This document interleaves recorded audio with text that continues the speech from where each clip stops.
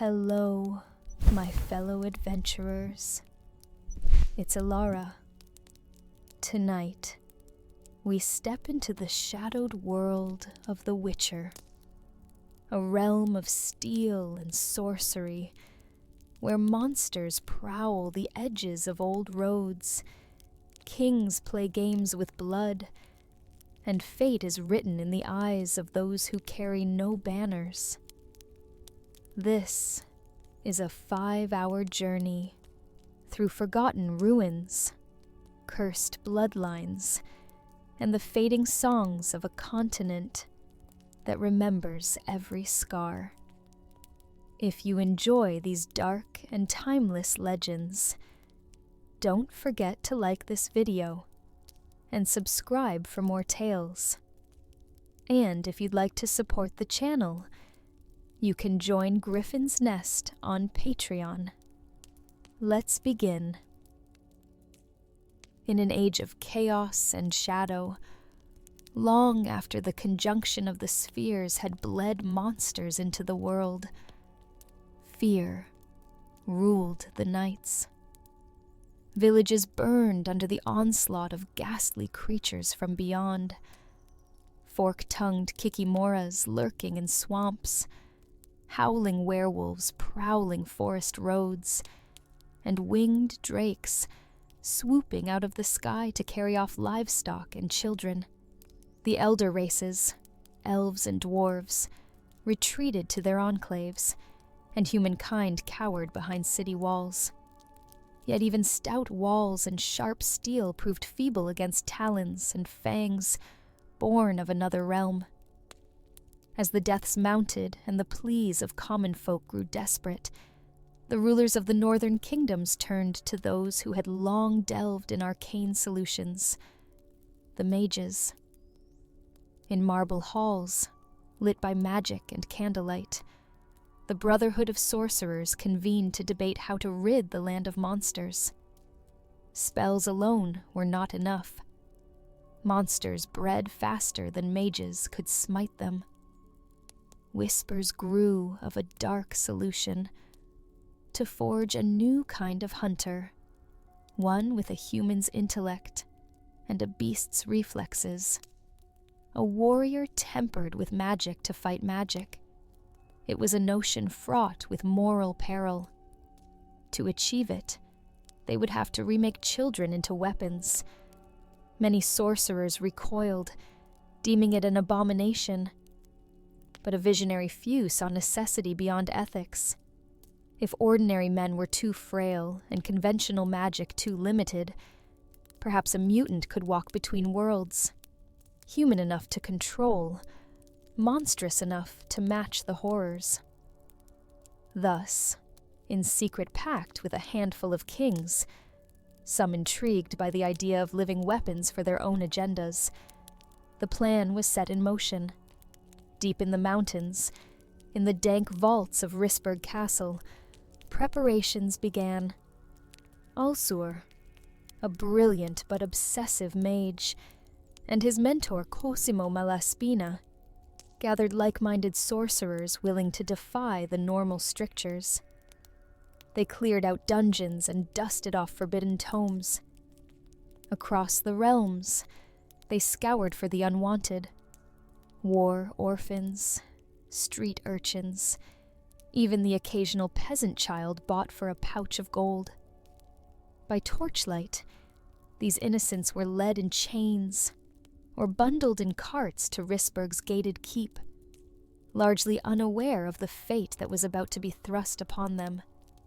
Among them was a Skelligan boy with storm-gray eyes and unyielding spirit, and a timid Edirnian girl with straw-blonde hair and a soft voice. Each carried their own sorrows, torn from whatever life they had, about to enter a nightmare that would remake the world. The stone corridors of Risberg Castle rang with the cries of children in the dead of night. Erland of Larvik, a Skelligan boy of perhaps 12, pressed his back to the cold wall of his cell. trying to recall the soothing crash of sea waves to drown out a distant scream. In the neighboring cell, an Aedirnian girl named Jagoda sobbed prayers to any god who might listen. Erland clenched his fists, fear and determination warring within him. "I will not die here," he promised himself, thinking of the pirates who had slaughtered his family and left him orphaned, and of the strange hope the mages had given him that he might one day be strong enough to exact vengeance on the terrors of the world. By day, the mages drove their captives mercilessly to prepare them for the coming ritual. Idarin of Ulivo put them through brutal physical tests, climbing sheer castle walls, running blindfolded through trap-laden courtyards, endurance runs on scant water and sleep. Even before the mutations began, a few children perished. One boy fell from a rampart during a climb, and another simply did not wake up after a night of sickness from the strange mushroom stews they were fed. Those who remained grew leaner, tougher, and increasingly terrified as they realized something even worse than the training loomed ahead. At last, the fateful day arrived. One by one, the children were led from their cells into a dank subterranean laboratory lit by ghostly mage lights. When it was Erland's turn, 2 apprentices dragged him from Jagoda's desperate embrace and marched him down a spiral stair.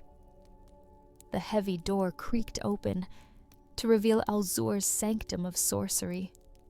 Tables crowded with alembics and vials, the air reeking of bittersweet herbs and acid. In the center stood a stone slab like an altar. Erland's heart thundered. He saw dark stains upon the slab, and shackles hanging open, recently used for the ones who went before him. "Stay strong, boy. Remember why we do this," came a low voice.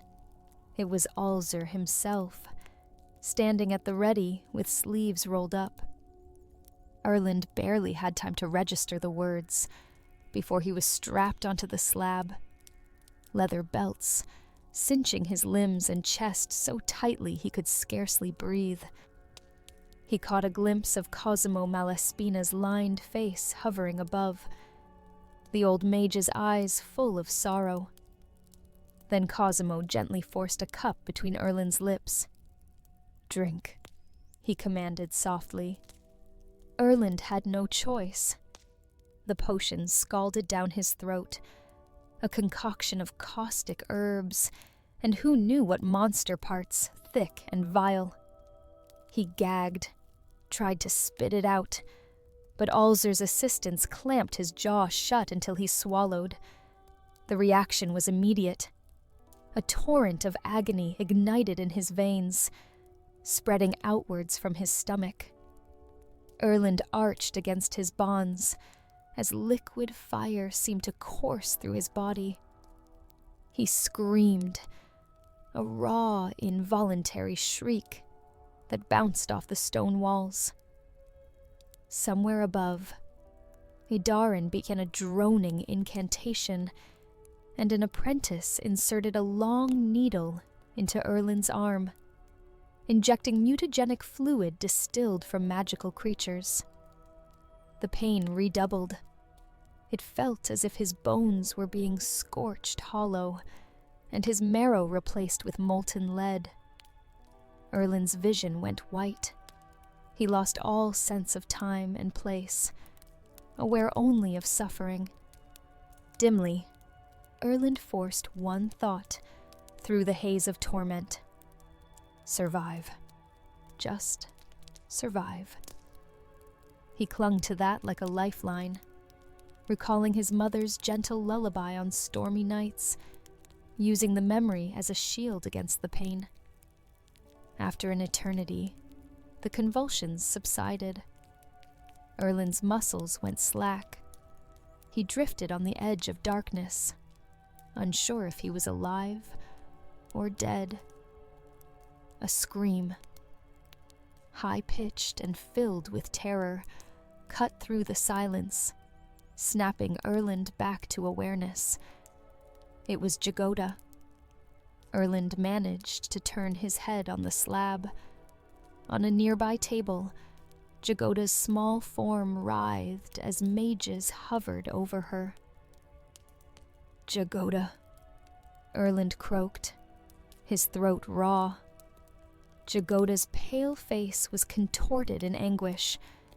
Cosimo was at her side, chanting and channeling healing magic, but to no avail. With one last, heart-rending cry, the girl's body seized and then fell limp. Jagoda, who had sung lullabies to comfort the younger kids at night, who had shared with Erland dreams of seeing her little brother again, was gone. A quiet sob hiccuped in Erland's chest. He turned his face away, tears leaking down his cheeks onto the cold stone.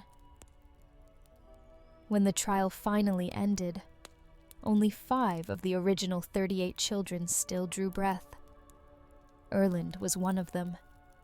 In the aftermath, the survivors huddled together in a corner of the laboratory floor, wrapped in blankets and trembling with exhaustion.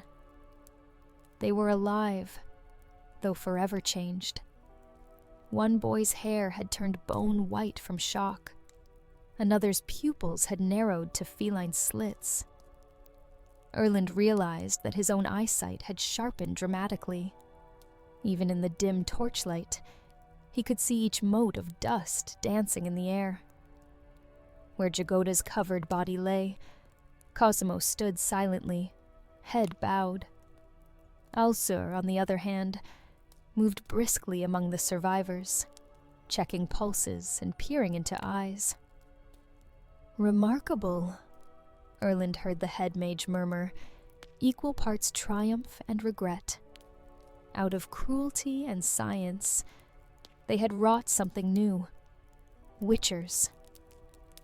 That night, Erland found a polished steel shield, left forgotten in a corridor, and caught his reflection by flickering candlelight. The face staring back hardly looked human, gaunt, ghost white in places where his skin had scarred, and the eyes were those of a wild animal, gold irises with narrow, vertical pupils. Erland shivered. He knew not what kind of future awaited him and his surviving brothers, only that they were no longer ordinary humans. Gently touching his strange eyes, Erland swore a silent oath. Whatever they had become, whatever had been done to them, it would not be for nothing. He and the others would make this suffering count. They would protect others from the darkness, even if they remained forever in the dark themselves. The handful of survivors emerged from the trials broken and changed, but alive, the first of their kind. In the weeks that followed, the mages of Risberg subjected the 5 boys to constant examinations.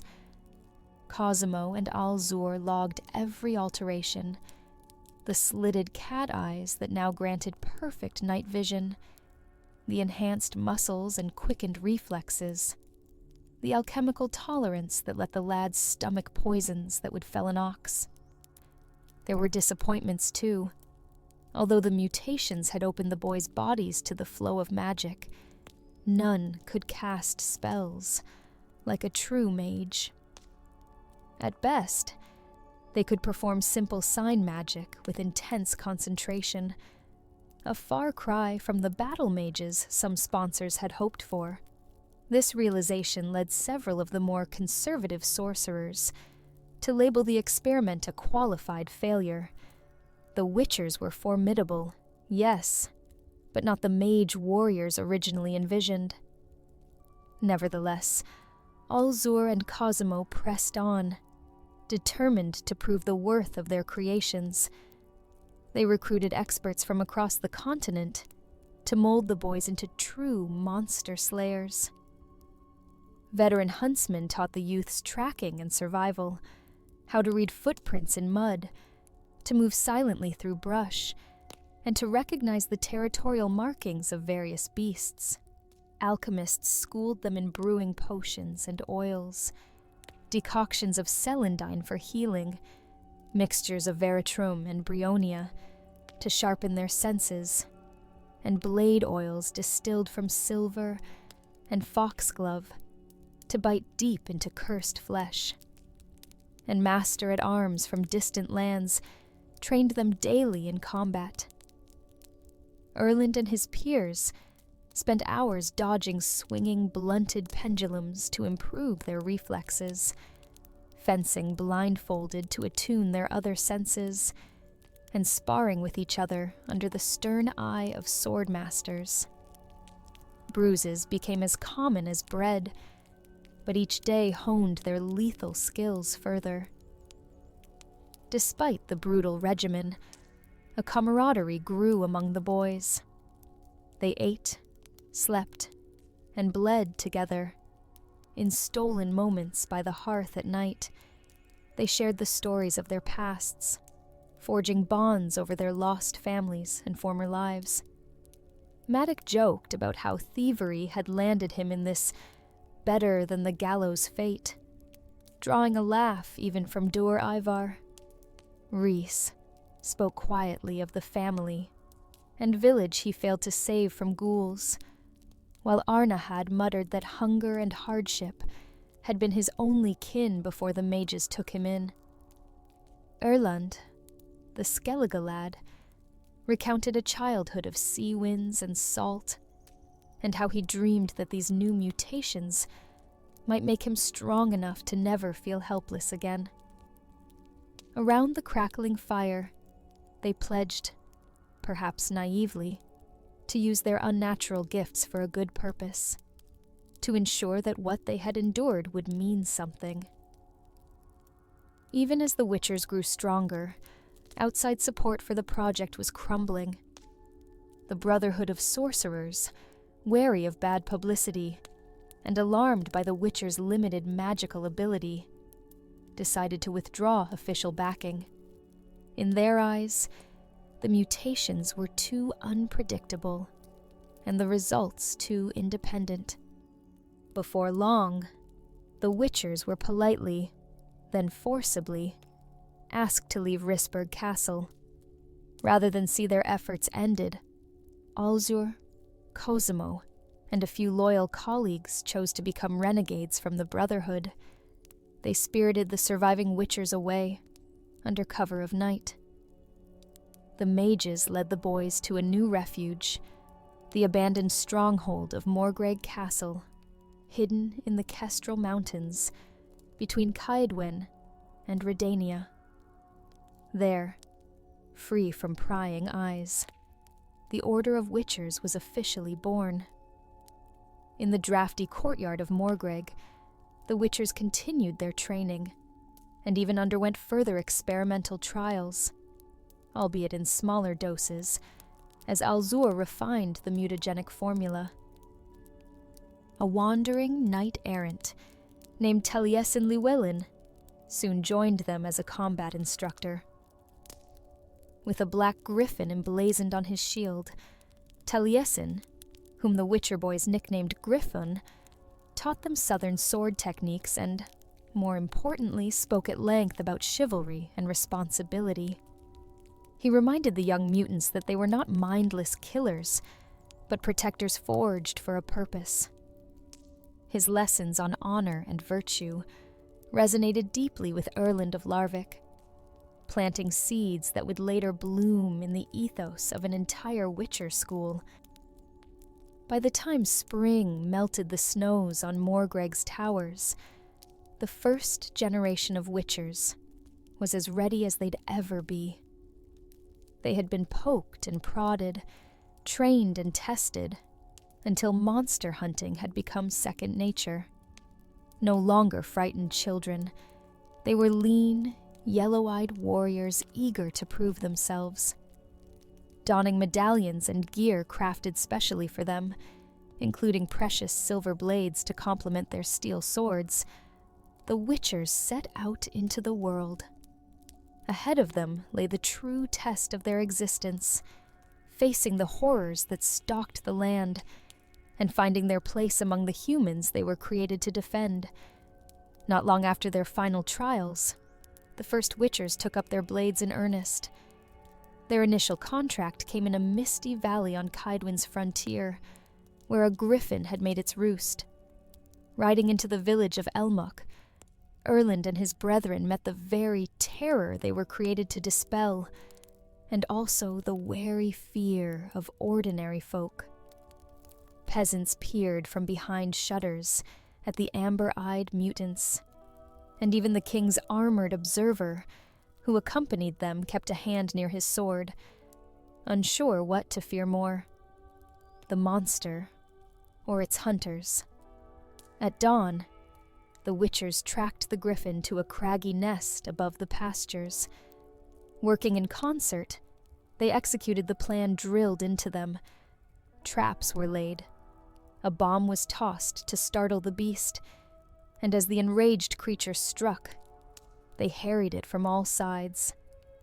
A blast of the Ard sign sent the griffin crashing to the ground, and Arnahad's spear pierced one wing, while Erland's silver blade found its heart. The battle was fierce but swift. In minutes, the griffin lay dead at their feet. The villagers, drawn by the sounds of combat, watched in astonishment as the Witchers hacked off the monster's head and hauled the grotesque trophy back to Elmok.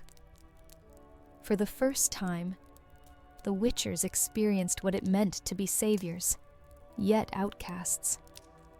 The grateful aldermen paid them a reward, amid effusive thanks, and a few brave souls cheered as the griffin's head was mounted on a stake. But that evening, when Erland approached the village inn for lodging, the door remained half-closed. The innkeeper stammered that all rooms were full, though they were not, and offered a spot in the barn instead. Mothers whispered prayers to ward off evil as the Witchers passed by. One curious child, who ran up to touch Maddox's medallion, was swiftly pulled away by her frightened mother. The Witchers took their supper apart from the villagers around a lonely fire. Before they departed, the royal knight observing them delivered the king's edict in a cold tone. The Witchers were to quit Kaedwen immediately. "His Majesty thanks you for your service," the knight said, "but for the peace of his realm, you are not to linger." There was no mistaking the disdain in his eyes. They had done their duty, yet still were unwelcome. Arnag had muttered angrily as they rode out, "We bleed for them and they treat us like lepers." Erland could only place a calming hand on his comrade's shoulder and urge him onward. It was a lesson they would confront time and again. They were needed, but not wanted. In the months that followed, the Witchers ranged across the northern kingdoms, taking on one deadly threat after another. They exterminated a nest of ghouls feasting in a battlefield's mass grave in Temeria, saving a hamlet from the plague that would have ensued. They cornered and slew a leshen that had enthralled an entire forest in Redania, freeing woodcutters to return to work, though the superstitious folk fled from the Witchers afterward, as if they were just another sort of forest demon. Each new contract proved their mettle, and each time, the survivors of those they saved offered coin and a terse thanks, tempered by fearful glances at the Witcher's strange eyes and deadly prowess. Despite the mixed receptions, the Witchers took pride in their purpose. They had been cast out of Risberg as failed experiments, but out in the world, they were anything but failures. Monsters fell before them. villages slept safer, and word of these mutant monster slayers began to spread. With coin from contracts, the Witchers made improvements to their gear and brewed better potions. They began developing informal codes for dealing with people. Erland counseled patience and politeness no matter the insults, while others like Arnahad scoffed and said a bit of fear in their employers might not be a bad thing. When the snows of winter grew deep, the Witchers made their way back to Castle Morgreg. This became their routine.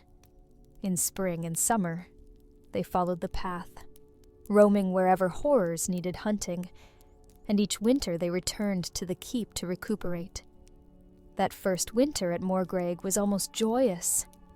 Around roaring fires, the hardened young men who had survived the trials swapped tales of their hunts, some triumphant, some horrific. They mourned their fallen too, for not all those who set out had come back. A few of the newer Witchers had met their end in distant swamps or lonely caves, victims of venom or missteps. In the warmth of the hall, they raised mugs in honor of those lost, vowing to remember them. It was during these winter gatherings that the Witchers truly began to forge an identity as a brotherhood. They improved their fighting techniques by sharing what they learned battling each type of beast. They refined their alchemical brews, with Erland and the more studious Witchers recording which concoctions worked best against curses or specters. All the while, Taliesin Griffin, the old knight mentor, continued to counsel them, not just in swordplay, but in ethics. He often reminded them of the higher calling that set them apart from common sellswords. Around the long table, some Witchers even laughed and allowed themselves a bit of youthful camaraderie, a brief echo of simpler days before fate had twisted their lives. But even in those early winters, shadows lurked. Rumors filtered in with each returning group, whispers that certain kings were eyeing the Witchers with suspicion, that village priests were denouncing them as cursed spawn, that the Brotherhood of Sorcerers quietly regretted ever letting the mutants walk free. Though they were largely insulated at Morgreg, these murmurs planted seeds of worry. Erland often reassured the brethren, "Do your duty honorably, and the rest will sort itself out." And for a time, it seemed it might. Yet the gathering storm could not be ignored indefinitely. The next spring, as the Witchers prepared to ride out again, a messenger arrived at Morgreg, bearing a summons from a great king. Politics, which the Witchers had tried so hard to avoid, was about to intrude upon their lives, and the cracks in their fellowship, invisible during the good times, would soon be forced open. The politics of the realm inevitably caught up with the Witchers. During a winter gathering at Morgreg, a royal decree arrived, embossed with the seal of Redania. King Radovid had summoned representatives of the Witchers to his court. Some feared a trap, but Erland insisted on meeting the monarch in good faith, hoping to secure an understanding that would let Witchers operate without interference. In the marble throne room of Tretogor, Erland and Maddox stood before King Radovid and his glittering assembly of nobles, and notably the king's stern court sorcerer, a delegate of the Brotherhood. The king praised the Witcher's successes against monsters, then coolly proposed what he called a mutually beneficial arrangement. In effect, Radovid wanted the Witchers to swear fealty to Redania. They would become a sanctioned order under his rule, answerable to the crown, taking on monster contracts exclusively at royal behest, and perhaps other tasks as well.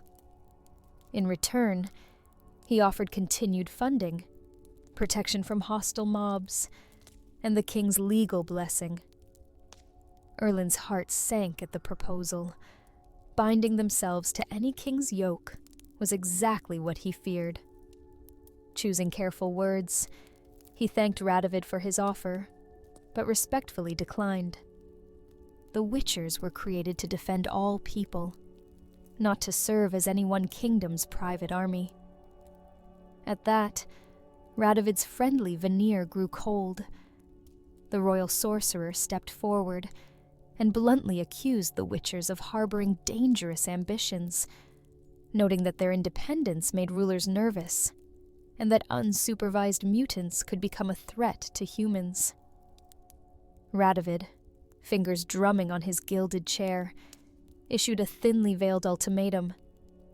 If the Witchers would not bow to a crown, they would find themselves with no place in any realm. "Recall," the king warned, "that the same hands that created you can also put an end to you, should you grow unruly." The meeting ended with strained politeness, but Erland left with a chill in his blood. He had gone seeking peace, and left with a warning that echoed like a threat. Back at Morgreg, he convened the remaining Witchers and relayed the king's words. Many reacted with anger or scorn. "They fear us because they don't control us," Maddock grumbled, slamming a gauntlet on the table. Younger Witchers bristled at the idea of bowing to rulers who insulted them. For a moment, Erland wondered if they should have struck a compromise to avoid future persecution, but Arnahad's fierce response quenched that thought. "We're no one's dogs on a leash. Let them try to collar us. They'll lose a hand." Around this time, the mages who had midwifed the Witchers into existence began to distance themselves as well. The Brotherhood of Sorcerers, embarrassed by what they saw as a moral and political blunder, officially banned any further attempts to create Witchers, declaring the trials too cruel. Quietly, many mages were also anxious about these mutants roaming unchecked.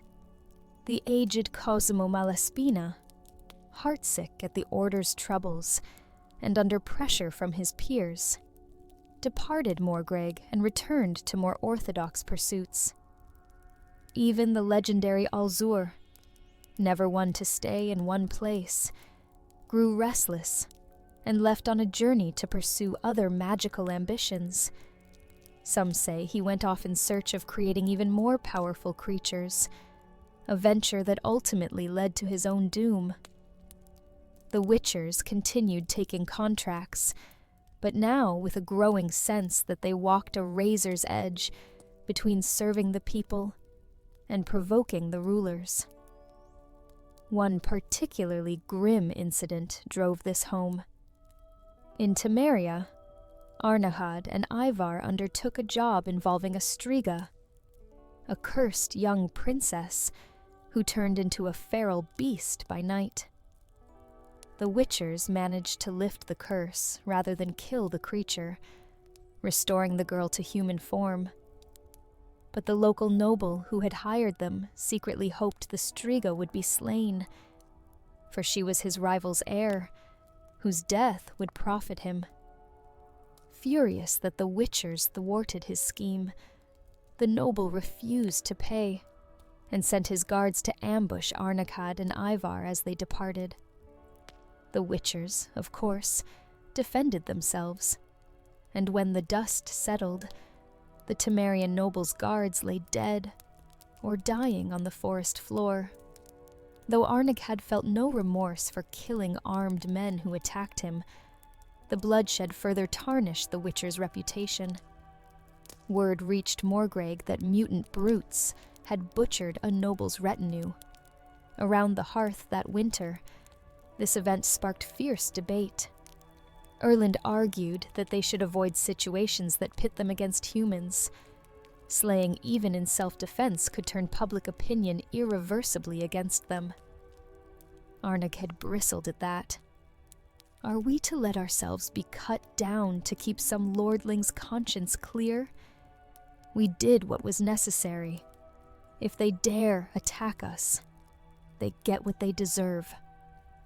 Some witchers nodded at Arnahad's words, while others murmured agreement with Erlin's caution. The fellowship that had once been united in purpose now found itself divided by ideology and temperament. Late into that night, as arguments gave way to sullen silence, and the witchers drifted off to their beds, a palpable tension lingered in Morgreg's halls. Erland stood on the battlements, looking out at the moonlit snow blanketing the courtyard, and felt a pang of dread.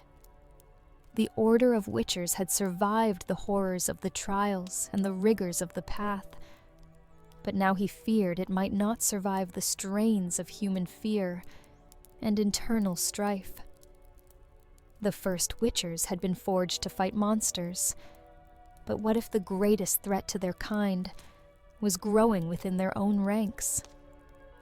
Unbeknownst to Erland, that threat would soon manifest, and the original Brotherhood of Witchers would face its ultimate test from within. As seasons passed at Morgreg Castle, the fault lines within the Order of Witchers widened.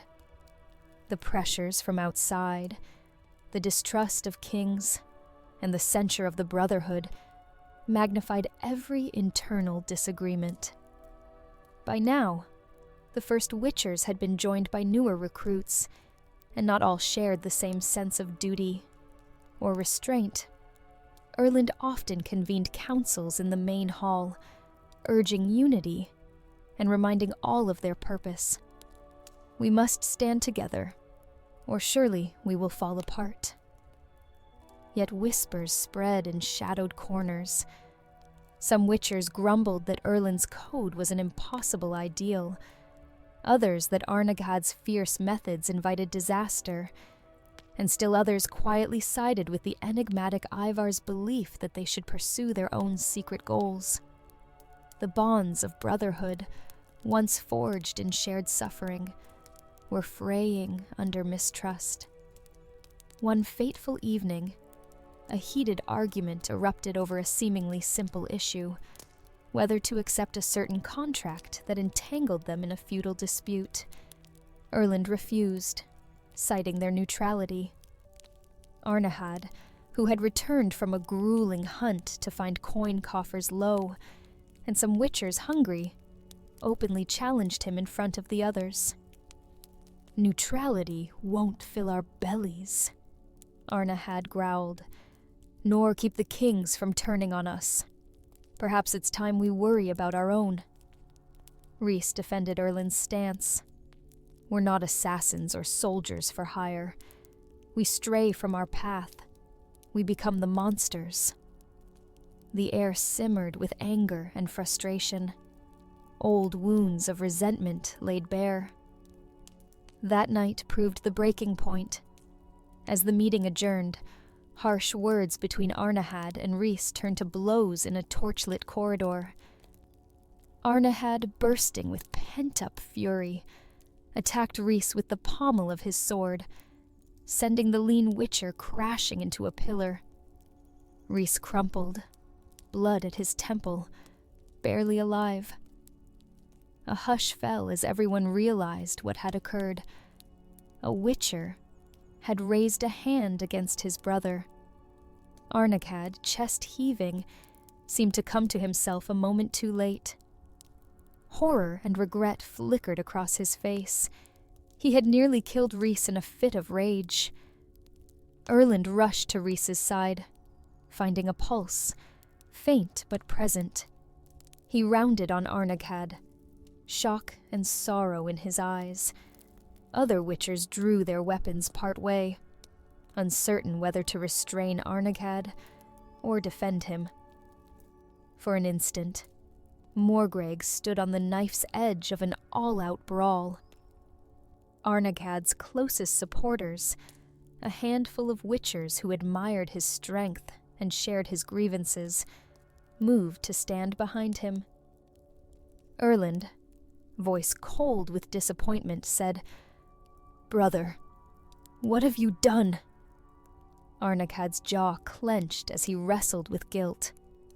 "What I thought I had to," he rumbled, though the anger in his tone had given way to anguish. He looked at the unconscious Rhys and then at the circle of witchers around him, some horrified, some furious. "If you would punish me, so be it," Arnaghad spat bitterly. "But I will not wait to be chained." Without another word, Arnaghad strode out of the hall. His loyal friends closed ranks and followed, fending off a few who lunged to stop them. They fled into the night, horses saddled hastily and galloping into the darkness beyond Morgreg's gates.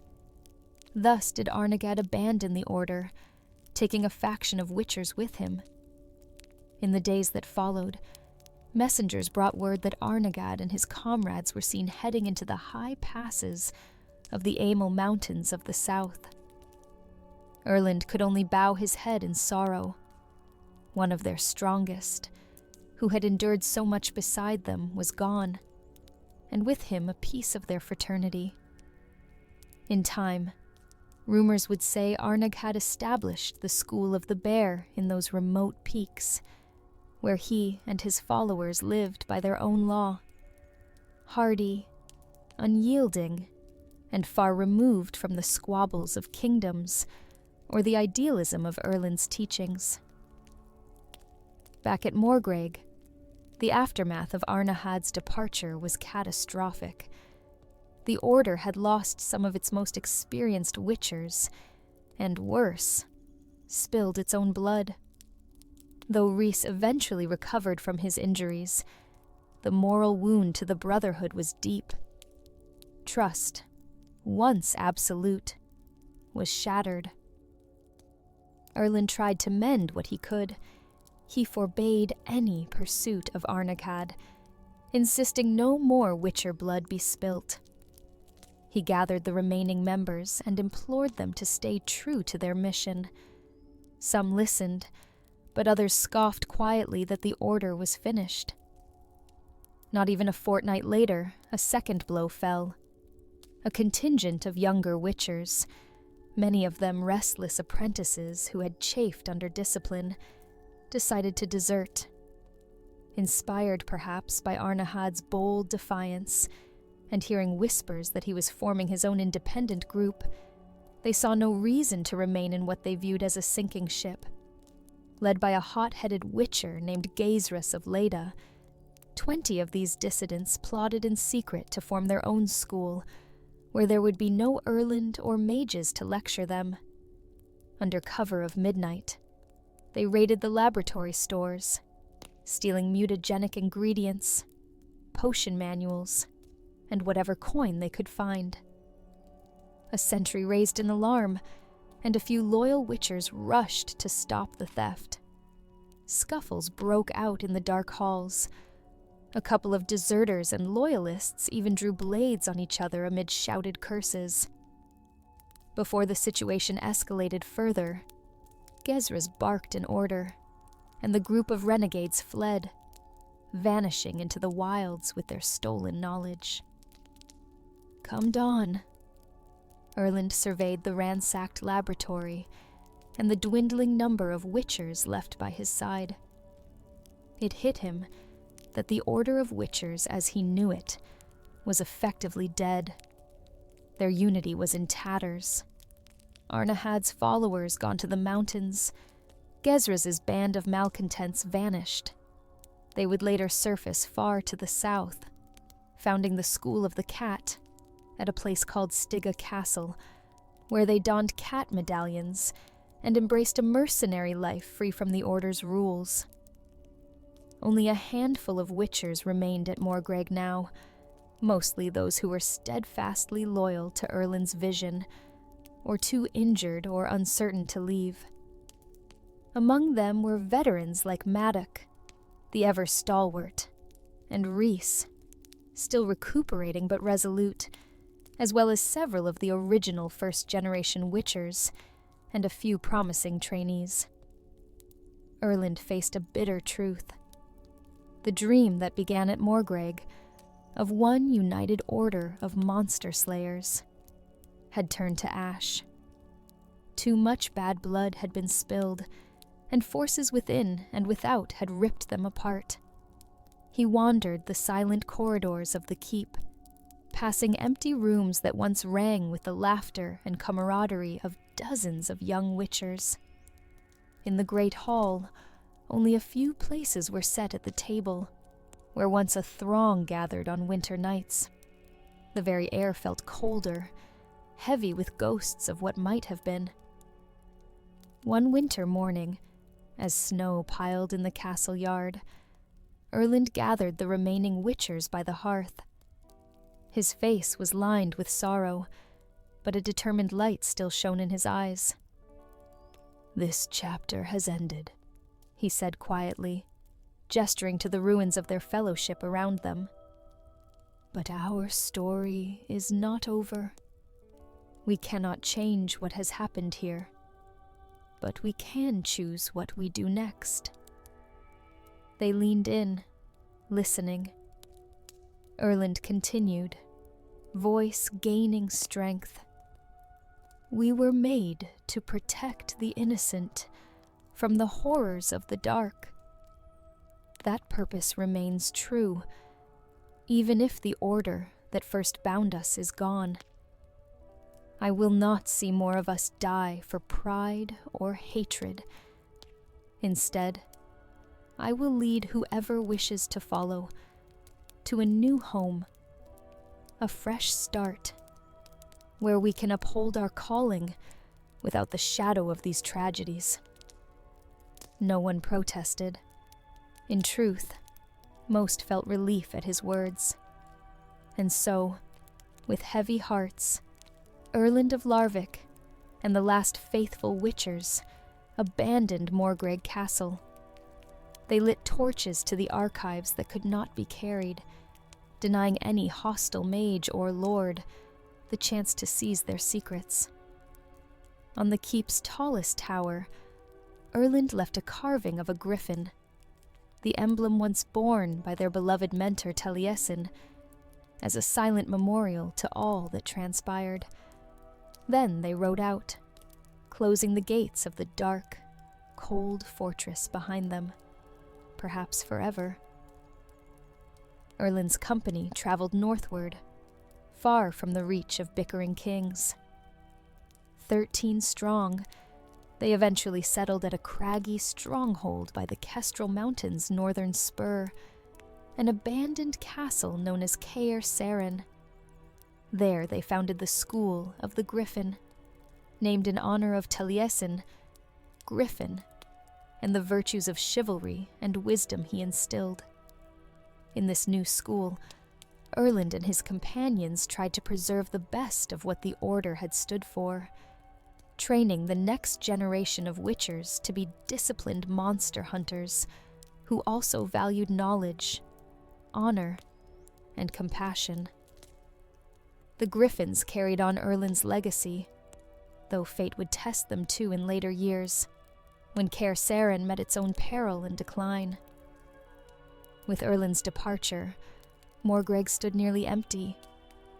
A few witchers who had not followed him, either too world-weary or simply absent during the Exodus, lingered briefly in the ghost castle. They realized staying was futile and chose another path.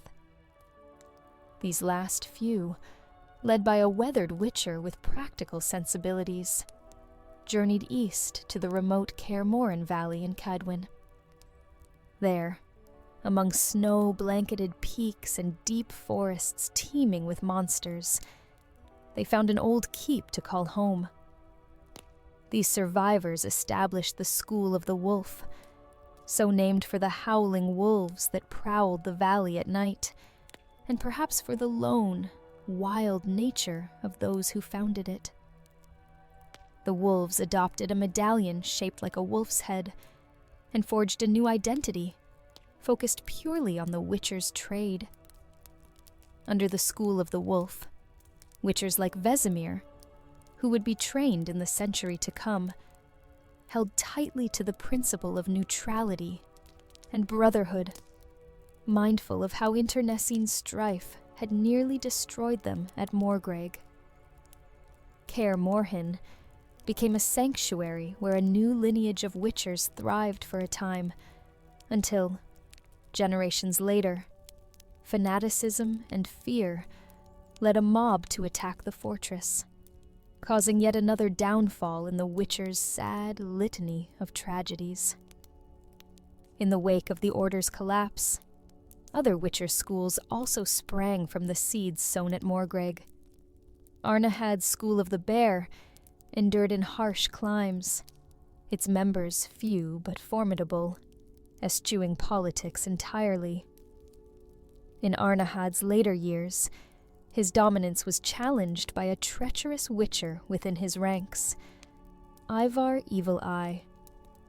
Consumed by a personal quest, and convinced that Arnahad's ways held the bears back, Ivar attempted to assassinate his old mentor. Arnahad survived the attempt, but the schism it caused drove Ivar and his followers away. They traveled to the far south and east to found the School of the Viper in the Tirtocher Mountains, where, under snake-emblazoned medallions, they pursued Ivar's obsession with esoteric threats, some say even vowing to confront the spectral wild hunt itself. And Gezris's breakaway group, the School of the Cat, evolved into a band of unpredictable swords for hire, infamous for occasionally taking contracts on humans, and for internal discord that would plague them for years to come. What had begun as one order fractured into many schools, each rising with its own philosophy, and eventually, in some cases, meeting its own fall. The idyllic dream of a single, united guild of witchers was gone. In its place, the wolf, griffin, cat, bear, viper, and even far-flung manticore schools carried on the witcher trade separately. They would sometimes cooperate, oft-times compete, and occasionally come into conflict, but never again would all witchers gather under one roof as they had in the halls of Morgreg. In the centuries that followed, the tale of the first witchers faded into obscurity, known only to a few sages and the witchers themselves. What happened at Morgreg became a cautionary legend, whispered at Kaer Morhen's hearth, and inscribed in crumbling journals at Kaer Seren.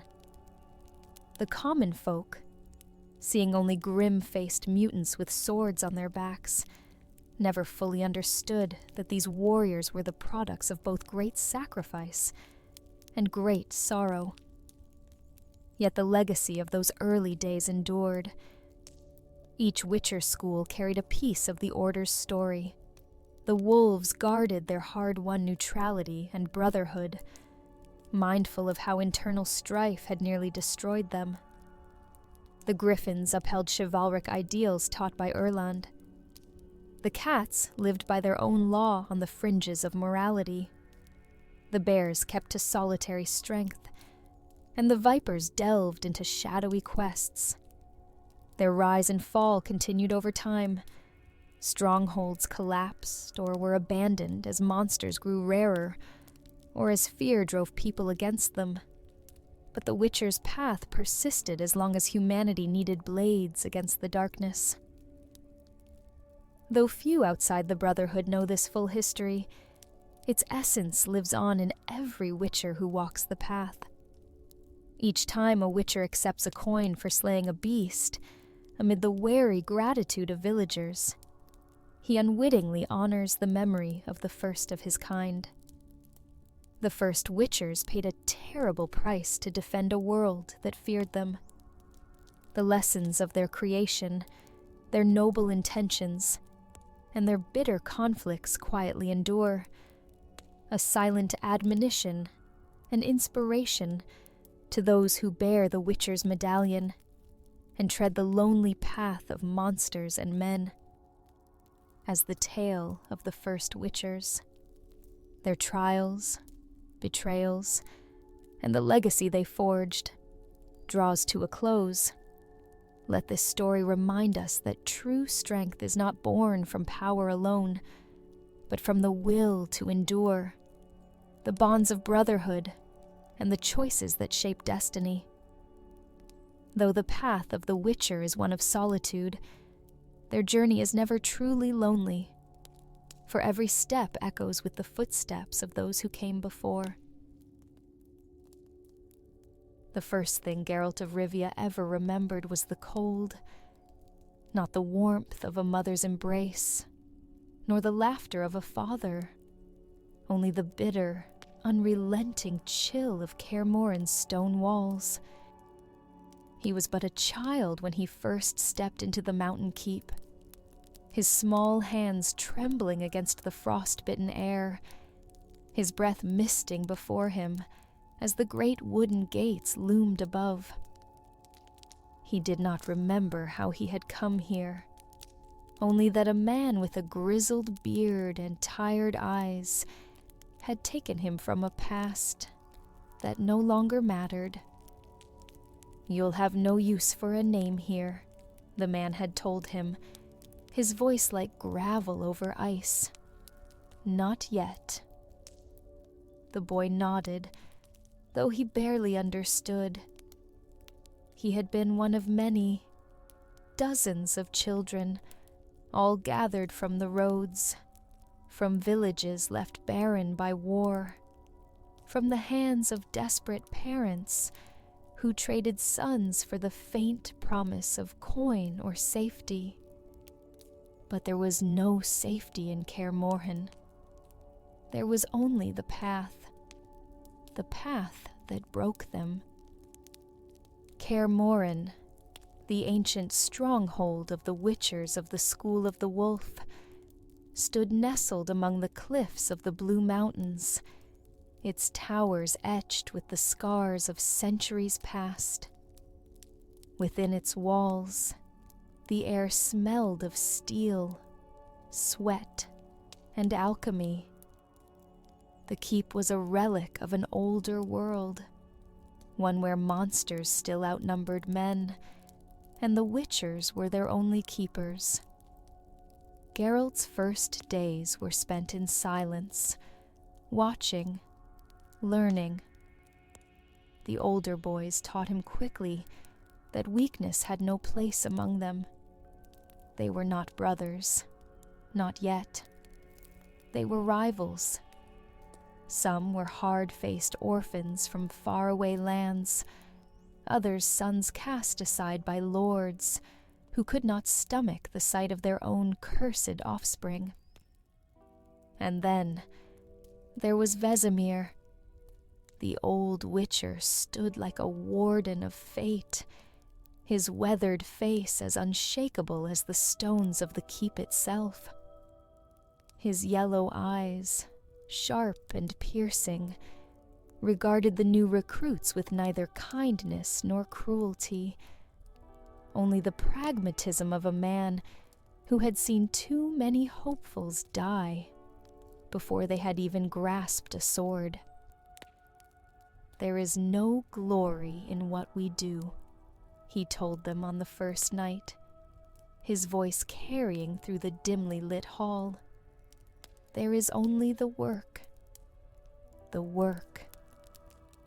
It began before the sun rose and ended long after it had set. The boys trained until their limbs burned, their bones ached, and their hands bled. They ran the wolf's gauntlet, a brutal trial that tested their endurance through the treacherous mountain paths. They lifted swords too heavy for their arms, sparred against wooden dummies until their skin turned raw. And when the day was done, they studied. Vesemir taught them of monsters, the drowners lurking in marshes, the wraiths haunting the ruins of forgotten castles, the Lycians that whispered through the ancient woods. He taught them how to brew the simplest of elixirs, how to recognize the scent of death before it found them. But knowledge was no shield against the trials to come. Not all who came to Kaer Morhen would remain. In the early weeks, the weak were sent away, not with words of mercy, but with the simple, brutal reality of failure.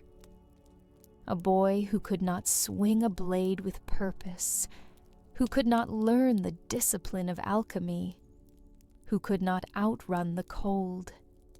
He was useless to the path.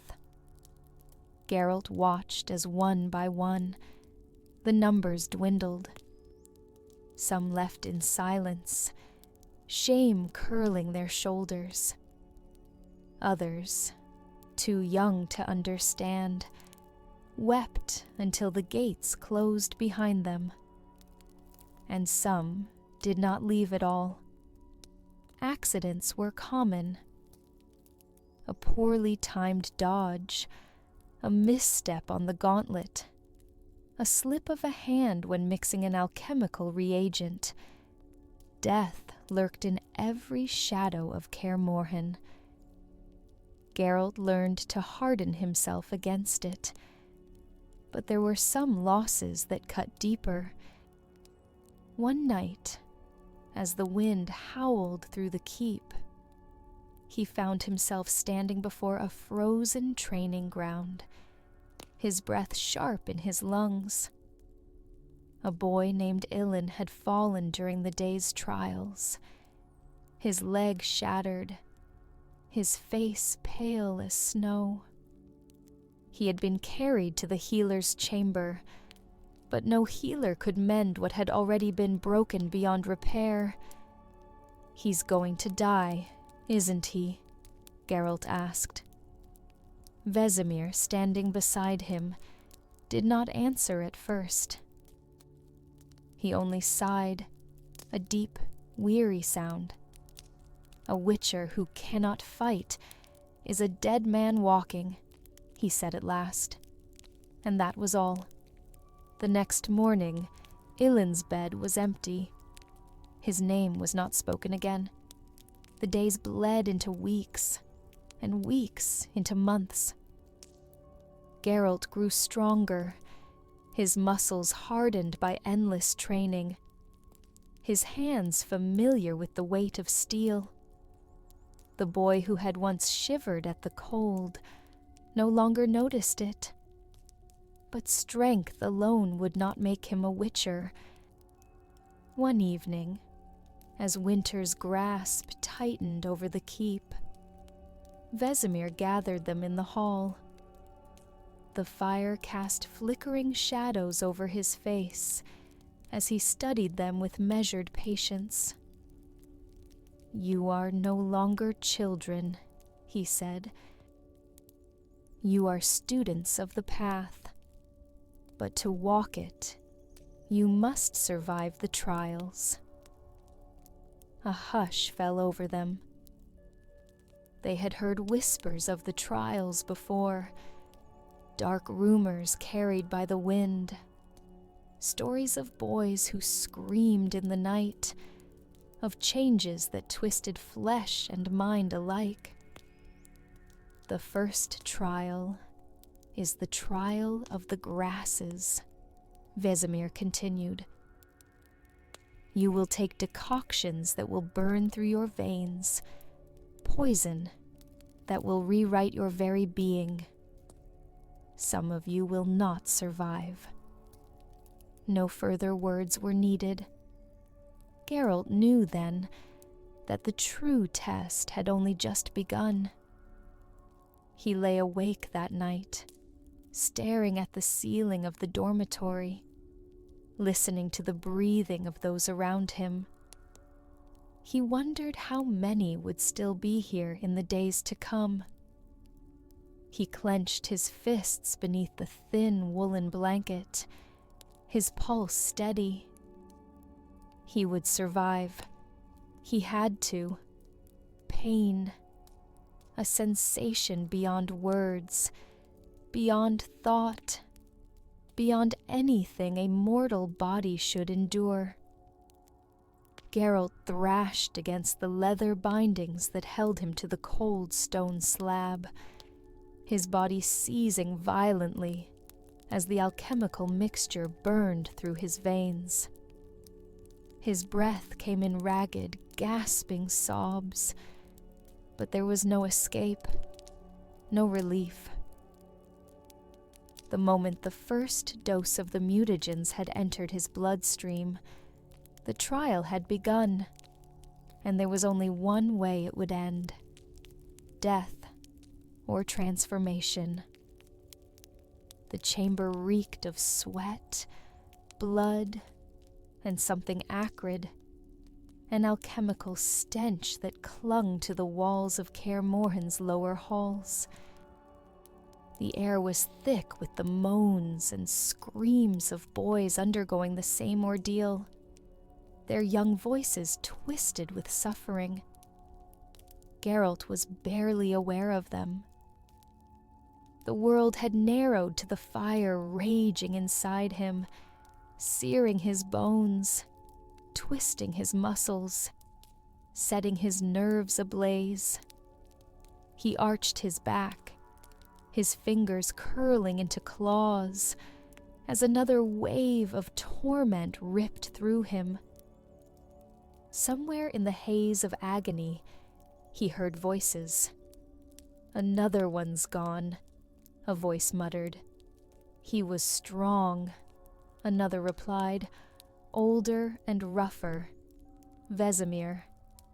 Geralt's vision swam, black spots blooming like ink stains across his sight. Was he dying? He couldn't tell. Maybe he already had. He felt the restraints against his arms and legs, knew they were there, but his body no longer belonged to him. The mutagens had taken hold, waging war within him. His body was a battlefield, and his fate hung in the balance. He didn't want to die. His mind latched onto the thought like a drowning man grasping for a rope. He had survived everything before: the brutal training, the hunger, the loneliness. He would survive this too. He had to. He clenched his teeth and forced himself to breathe. The pain did not lessen.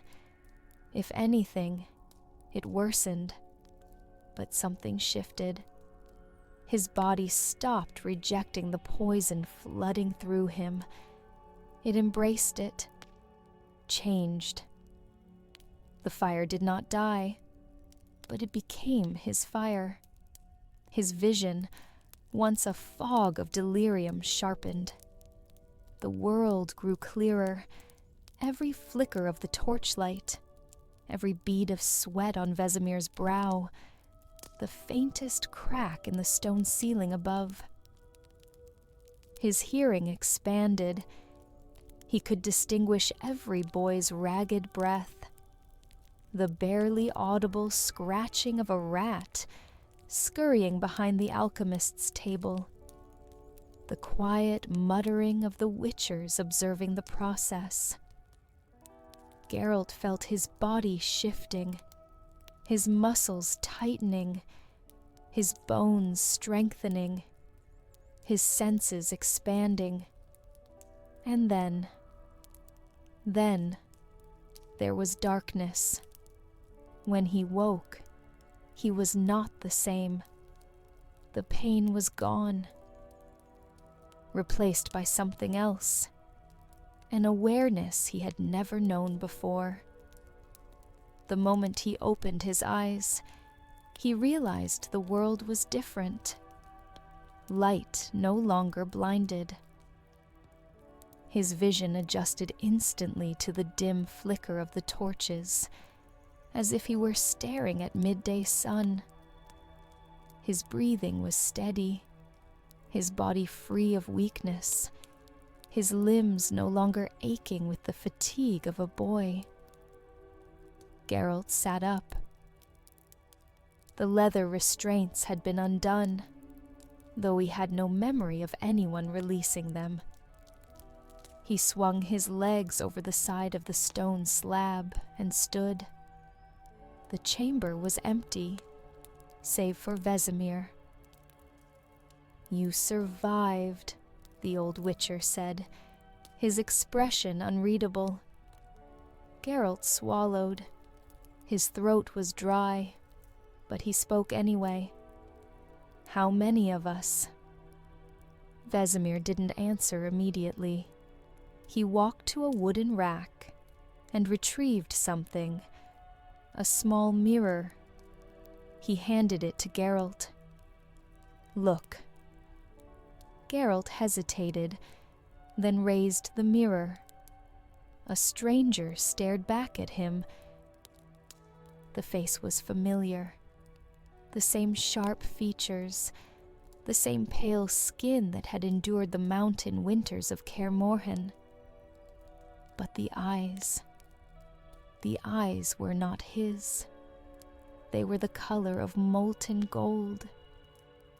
He blinked, watching how they caught the torchlight unnaturally, almost glowing.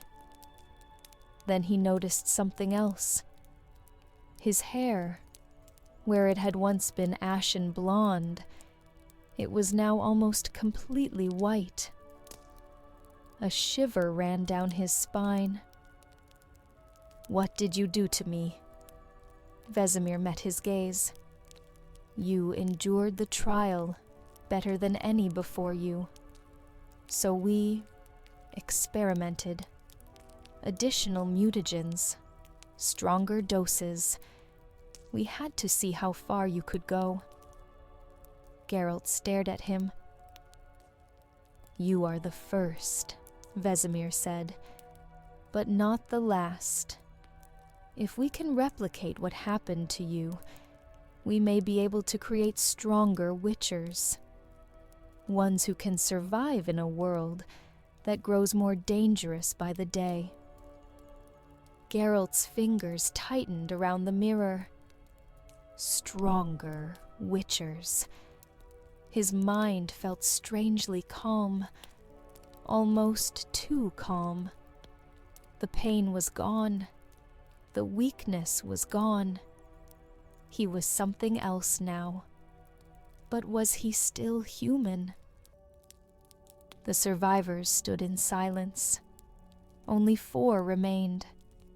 Geralt took in their faces. Eskel, Lambert, Remus, and himself. Once, there had been dozens of them. Boys who had trained together, fought together, dreamed of becoming witchers together. Now, they were ghosts of what they had been. The change was visible in all of them. Lambert's once dark hair had turned silver at the edges. Eskel's scarred face was even more gaunt, his green eyes now a piercing yellow. But it wasn't just their appearance that had changed. They moved differently, faster, sharper. Their senses were heightened, their bodies stronger. But there was something else, something they all felt. They were no longer boys. They were something else now. Vesemir addressed them. "You are the future of the Witchers. If you wish to leave, no one will stop you." None of them moved. They all knew the truth. There was no going back. That night, Geralt lay awake in the barracks, staring at the ceiling.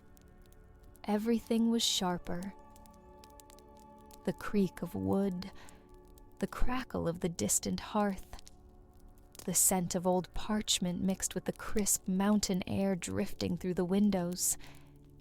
He turned his hands over in the dim light.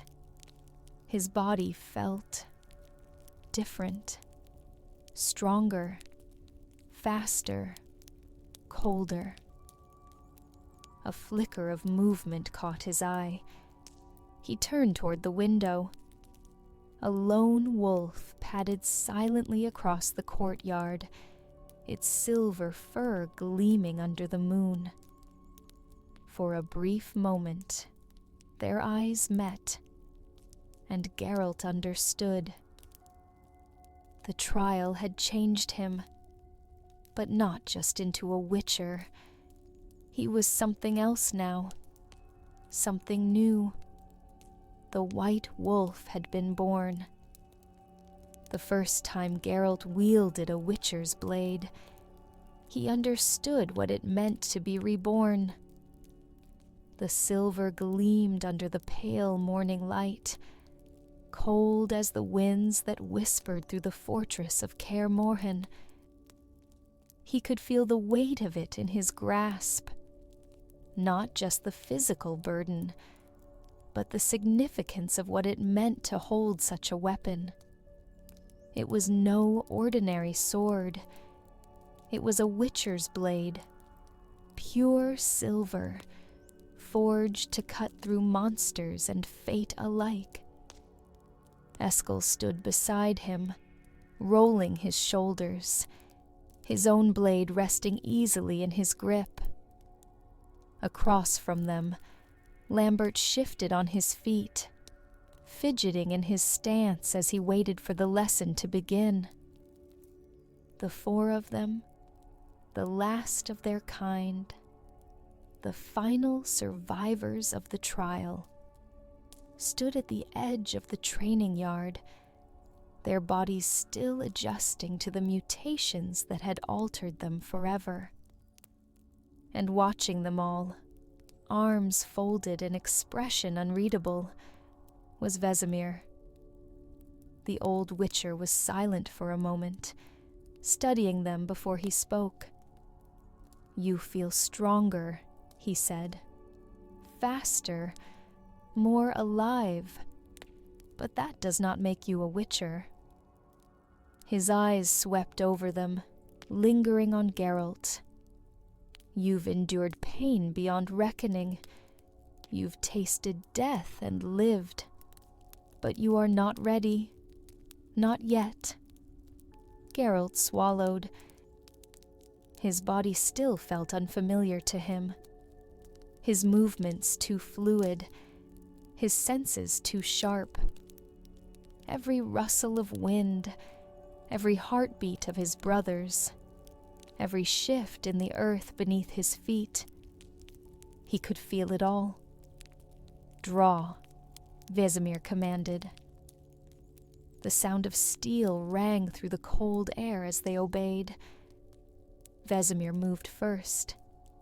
Despite his age, he was faster than any of them had anticipated.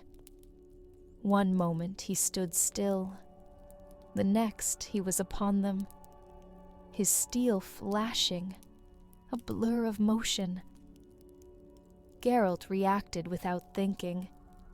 His sword rose to block, and the force of the impact sent a jolt through his arms. He twisted, sidestepping the next strike, his instincts guiding him in ways they never had before. It was different now. Before the trial, he would have struggled.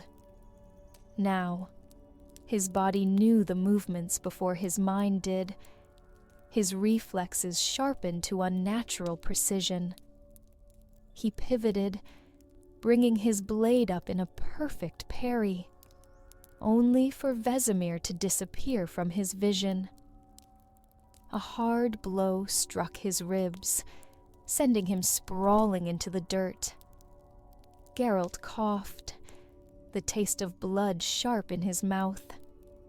"Too slow," Vesemir muttered. He turned as Eskel charged, meeting the attack with effortless grace. Lambert tried to take advantage of the opening, but Vesemir anticipated it, stepping aside at the last second, sending Lambert tumbling into the mud. "Too predictable," Vesemir said. Geralt pushed himself to his feet, wiping blood from his lip. Vesemir's eyes locked onto him. "What do you see, boy?" Geralt hesitated. Then slowly, he looked. He saw the way Vesemir shifted his weight onto his back foot, the slight tension in his arms before a strike, the subtle adjustment of his grip, preparing for a counter. He understood what was about to happen before it did. Geralt tightened his hold on the hilt of his sword, and when Vesemir moved, Geralt was ready. For hours they fought. Each movement, each step, each clash of steel became a lesson written in blood and sweat. Geralt learned the flow of combat not as a simple exchange of strikes, but as a language, one spoken through feints and counters, through the shifting of weight and the sharp, decisive movements that determined victory or death. His muscles burned, his breath came ragged, but he did not stop. By the time the sun had begun its descent beyond the valley, Vesemir called an end to the lesson. "Better," the old witcher said, nodding toward Geralt. "Not good enough, but better." Geralt exhaled slowly. He could still feel the residual ache in his limbs, but beneath it, there was something else, a sense of clarity, of understanding. The path was beginning to take shape before him. Combat was only the first lesson. That evening, in the dim glow of Kaer Morhen's hall, the next part of their training began. The four stood before a stone altar, watching as Master Ortolan, the fortress's most learned alchemist and scholar, traced intricate symbols into the dust-covered surface. The air around them felt charged. Something unseen yet powerful lingered in the space between them. "This," Ortolan said, "is the language of magic." He lifted a hand, and with a flick of his wrist, the air shimmered. A faint golden glow illuminated his palm, and a small crackling burst of energy danced across his fingers. "Ard," he said simply, and with a push of his hand, the force of the blast sent a nearby torch clattering to the floor. Geralt watched, fascinated. "We are not mages," Ortolan continued, looking at them. "The arcane is beyond our grasp.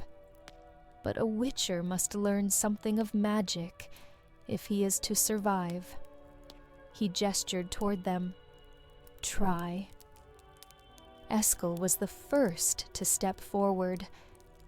He mimicked Ortolan's movement, forming the symbol with his fingers. The energy came, but weakly. A mere flicker of light that died before it could become anything. Lambert scowled as he stepped up next, but his attempt fared no better. Then, it was Geralt's turn. He lifted his hand, fingers forming the pattern exactly as he had seen it. He focused, feeling the strange current of power, that lingered in the chamber, willing it forward. He thrust his hand out, and the ard burst forth. The force of it sent dust scattering through the hall, and one of the heavy iron candelabras shuddered and tipped over with a loud crash. Ortolin's gaze flickered with interest. Vesemir, who had been watching from the shadows, smiled slightly. Geralt lowered his hand, staring at it. His fingers tingled with residual energy. For the first time since the trials, he felt like he was beginning to understand what he had become. That night, as he sat by the dying fire, sharpening his blade, Geralt felt the shift within himself. The lessons of the day had carved something new into him. The sword, the magic, the understanding of what it truly meant to be a witcher.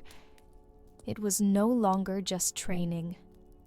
It was a way of life, a path, and for the first time, Geralt took his first true steps upon it. But the path was not merely about discipline and knowledge. It was a trial of the body and the mind, a crucible through which only the strongest could pass. And no lesson, no blade practice or potion could prepare a witcher for the moment when steel had to meet flesh. The first kill was never easy. Geralt had spent months training at Kaer Morhen, his body honed to the peak of human capability, his mind sharpened like the edges of his twin blades. He had learned the dance of steel, the power of signs, the knowledge of herbs and potions. But none of it could prepare him for the moment he would stand before his first real monster. The path was calling, and it demanded proof of his worth. The sun barely touched the valley beneath the cliffs of Kaer Morhen. Even in the heart of summer, shadows lingered in the crags, and the air carried the scent of damp earth and something rotting.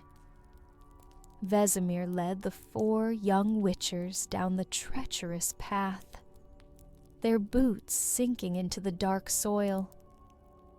No words were exchanged, only the whisper of the wind and the distant caw of a raven.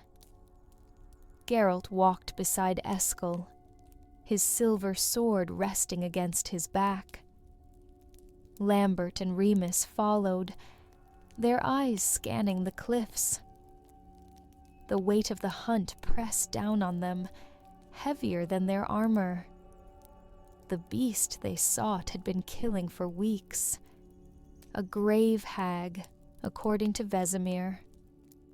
It had slaughtered 2 peasants from a nearby village, ripped them apart, left their bones gnawed and scattered like scraps.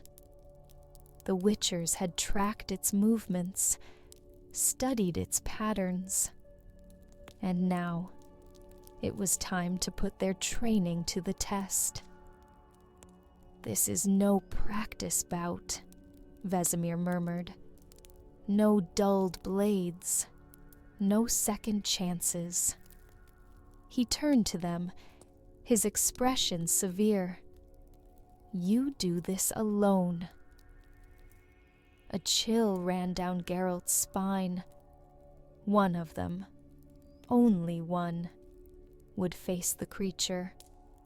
A final trial before they would be considered ready to leave Kaer Morhen. Vesemir's eyes settled on each of them, before finally locking onto Geralt. "You," he said. Geralt swallowed hard, his fingers tightening around the hilt of his sword. "The path waits," Vesemir said. "Make your kill." The cave reeked of blood and damp rot. Geralt moved cautiously, his steps slow, deliberate. His enhanced vision adjusted to the darkness, revealing jagged stone and the remnants of half-eaten corpses.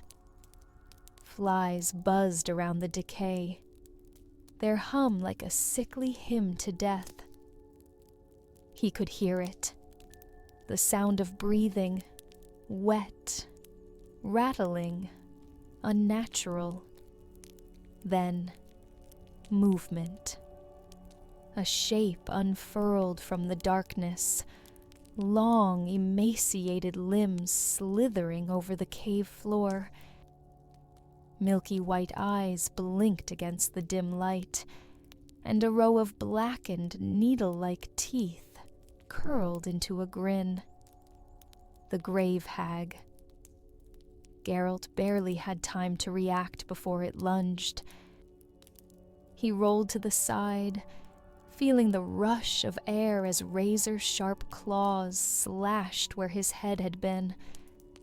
The stench of rotting flesh filled his nose as the creature let out a gurgling screech. His heartbeat slowed. His instincts, honed by mutation, sharpened by training, took over. He dodged left, then right, blade flashing as he slashed at the creature's side. It shrieked in pain, black blood splattering against the stone. But it was fast, too fast. It lunged again, claws raking across his shoulder, tearing fabric, drawing blood. Pain flared, but Geralt didn't let it slow him. He gritted his teeth, focusing, feeling the power in his veins. His free hand lifted. Ard. The blast of force struck the grave hag in the chest, sending it hurtling backward into the cave wall. The bones of its victims cracked beneath the impact.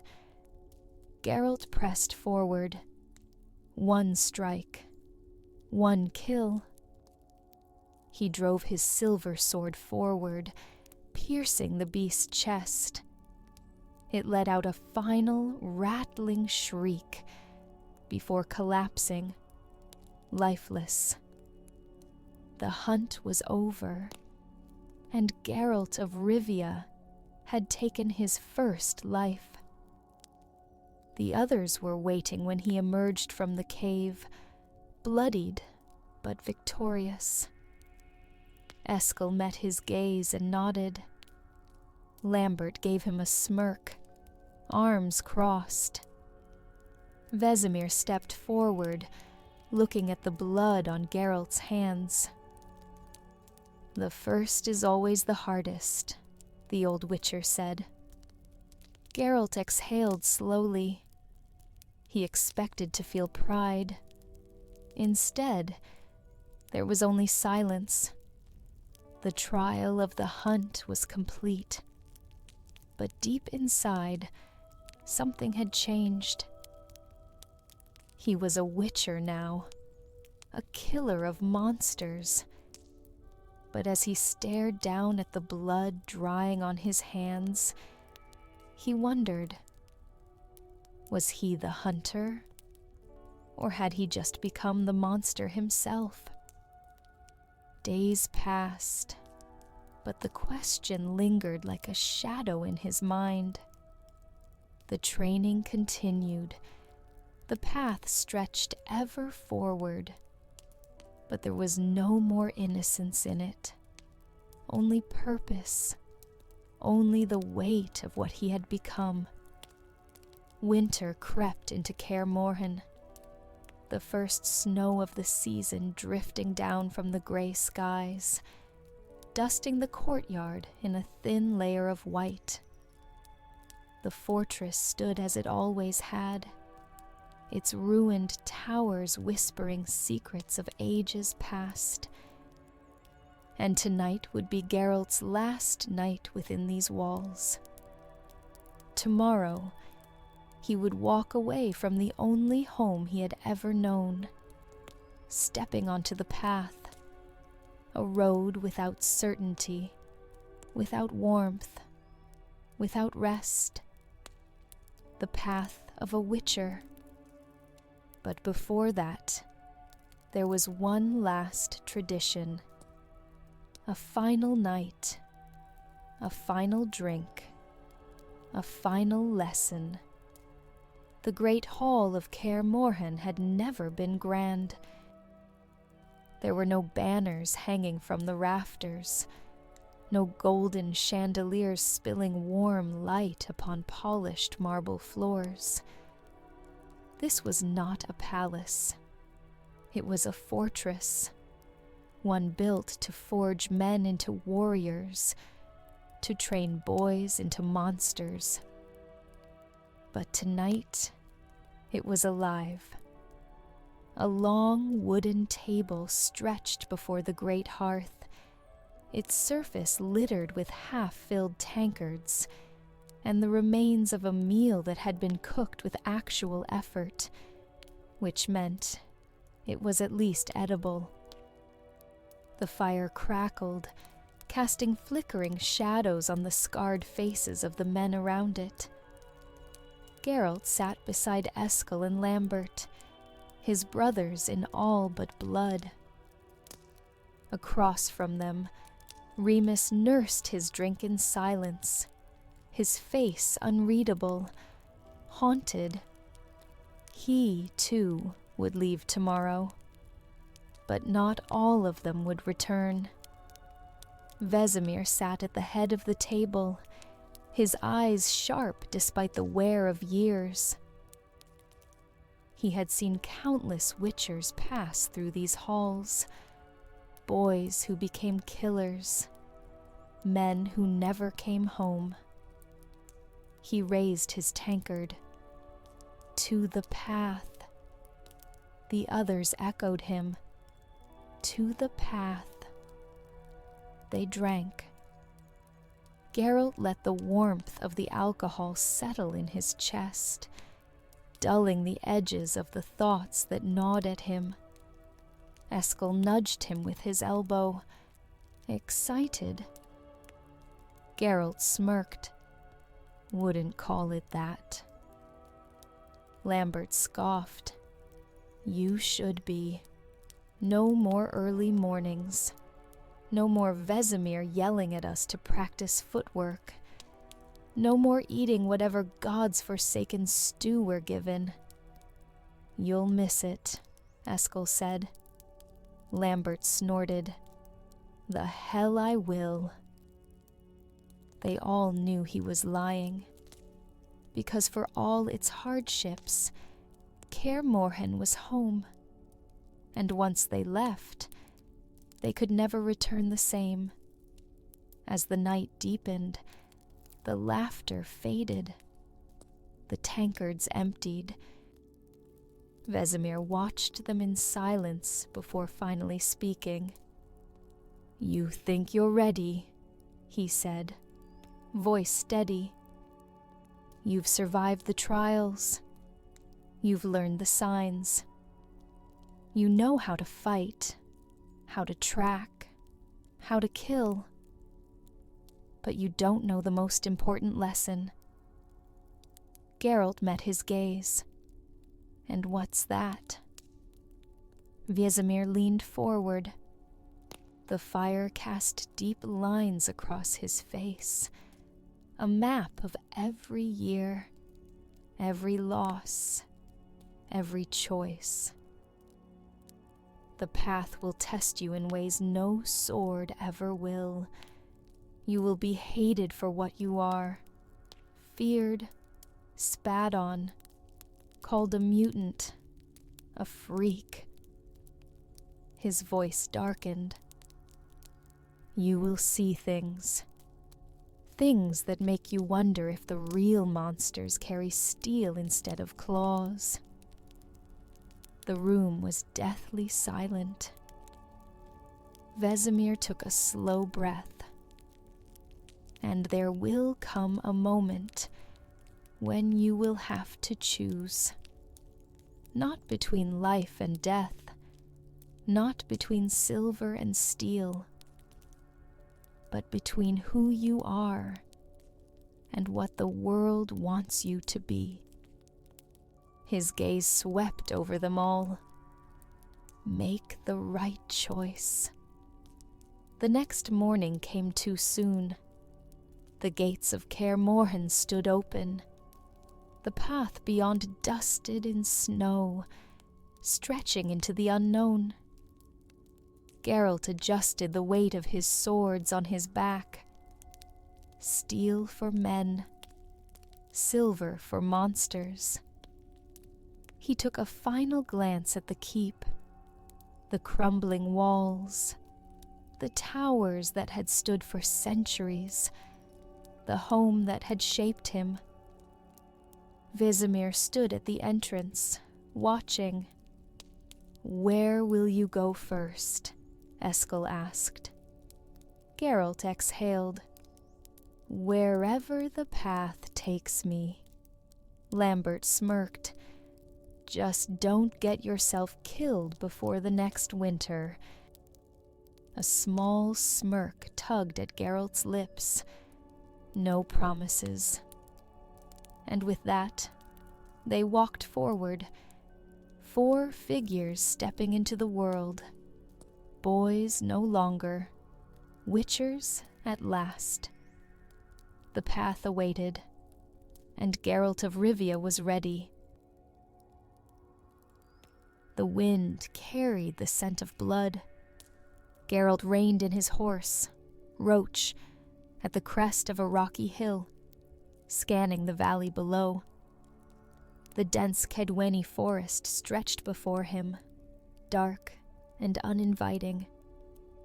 A thick morning mist clung to the trees, curling around their skeletal branches like the grasp of a dying man. Somewhere beyond those trees, the truth awaited him. For days, rumors had reached him, whispers of witchers being hunted, cut down one by one in the dead of night.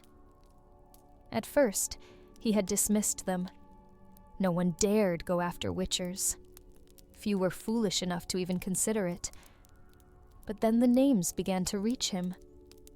Bran of the Viper School, dead. Gorek of the Griffin, vanished. Elric of the Cat, gutted and left hanging from a tree like a warning. It was not the work of chance. Someone was hunting them. And now, an old friend had sent for him.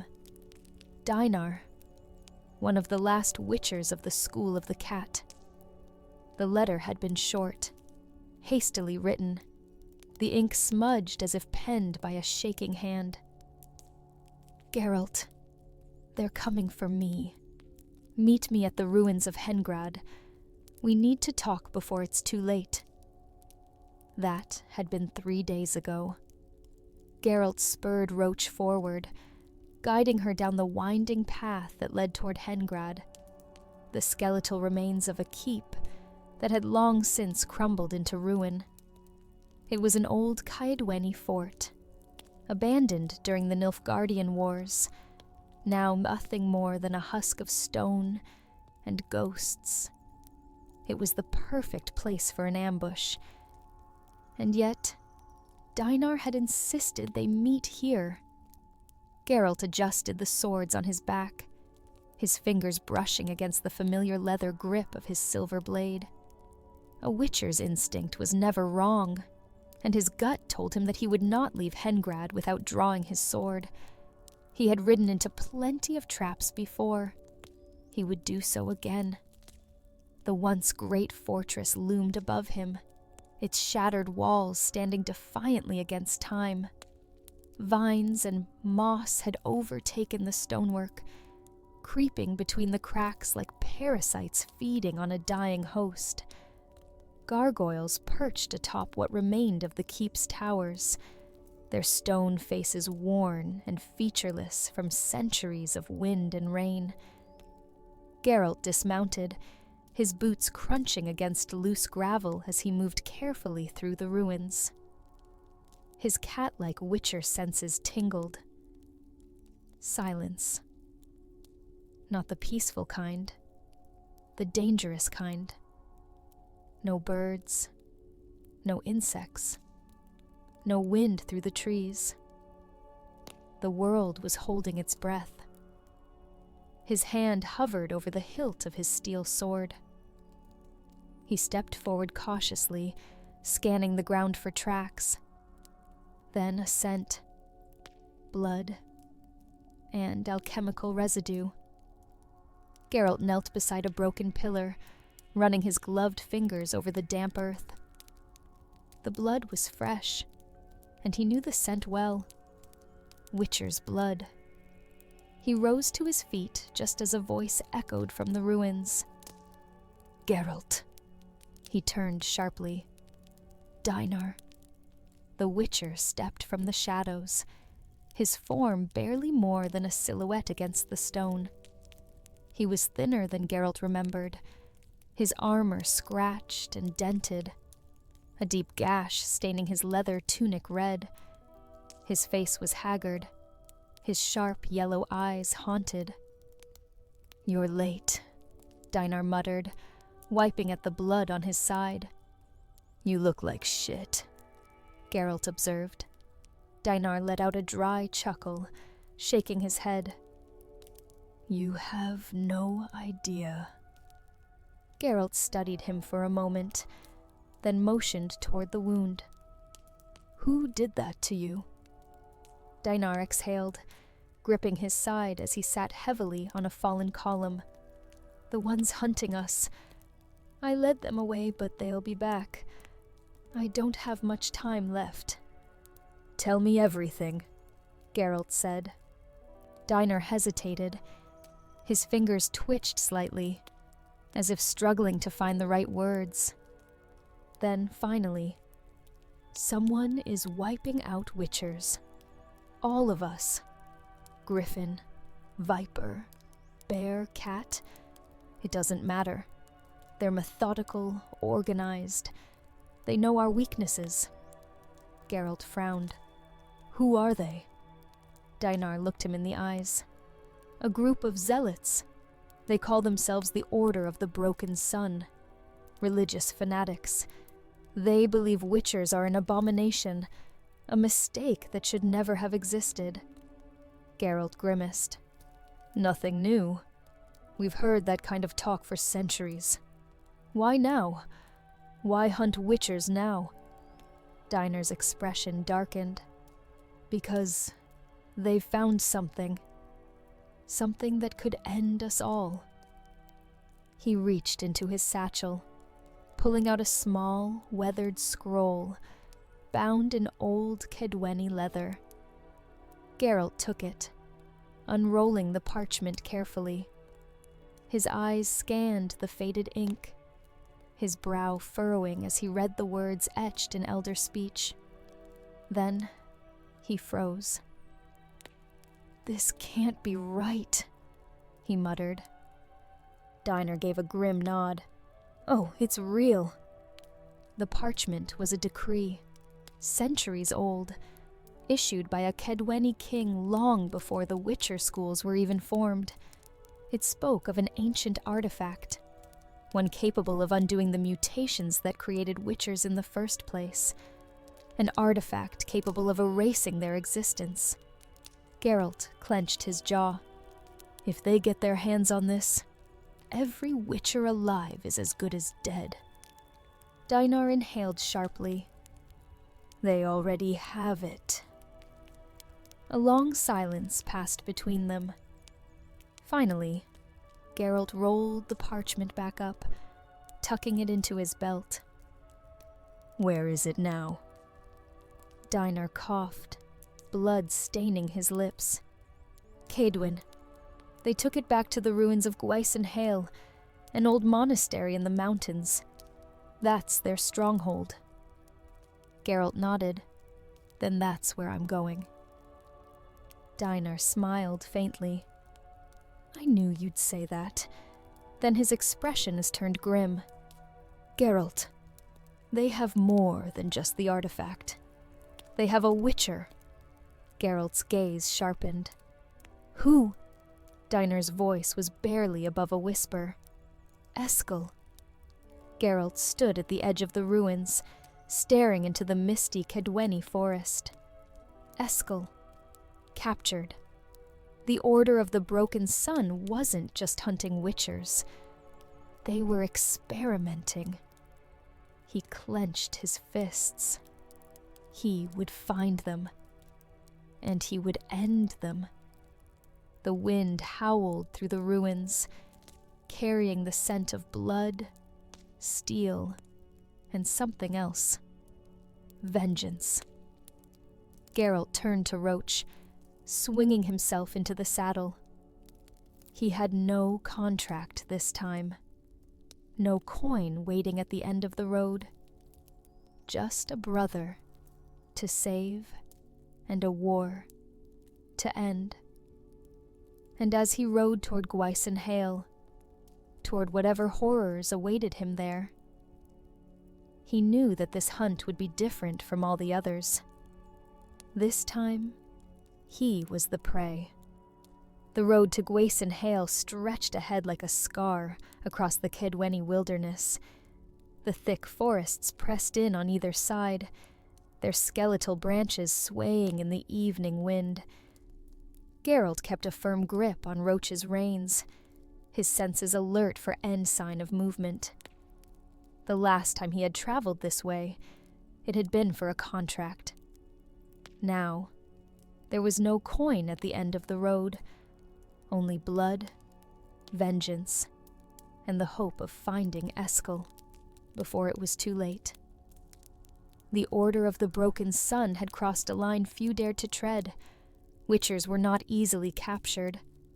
They were hunted monsters, not prey. And yet Eskel had been taken by something unnatural, something more than simple mercenaries. Geralt adjusted the weight of his swords across his back. Whatever experiments they were conducting, he would end them. A storm rumbled in the distance as Roach carried him toward the last known location of the alchemist, responsible for the Order's creations. Gwysenhael was a dying town. Geralt rode into the village at dusk, the streets mostly empty, save for a few ragged townsfolk watching him with wary eyes. Many Kedweni villages suffered under constant war, but this one had an air of something else. Fear. He dismounted near the Black Mare Inn, looping Roach's reins around a weathered post. Inside, the tavern smelled of damp wood and sour ale. The few patrons barely acknowledged him, their conversations hushed. Geralt stepped to the bar. I'm looking for someone. The barkeep, a grizzled man with a missing ear, gave him a long, skeptical look. Ain't we all? Geralt leaned forward, lowering his voice. The Black Alchemist. Where can I find him? Silence. The tavern's atmosphere shifted, every conversation dying at once. Eyes turned toward him, filled with unspoken warnings. The barkeep swallowed, glancing toward the farthest corner of the inn. You don't want to be asking about that one. Geralt followed his gaze. A thin man in a hooded cloak sat alone, hunched over a wooden cup. His bony fingers were stained black with alchemical residue. The Witcher approached, pulling out a chair. The man didn't look up. Are you the one who works for the Order? The alchemist exhaled a slow breath, stirring his drink. Depends on who's asking. Geralt of Rivia. Now the man looked up. His sunken eyes held no fear, only a strange, morbid curiosity. A witcher. And here, I thought they'd taken them all. Geralt tensed. Them? The alchemist gave a hollow chuckle.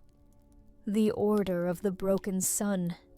They're collectors, you see. He tapped his temple. Taking pieces of what was, making something new. Geralt clenched his jaw. They took one of my own. Eskel. Tell me where he is. The alchemist studied him for a moment before shaking his head. Even if I wanted to, I couldn't. Once they take someone inside the monastery, they don't come back. Geralt narrowed his eyes.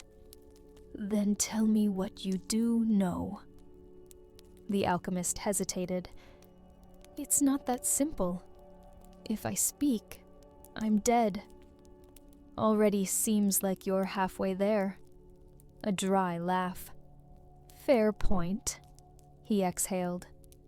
But if I talk, you'd best be prepared for the truth. Geralt leaned forward. Start talking.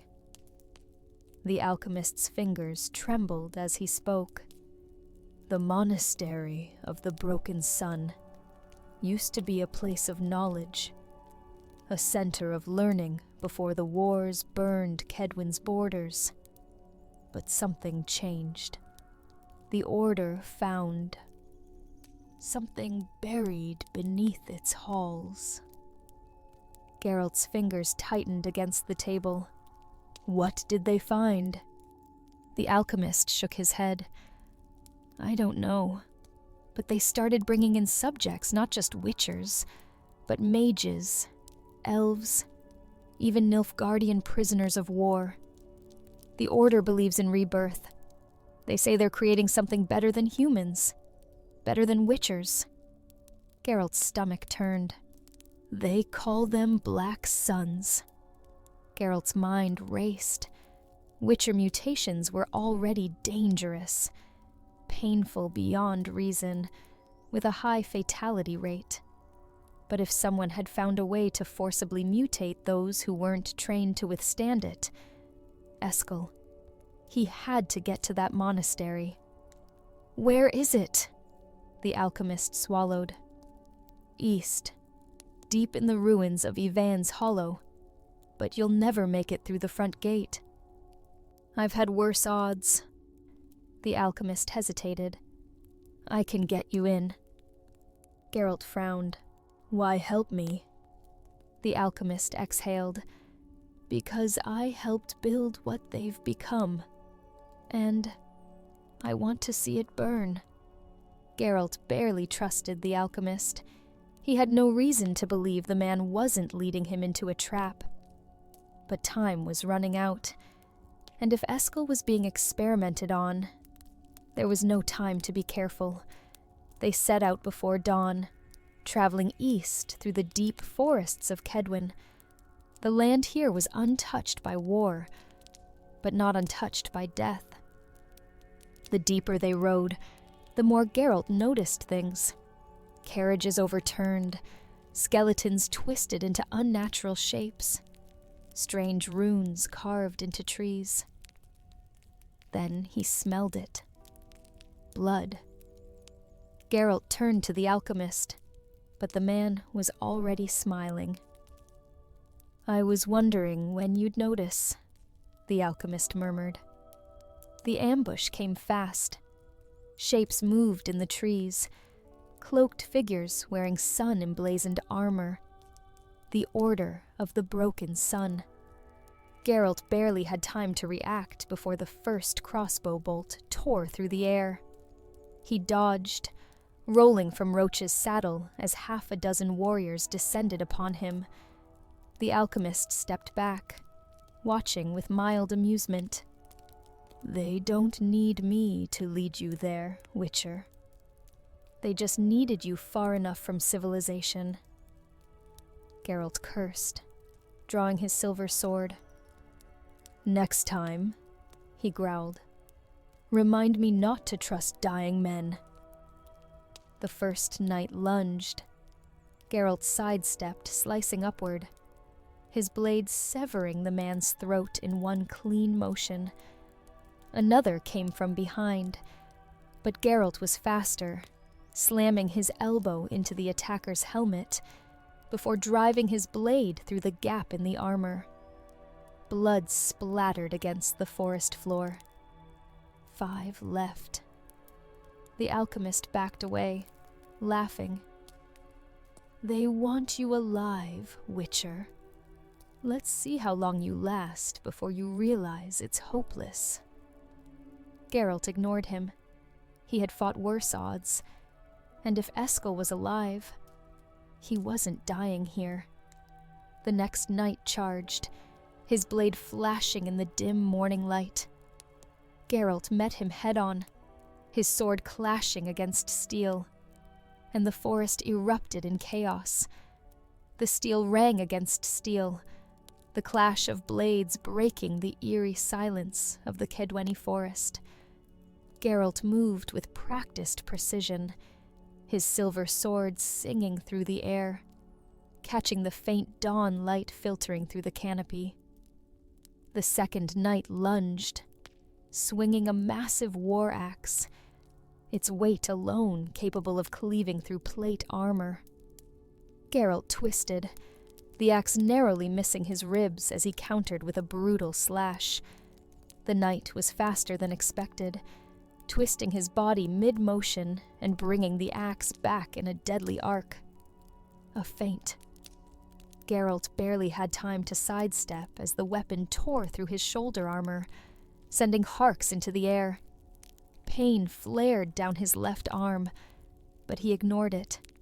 He had suffered worse. Another knight was already upon him, thrusting forward with a long spear, aiming for his heart.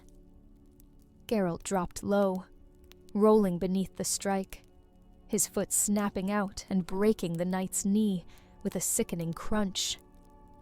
The man screamed, staggering, only for Geralt to bring his sword down in a brutal, one-handed swing, cutting deep into the exposed flesh between helmet and pauldron. The spear-wielding knight collapsed, blood pooling beneath him. 4 left. The remaining warriors adjusted their stance, circling Geralt like wolves sensing weakness. A mistake. The third knight stepped forward, lifting his golden kite shield, moving with the caution of a veteran. He bore the crest of the order, a sun fractured by a jagged crimson crack. "Put down your blade, mutant," he growled. "You'll die slower that way." Geralt smirked. "You first." The knight moved, slashing high with his broad longsword, his shield positioned for a follow-up strike. Geralt dodged left, expecting a counter, but the knight was prepared. The moment Geralt stepped sideways, the knight shifted his weight, pivoting with unnatural speed. The heavy shield came crashing forward, its reinforced edge smashing into Geralt's ribs. The Witcher grunted, staggering back, the air driven from his lungs. Pain flared across his side.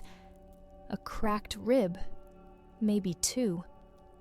The knight grinned beneath his helm.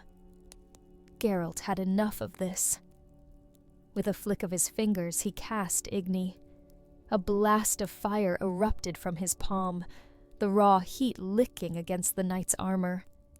The man recoiled, his shield barely absorbing the worst of the flames, but his exposed arm was not so lucky.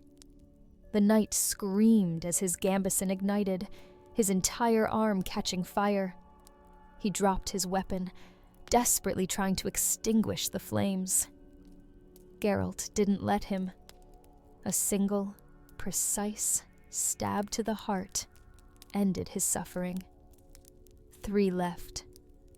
The alchemist watched from a safe distance, his expression unreadable.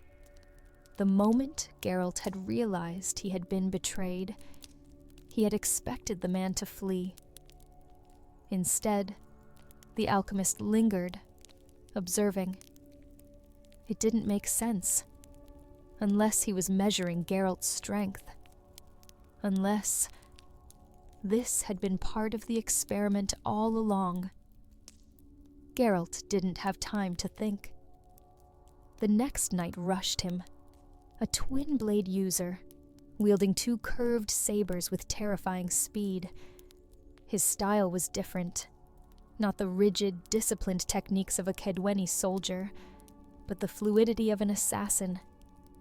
Geralt blocked the first strike, his sword meeting the wickedly curved edge of the saber.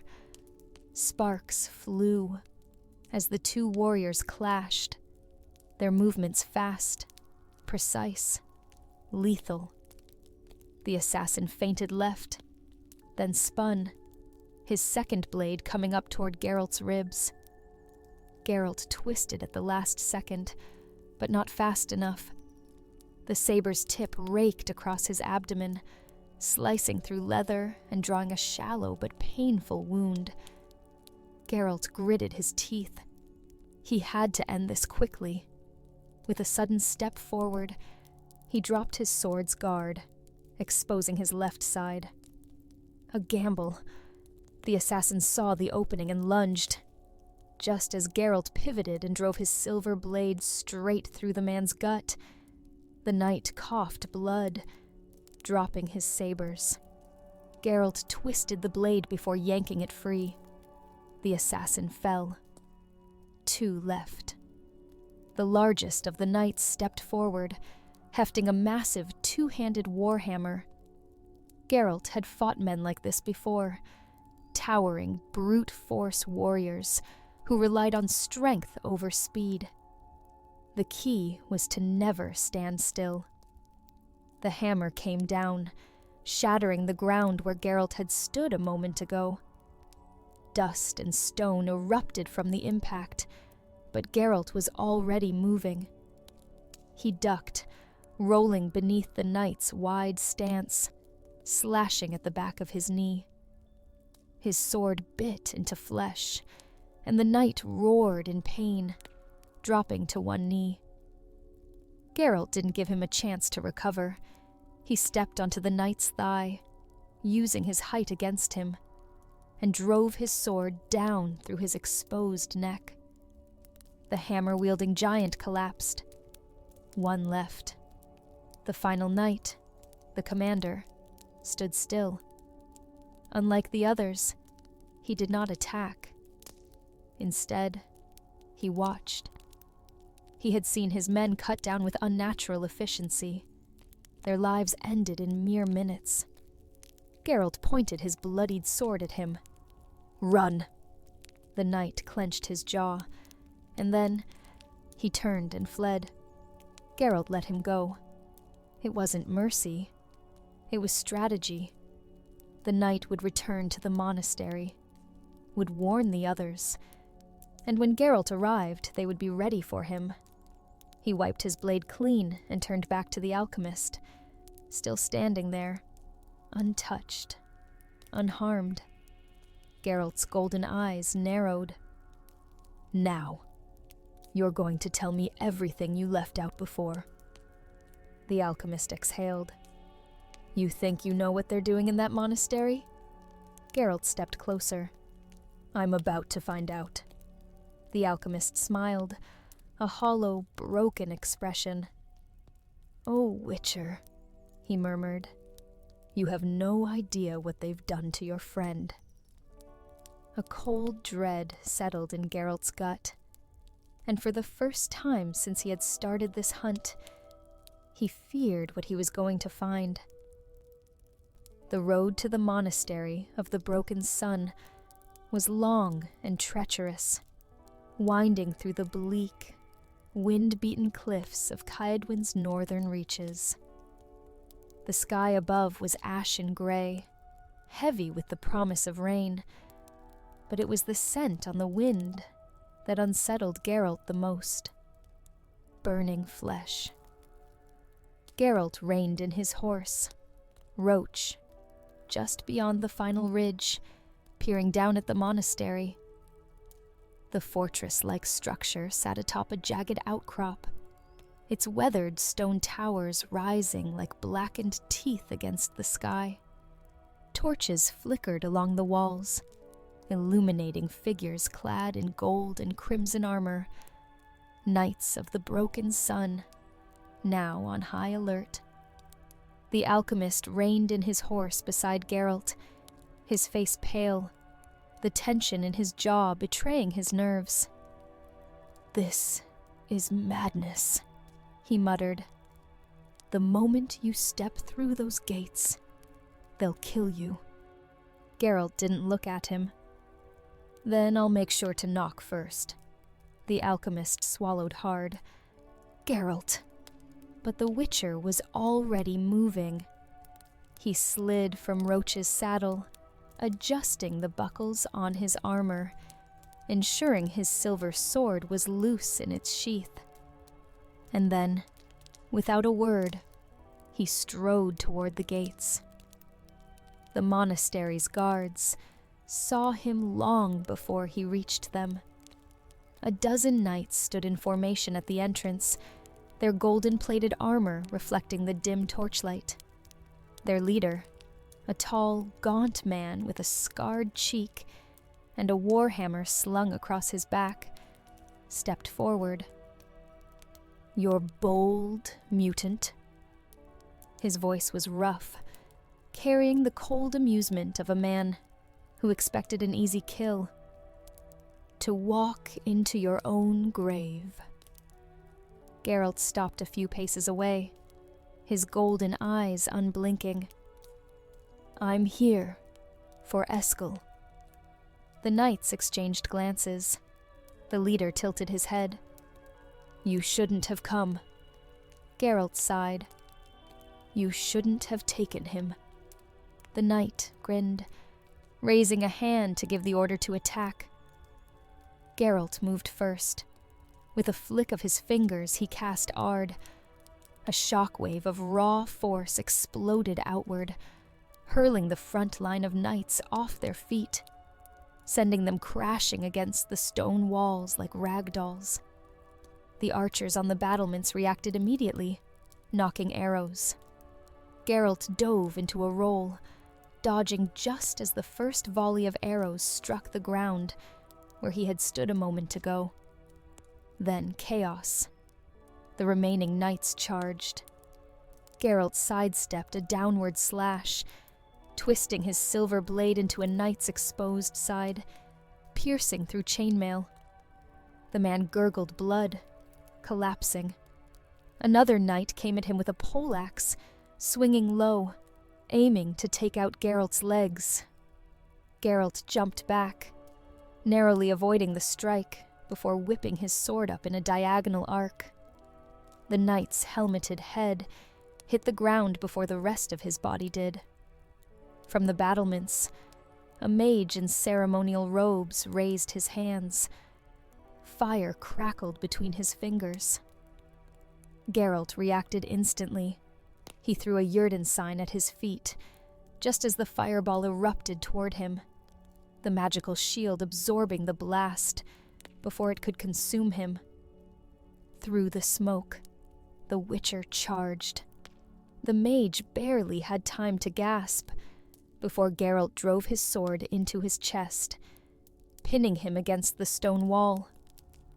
The remaining knights hesitated. Geralt didn't. With a final swing, the courtyard fell silent. And then, through the doors of the inner sanctum, came a voice, cold, amused. "Ah, you finally made it, Witcher."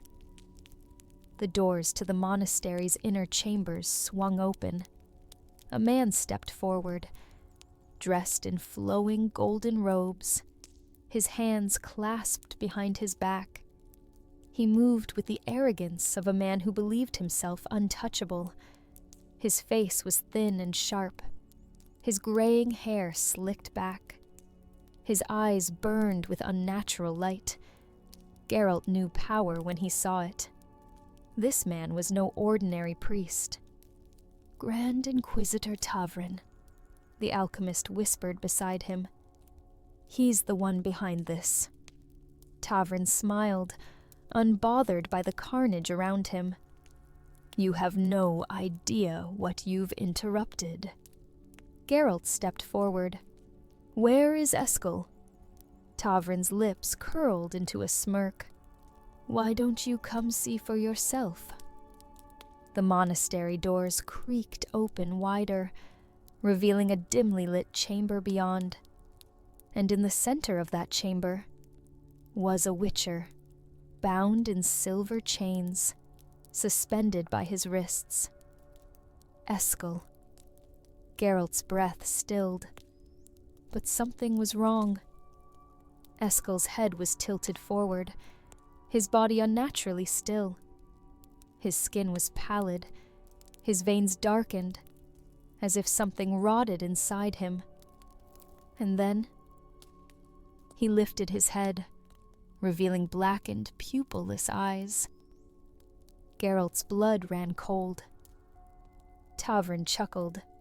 "He's not your friend anymore, Witcher." Eskel moved, the chains clanking as he lifted his head fully. His lips curled back, revealing elongated fangs. Not human. Not Witcher. His body twitched unnaturally, as if struggling against something unseen. And then he snapped the chains, like they were nothing. Tavrin stepped back, laughing. "We reforged him, Witcher. Improved him. He is the first of the new breed." Geralt felt his stomach tighten. Whatever they had done to Eskel, it was no longer just alchemy. It was something darker, something that should not exist. The torches along the monastery walls flickered, casting deep shadows that danced over the blood-stained stone. Geralt's golden eyes locked onto Eskel's, searching for something, some trace of his old friend beneath the unnatural corruption. But there was nothing. Eskel's pupilless black eyes reflected no light, no recognition. His breath came ragged and uneven, his chest rising and falling too fast. His fingers curled into clawed fists. The scent of alchemy, rot, and something fouler clung to him like a second skin. And then he moved. With inhuman speed, Eskel lunged. Geralt barely had time to react before a monstrous hand shot forward, grabbing his throat and slamming him into the stone floor. Pain shot through Geralt's ribs, the impact knocking the wind from his lungs.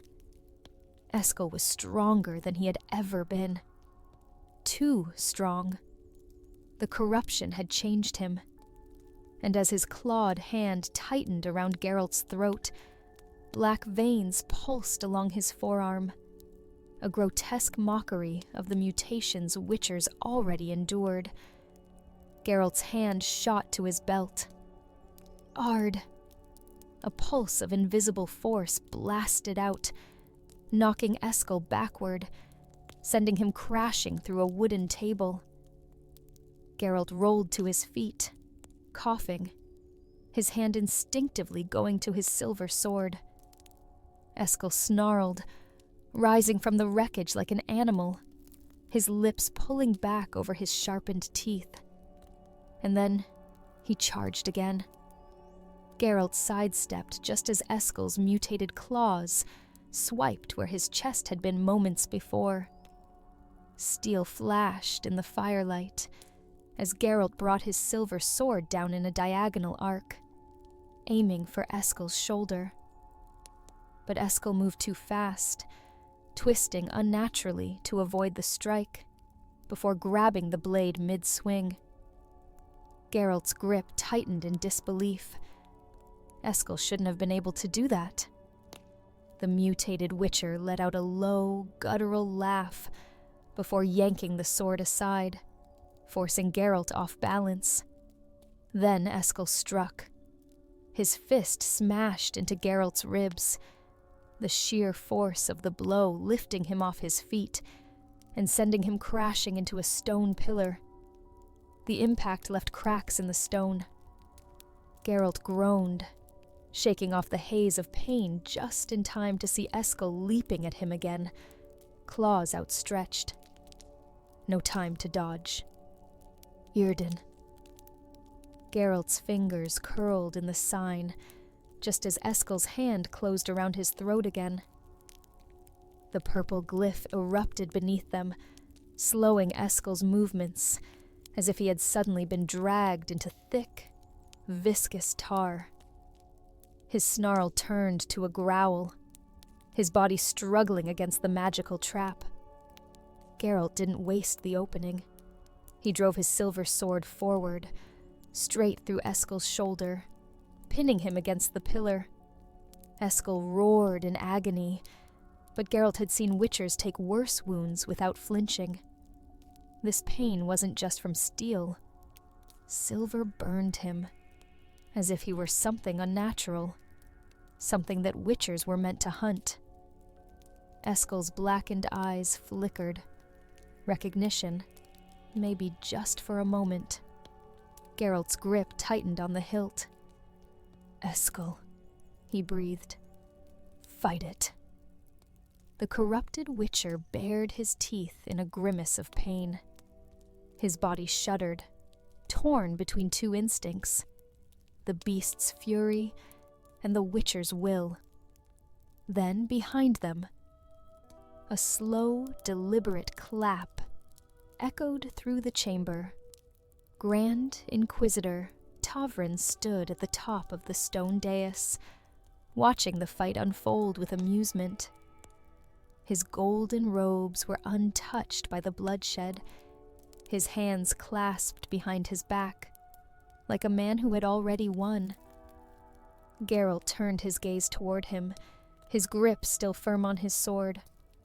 Tavrin tilted his head, smiling. "Fascinating. Even now you hesitate. Even now you think he can be saved." Geralt's jaw tightened. "What did you do to him?" Tavrin took a slow step forward. "We perfected him." Eskel growled, still pinned, his body trembling violently. Tavrin chuckled, watching him struggle. "The alchemy used to make you witchers. Flawed. Designed to cripple more than it creates. But Eskel, he survived the next step." His smile widened. "He is the first of a new breed, one without limits." Geralt didn't move, didn't speak, but his free hand tightened. Then, in a blur of motion, he hurled a dagger from his belt straight at Tavrin's throat. The Grand Inquisitor barely reacted, until the blade stopped midair, mere inches from his flesh. It hovered there, held in place by invisible force. Tavrin exhaled sharply. Then he flicked his fingers, sending the dagger spinning back toward Geralt. Geralt barely dodged in time, the blade slicing past his cheek.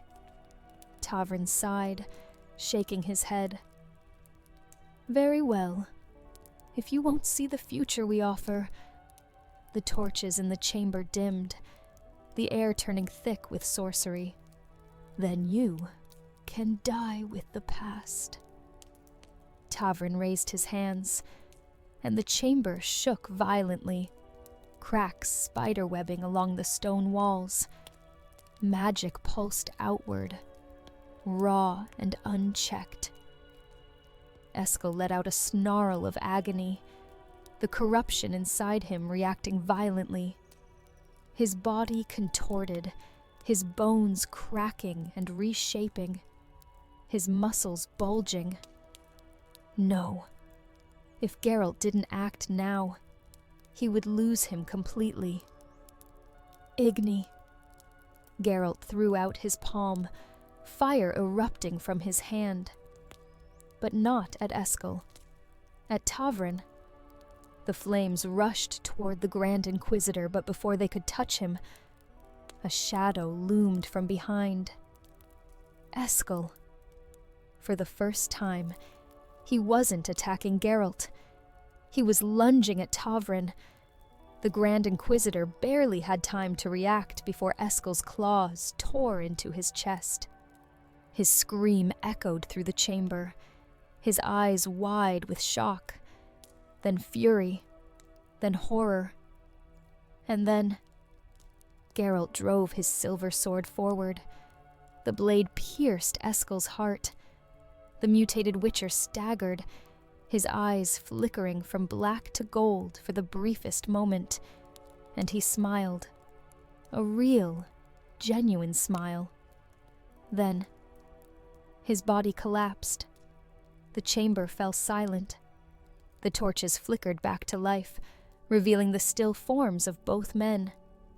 Eskel and the Grand Inquisitor. It was over. Geralt knelt beside Eskel's body, placing a hand over his friend's chest. The corruption was gone. But so was Eskel. The alchemist approached, whispering, "He was already gone before you arrived." Geralt didn't answer. He just sat there. And for the first time in a long time, he grieved. Days later, on a quiet hill overlooking Caedwin, Geralt built a pyre of oak and pine. He placed Eskel's wolf medallion atop his chest. Then, without a word, he lit the fire. As the flames climbed toward the sky, Geralt spoke softly. "We ride together. We hunt together." His voice wavered. "We die together." The wind carried away his words, and when the fire burned to embers, Geralt turned away. There was nothing left to say, only the path ahead, and the monsters still left to hunt. The cold came early to the upper Velen woodlands that year, sharp and biting, long before the leaves had the decency to fall.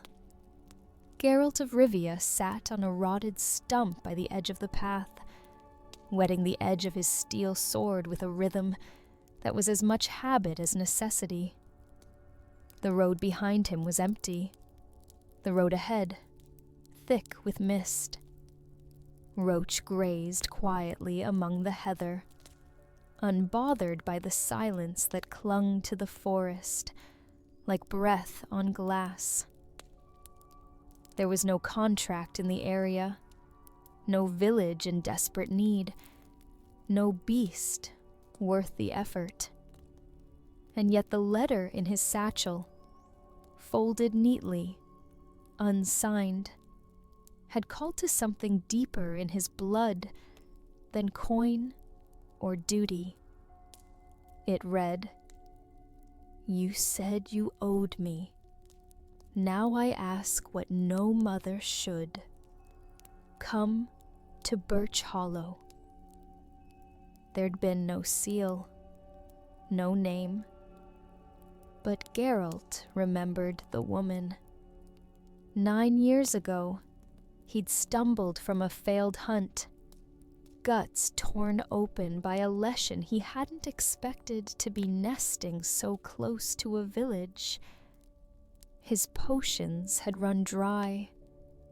The closest healer was 2 days south.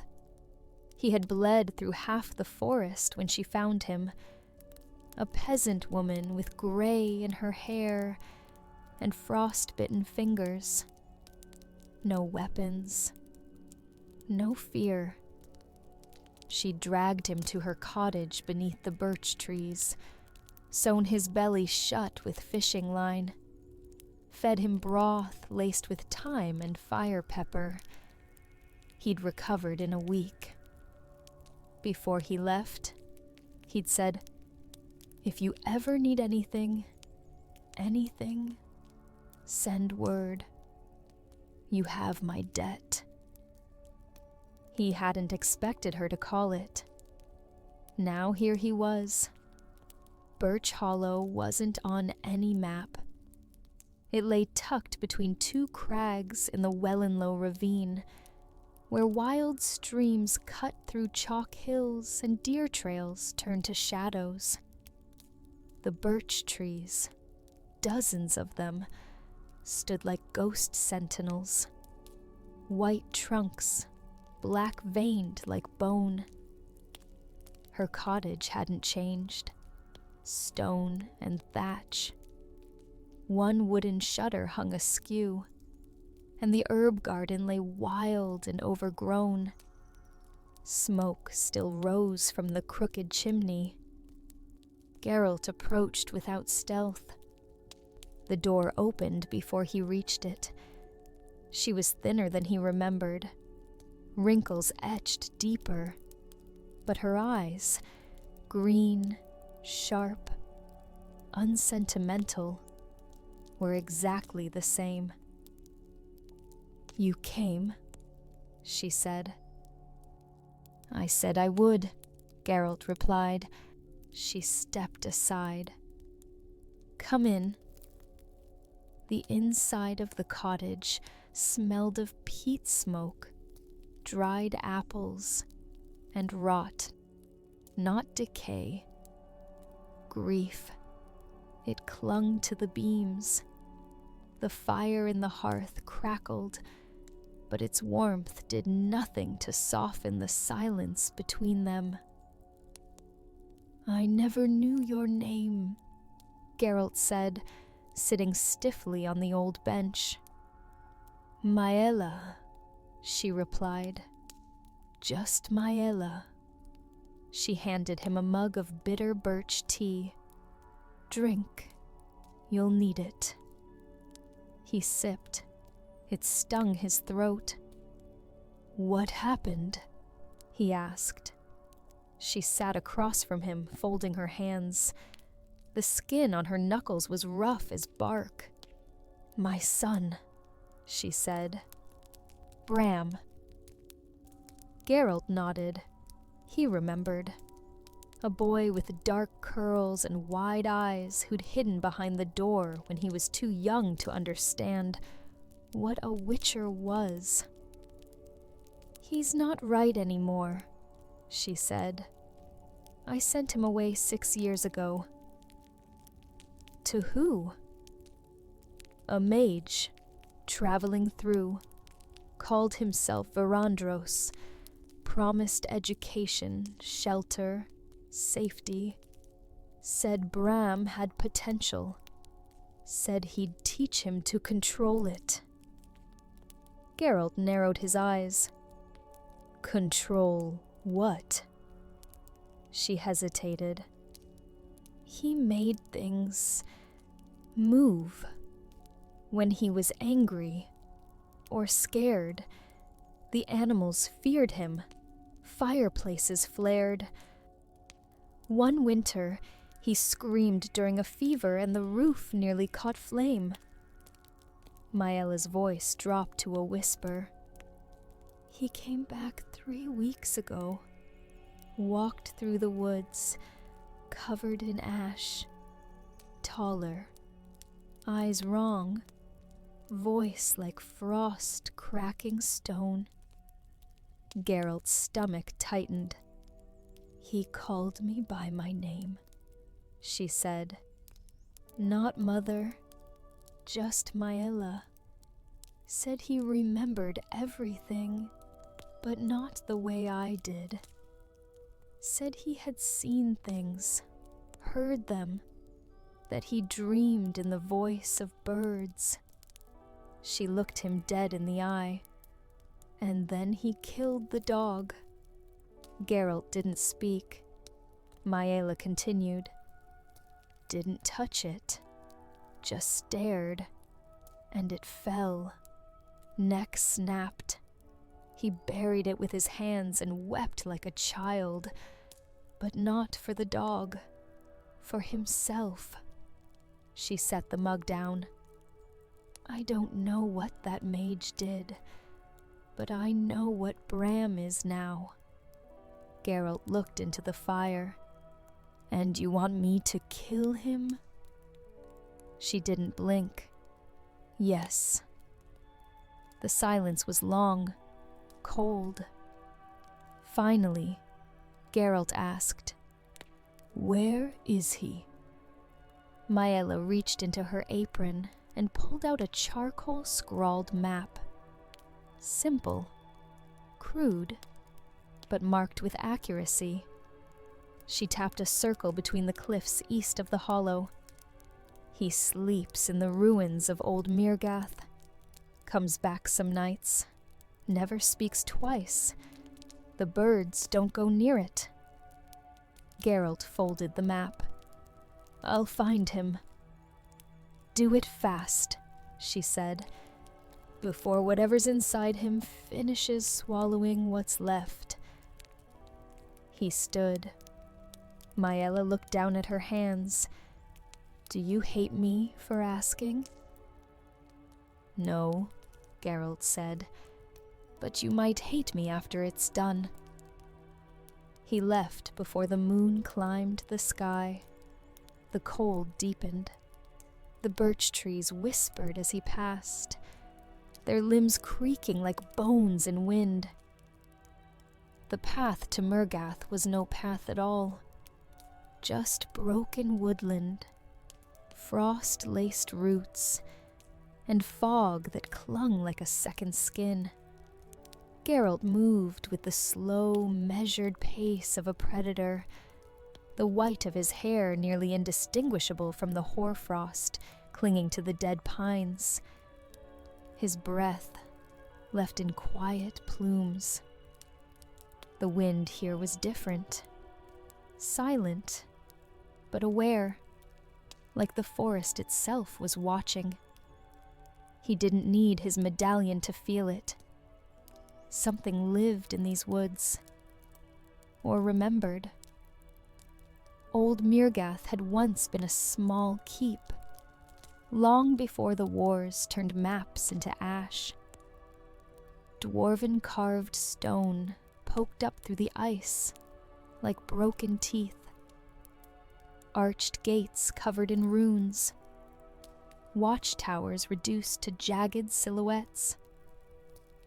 Geralt crouched behind a toppled column and waited. He saw the boy before he heard him.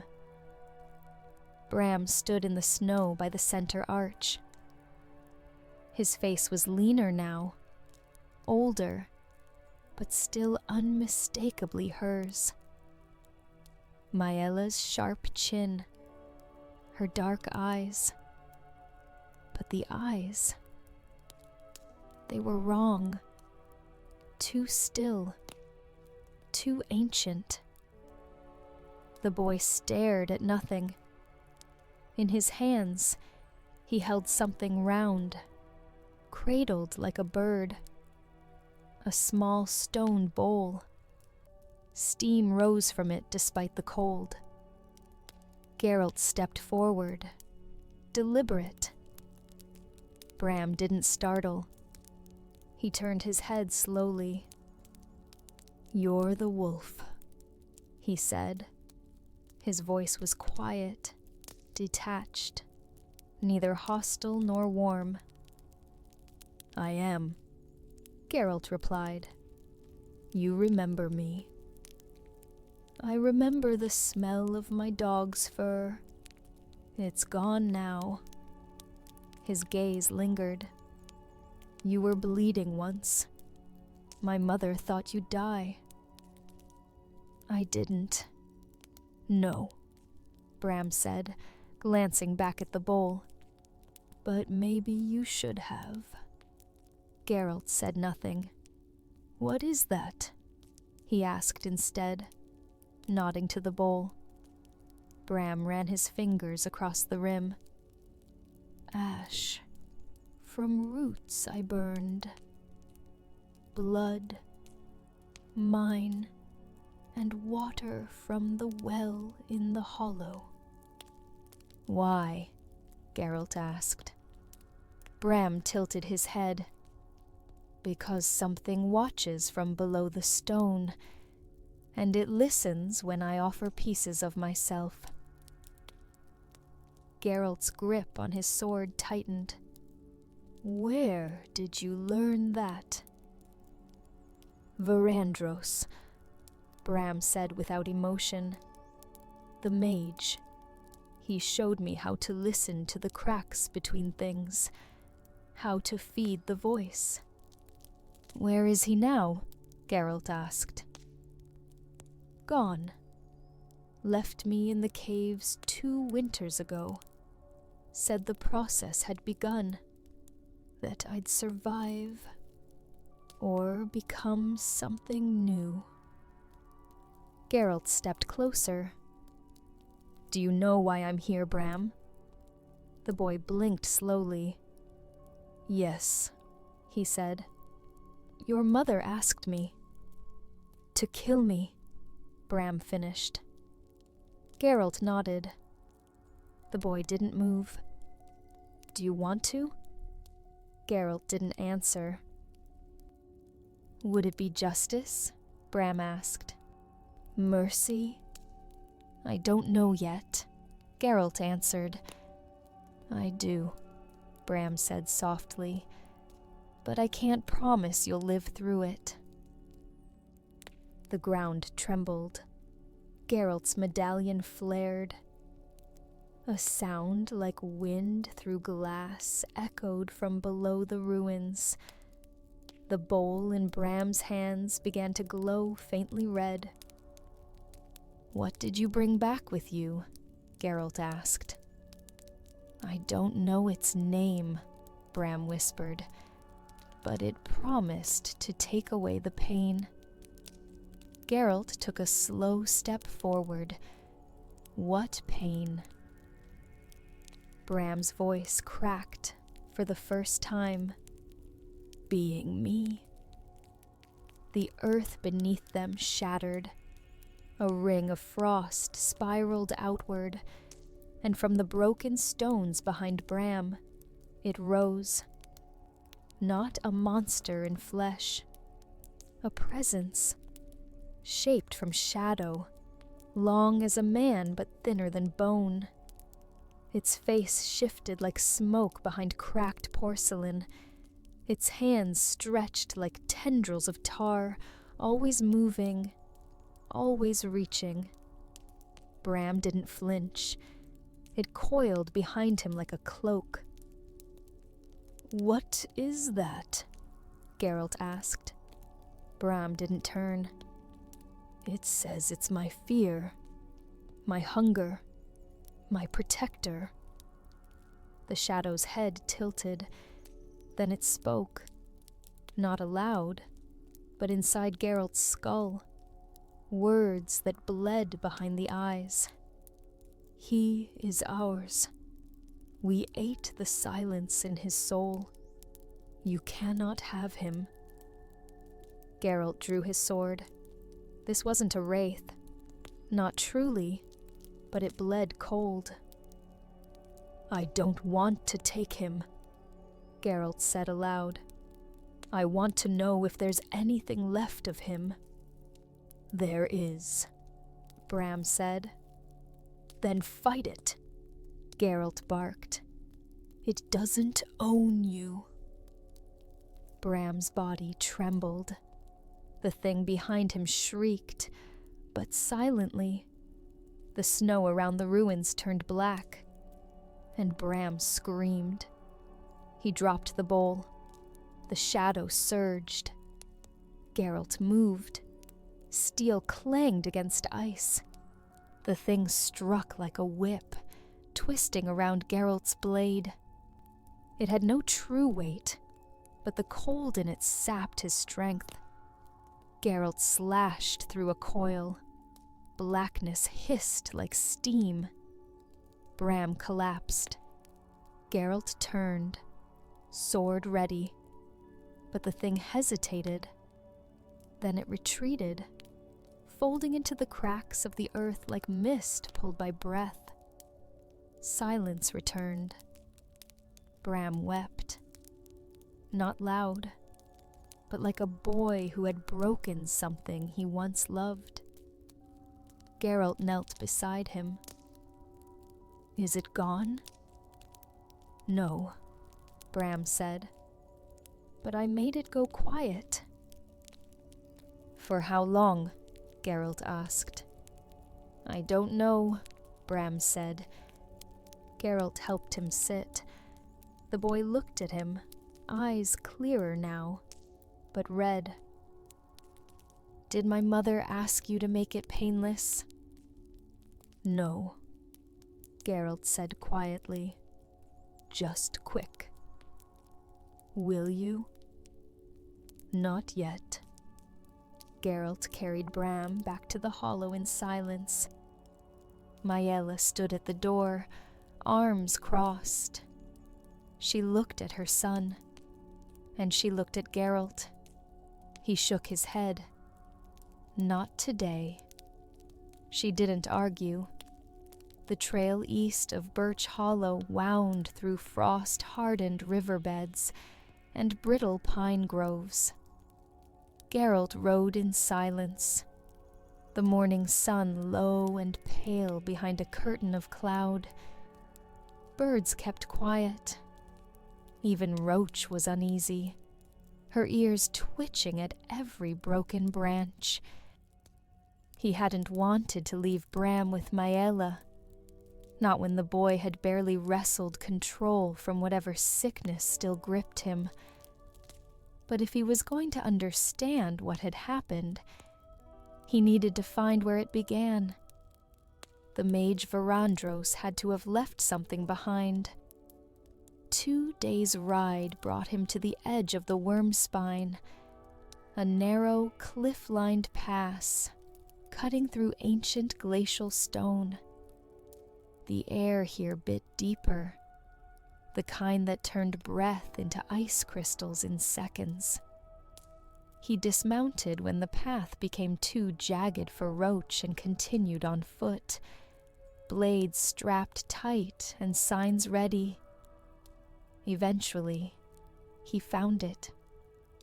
Nestled into the base of a cliff like a scar in the rock, a hollowed-out cave entrance, reinforced by rotted wooden beams and the remains of a tented camp. There were torn tarps, rusted cookware, and the unmistakable stink of alchemy. Crushed reagents, boiled down to paste and spilled across the dirt like dried bile. The medallion around his neck vibrated gently. Magic had lived here. Recently. Geralt stepped inside, boots crunching over shattered vials and broken glass. The deeper he went, the more the air changed. Less cold, more stale, like a root cellar left untouched for too long. The passage opened into a wide chamber. What struck him first was the discipline of it. This wasn't a madman's lair. Stone tables had been carved into the walls. Iron sconces still held burned-down candles.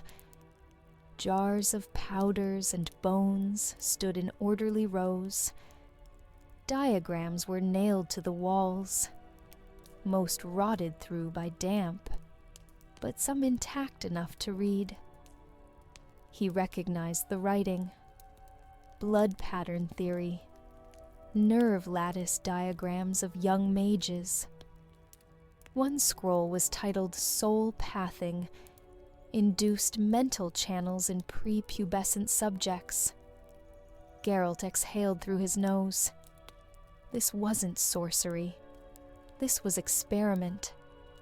A cot rested in one corner, thin, threadbare, too small for a man. Geralt crouched beside it. A child's drawing had been pinned to the wall above it with a broken knife. Stick figures, one larger, holding the hand of a smaller one. Maela and Bram. A small wooden horse sat beneath it, carved from soft pine. Cracked through the middle. The smell in the room changed then. Not rot, not death, just loneliness. Geralt stood. He moved to the back of the room where a second passage descended, narrow, slick with frost. He lit a torch and followed it down. The lower chamber was colder, more recent. Here he found a basin, iron, dented, ringed with dried blood. Nearby, notes scrawled in a precise, educated hand. Subject requires ritual cleansing every 7 days. Mental fragmentation increases if memory anchors are disturbed. When isolated, subject becomes docile. When exposed to maternal stimuli, unpredictable aggression returns. Response to pain diminished. Will attempt next phase under controlled panic induction. Geralt stared at the final page. He is stabilizing. The empty space in him is taking shape. The spellcraft must be reinforced. The mother must never see what remains. Geralt's jaw clenched. This wasn't possession. It was conditioning. He left the cave with his jaw tight, his sword still sheathed, but his fists clenched. There had been no summoning circle, no pact with a demon, just a mage with too much arrogance, and a child he treated like a broken mirror to be reforged. Back at Birch Hollow, Maela opened the door before he could knock. "Where is he?" Geralt asked. She nodded toward the back shed. Geralt found Bram sitting cross-legged near the old rabbit hutch, feeding dried berries to a crow that sat unblinking on the fence post. The boy's eyes looked clearer. He didn't speak until Geralt sat across from him in the snow. "Did you find it?" Bram asked quietly. "I did." Bram nodded once. He said, "I wasn't strong enough as I was, that I needed to forget things to make room." Geralt looked at him carefully. "Do you want to remember?" Geralt asked. Bram looked down at his hands. "I want to stop feeling like I'm someone else's idea," Bram said. Geralt took a breath. "There's something I can try. It's not magic, but it might help." "What is it?" Bram asked. "Something witchers use when memory won't stop bleeding through. Something called the binding walk." "What does it do?"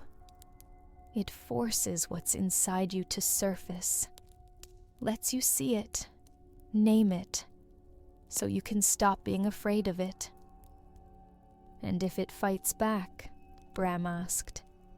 "Then we fight," Geralt replied.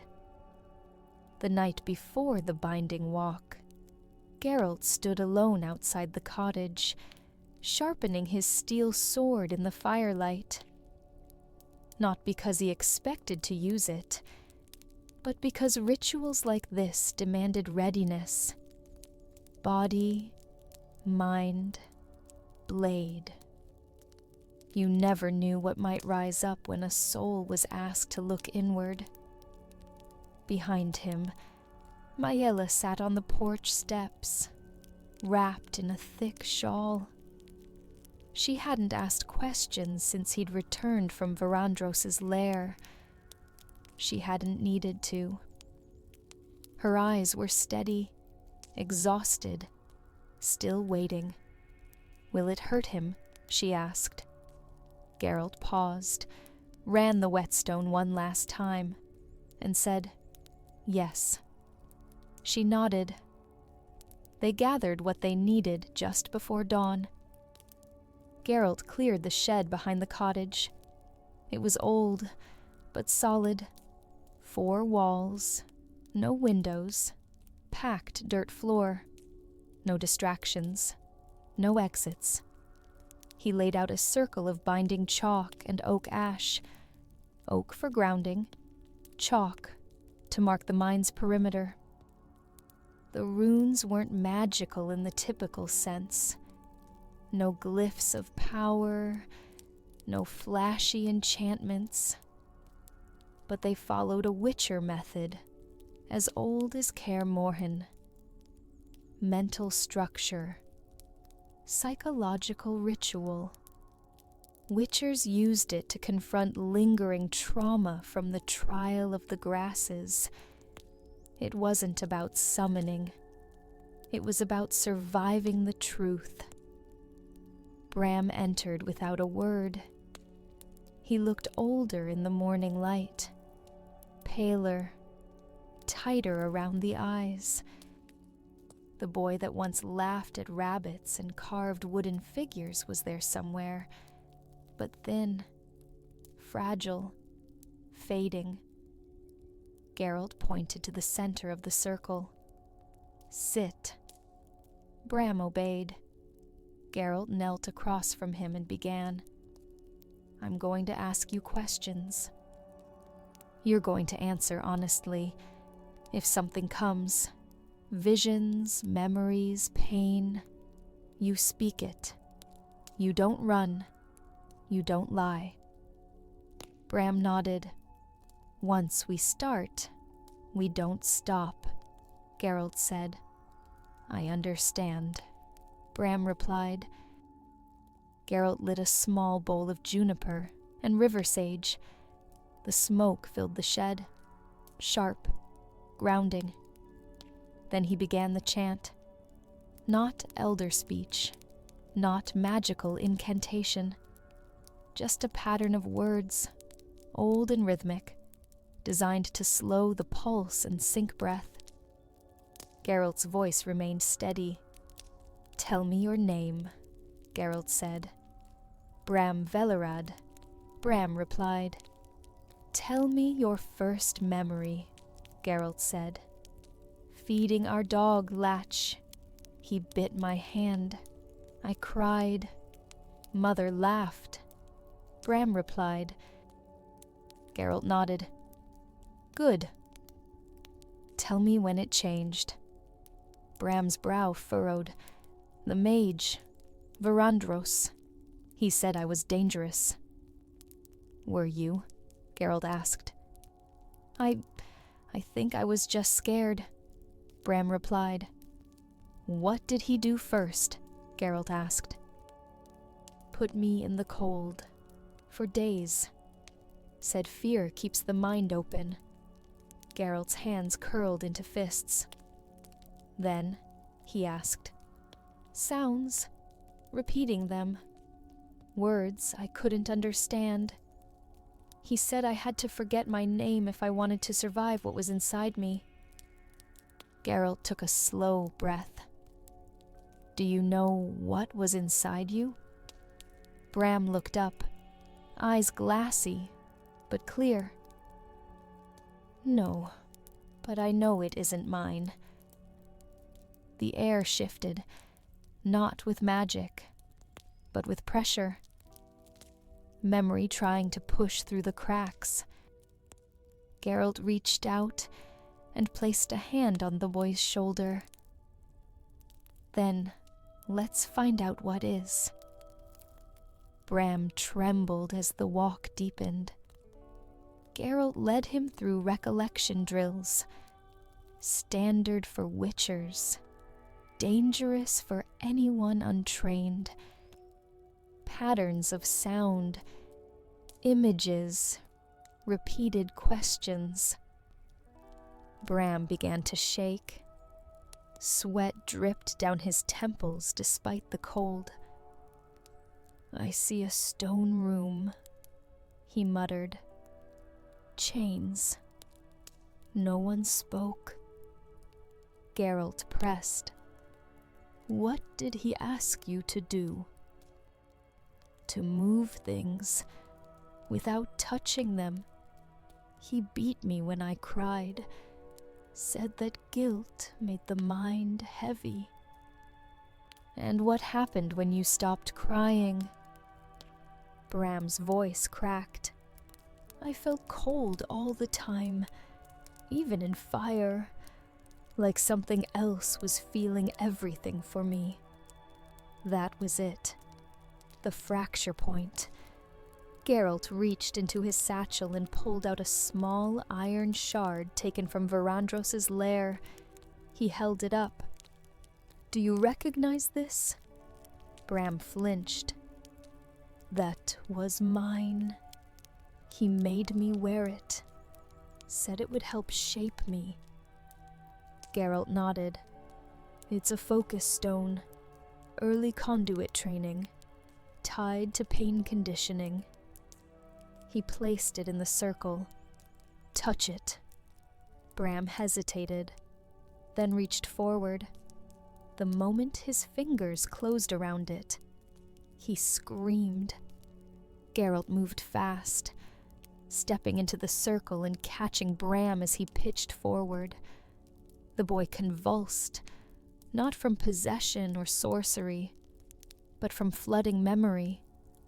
A rush of forced detachment, of isolation, of the mage's manipulation, all forcing its way back into the boy's head, like a dam breaking.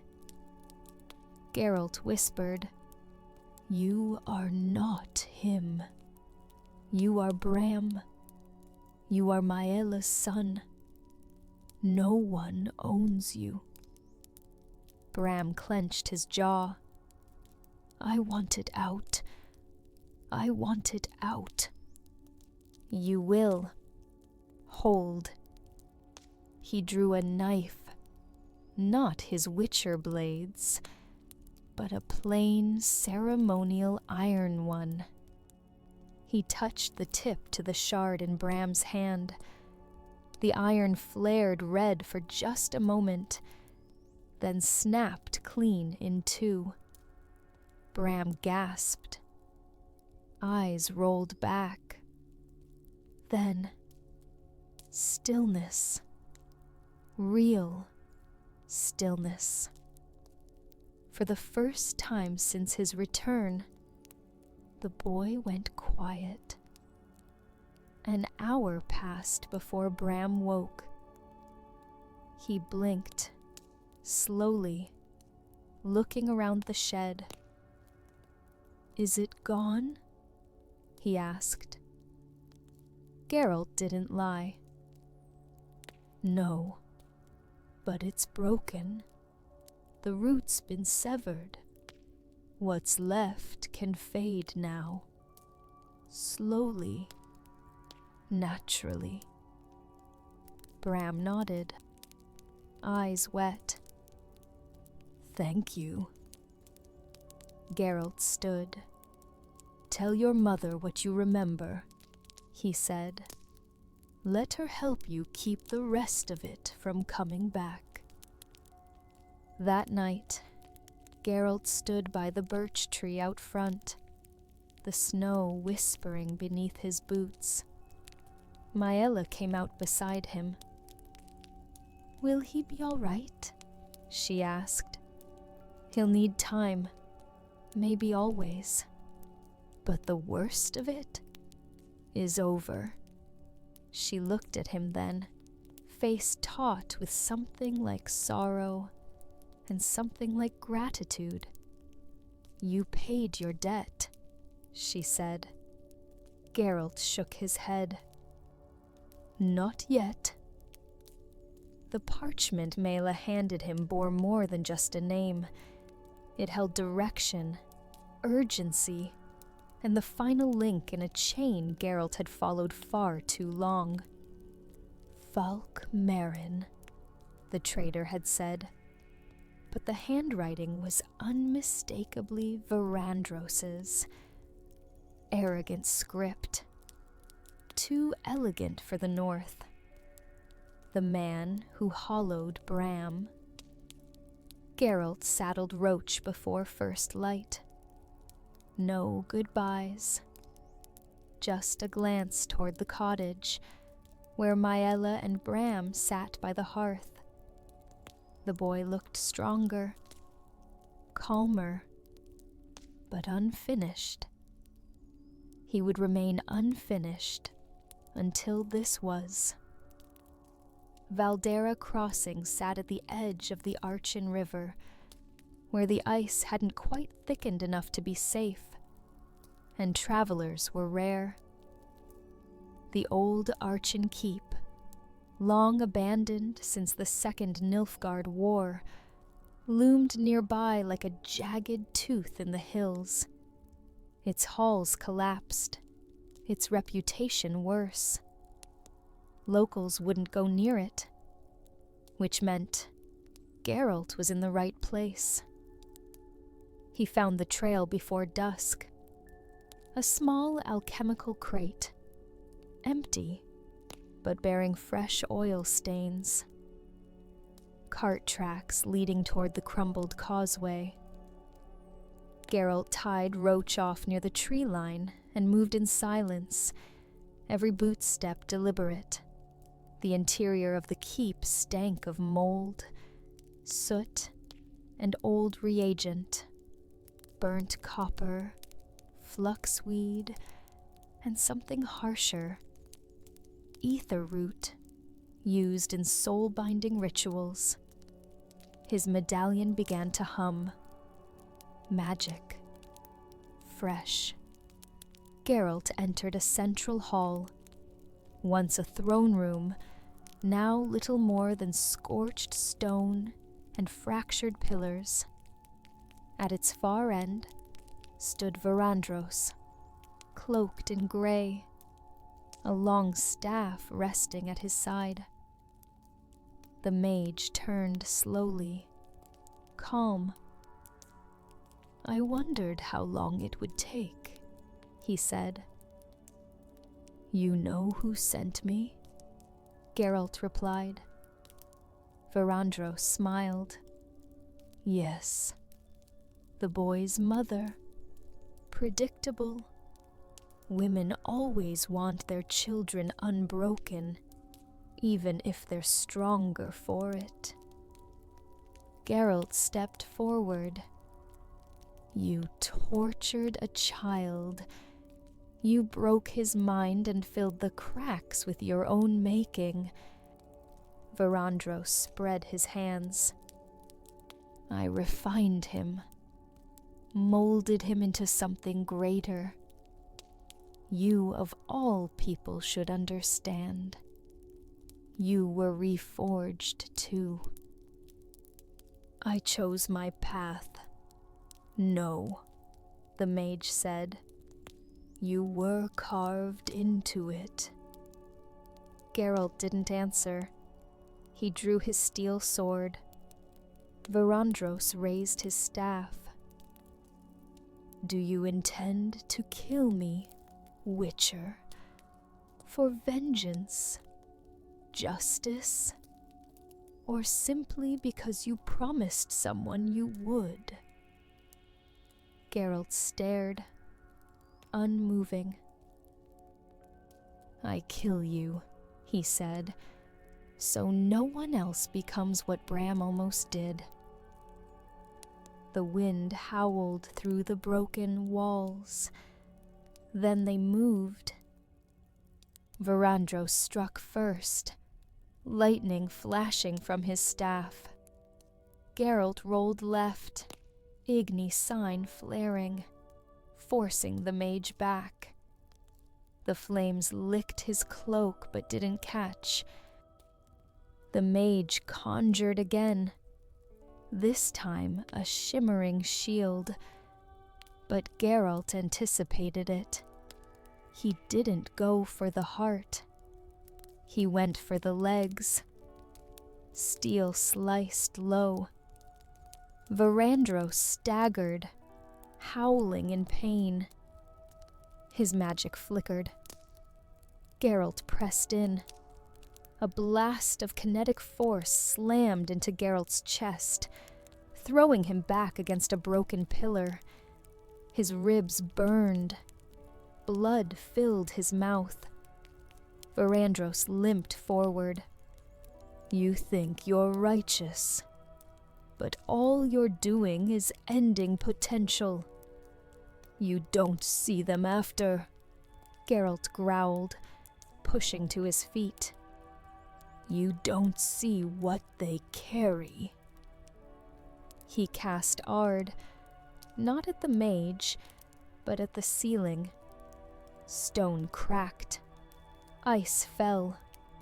Verandros shielded his head just long enough for Geralt to close the distance. Steel cut once, twice. The mage's staff shattered. Verandros fell to one knee. No, he gasped. I was trying to fix the world, shape it. Geralt raised his blade. Some things shouldn't be shaped. He drove the sword clean through the mage's chest. Verandros's breath left in a hiss. His body slumped. No great power burst from him. No curse. Just silence. Real. Final. Geralt burned the body. He scattered the notes he found. Half-complete experiments. Failed rituals. Maps with children's names. He set them alight with a flint and didn't look back. He left the keep just before dawn. Weeks later, at Birch Hollow, Geralt returned. Bram was in the field, feeding the goats. He looked normal. The kind of normal that takes weeks to earn. Maella met him at the edge of the yard. It's done? She asked. Geralt nodded. Her shoulders relaxed for the first time since he'd met her. You didn't have to, she said. I did, he replied. She looked at him for a long moment, then pressed a small pouch into his hand. He shook his head. Keep it. But you, I didn't do it for coin. He turned toward Roach. Bram called from behind. Geralt. He looked back. Bram raised a hand. A simple wave. Nothing more. Geralt nodded once. Then rode. The snow in the Tyr-Tochair foothills had turned red. Not with blood at first, but with the stain of iron-rich ash. Fine, wind-blown powder from old mining burns drifting from the north. But soon the red ran deeper, thicker, streaked with claw marks and blackened stone. The winds had carried more than ash this time. They carried the scent of fire and death. Geralt of Rivia dismounted quietly. He tied the reins of his roach-brown mare to a gnarled birch and listened. The mountains groaned faintly beneath the wind. Somewhere far above, a stone clattered down the slope. But there were no birds, No wolves. No sound but the whisper of old snow shifting beneath boot and hoof. The pass ahead curved sharply between two cliffs. Char streaks marred the rocks, and the smell, burnt marrow, scorched earth, grew stronger. Geralt reached slowly for the hilt of his steel sword. He walked. The body lay slumped against the cliffside, half buried in snow. Not a man. A draconid, smaller than a wyvern, wingless, scaled like slate, its eyes glassy with death. Its throat had been ripped open by something larger, something stronger. Around it lay broken arrows, crude traps, and the remains of a dwarven hunting standard. Torn, singed, marked with the crest of Mahakam's High Ridge Company. Geralt knelt. He examined the talons. Bruised, split. The beast had fought something that didn't bleed, or at least didn't bleed easily. Its chest bore claw marks, deep, scorched at the edges. Fire, and not from the draconid. From something worse. Thought I'd catch you before you got yourself roasted. The voice came from behind, rough and laced with mirth. Geralt didn't turn. Eskel, he said. The other witcher stepped into view, snow crusted on his shoulders. Scarred cheek half hidden beneath a fur-lined hood. His own medallion, the wolf's head, hung still. "You're late," Geralt said. "I brought beer," Eskel said. "That won't help," Geralt replied. "Won't hurt either," Eskel said with a smile. They stood together a while, watching the dead draconid stiffen in the snow.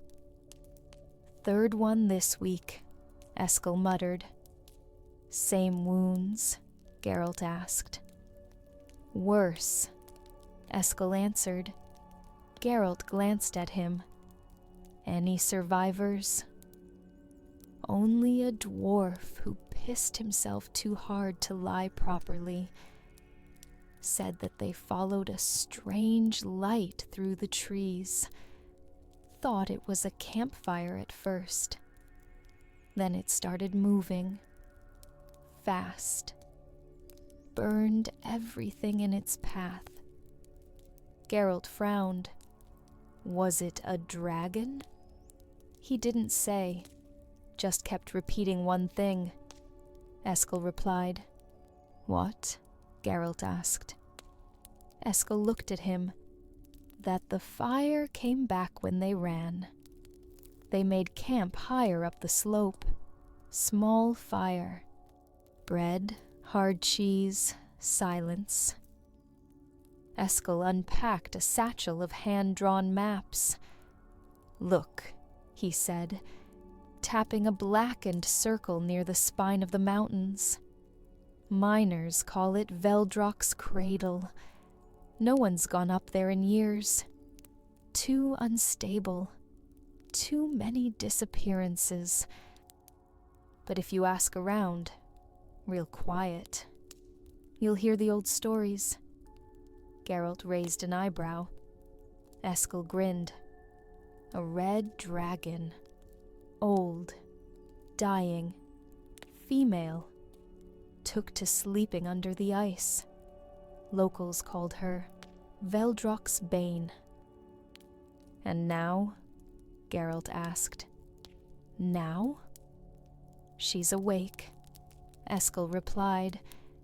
They reached the edge of the crater by noon the next day. A broken bowl of stone and shale, ringed by shattered pine. Everything within it was scorched. Ash drifted over cracked obsidian rock. and the snow had melted into rivulets of black water, steaming faintly as it rolled down into fissures. At the center, half buried beneath a collapsed ridge, something moved.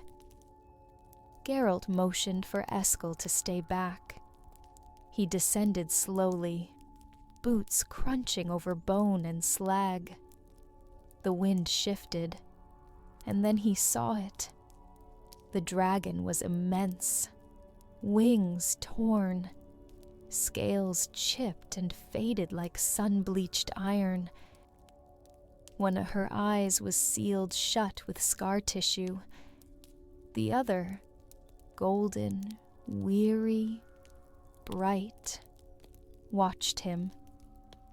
Geralt stopped a dozen paces away. The dragon didn't rise, didn't roar.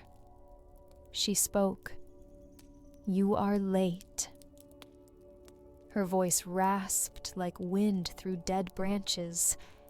It filled the crater. It hurt to hear.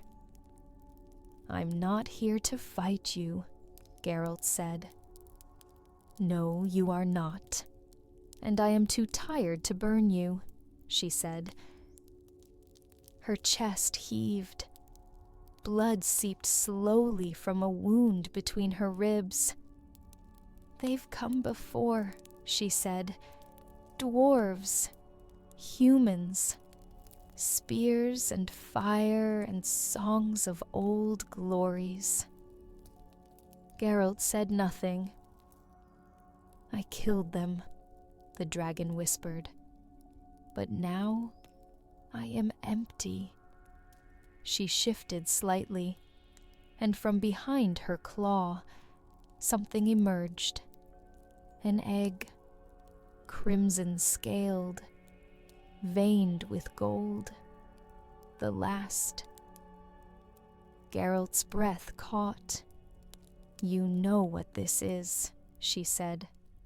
"Yes," Geralt said. "I could bury it, hide it, but they would find it, and they would kill it in the shell," she said. The dragon lowered her head. "But you, Witcher, you carry the stink of death and choice. You kill what must die. And sometimes you choose what must live." Geralt knelt slowly, extending his hands. The egg pulsed with faint heat. "Take it," the dragon said. "And what do you ask of me?" Geralt murmured. Her voice cracked, softer now. "That you carry more than a life. You carry the choice not to let us vanish." The egg settled into his arms like a promise wrapped in scales. Above him, the dragon shuddered. A sigh escaped her broken mouth. A final breath, and then stillness. Eskel stood at the rim of the crater, watching him return with the egg. He didn't speak. Geralt didn't offer explanation.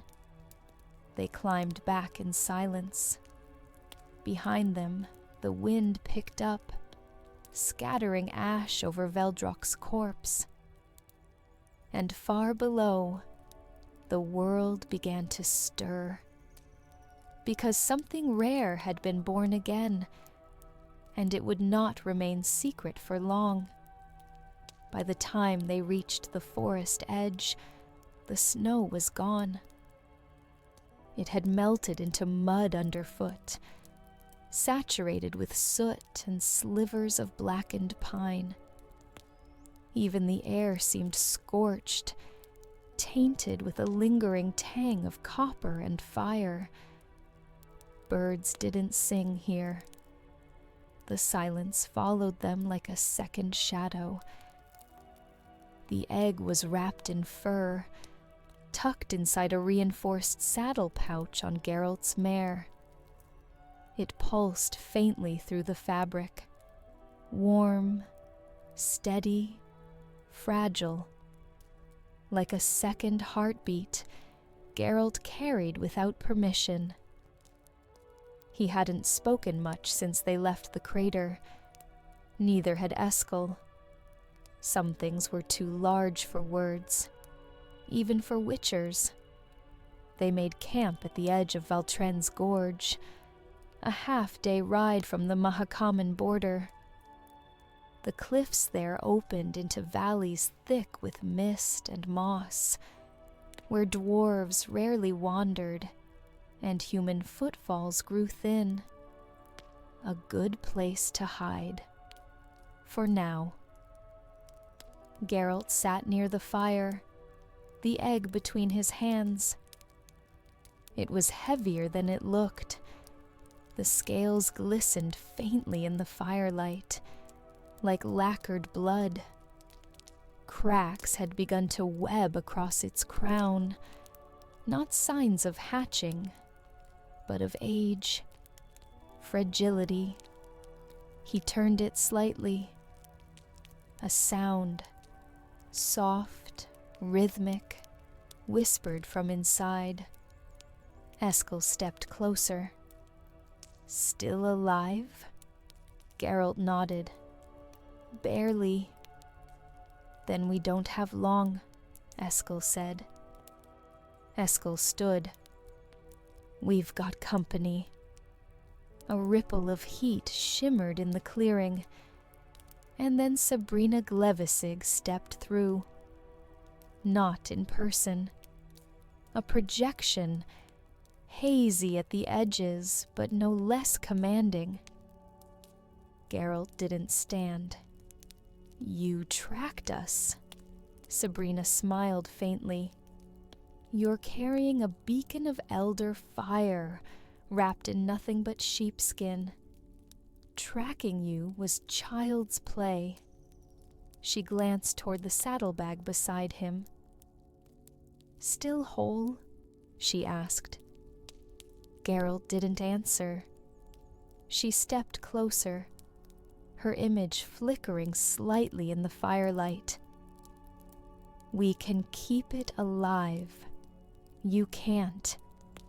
You don't have the blood sigils, the arcane barriers. You don't even have a name for what you're carrying. Then tell me, Geralt said. She tilted her head. And hand her over afterward? I think not. The silence tightened. Eskel shifted near the edge of the circle. Geralt finally stood, calm and steady. What do you want, Sabrina? To ensure she doesn't end up in the hands of dwarves, or poachers, or worse, a witcher who doesn't know what he's protecting. Geralt raised an eyebrow. You think I'll sell her? I think you'll bury her under good intentions and blood. A long pause. Then Geralt stepped closer to the projection. You want control, he said. I want preservation, she replied. Same thing in your world, he said. And what do you offer instead? She asked. He looked her in the eyes. Choice. Sabrina's illusion pulsed. The air cooled. Then others will come, she said, and they won't ask. Geralt didn't flinch. They'll be too late. Good luck, Witcher. May you survive your conscience. Then the flame bent inward, and she was gone. As they rode into the woods, the egg pulsed again, this time brighter. The dragonling inside was stirring, and time was running out. The forests south of Cadwyn were dense, old-growth timber and moss-choked paths, so thick even wolves struggled to pass. There were no inns here, no roads, just the constant hush of branches swaying above, and the unshakable feeling that something unseen was watching. Geralt rode with the egg wrapped tightly in wool and fur against his chest, protected from the wind, but not from what followed. Because they were being followed now, quietly, persistently. Even Eskel had noticed. 3, maybe 4 riders behind us, he said that morning, crouching near a fox track where the hoof prints overlapped. They know the forest. No banners. Silent. Not sorcerers, Geralt murmured.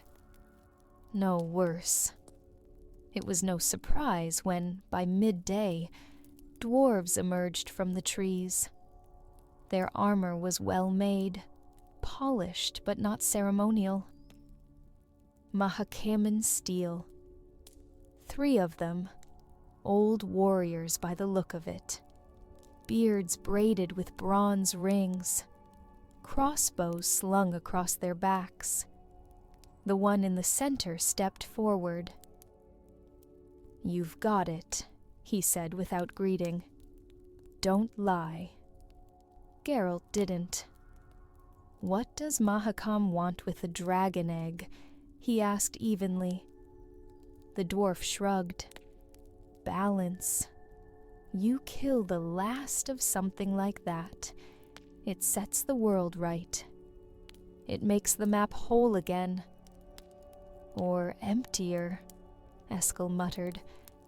Another dwarf scoffed. "Empty's better than ash." Geralt's eyes narrowed. "You've fought dragons?" The lead dwarf, broad-chested, gray-bearded, with an axe head hanging from each hip, tilted his chin.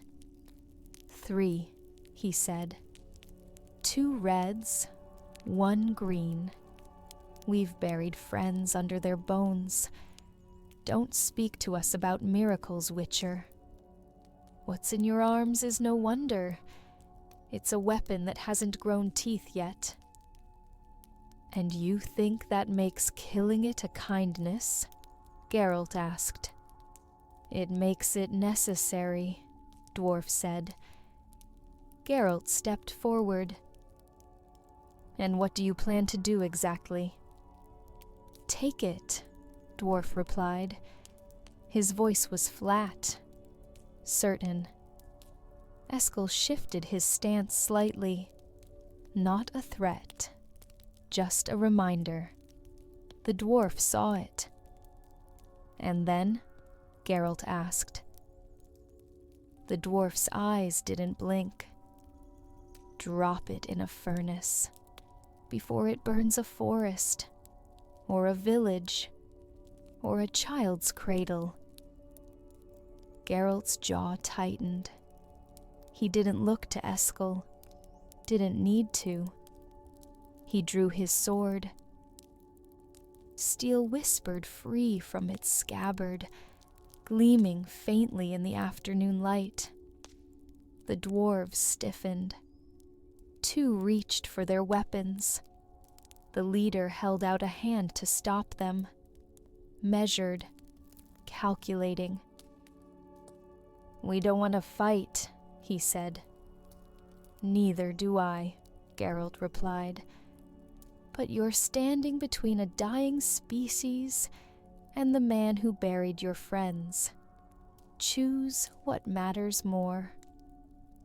A silence settled over them, thick, tense, and buzzing with unspoken calculations. The wind picked up.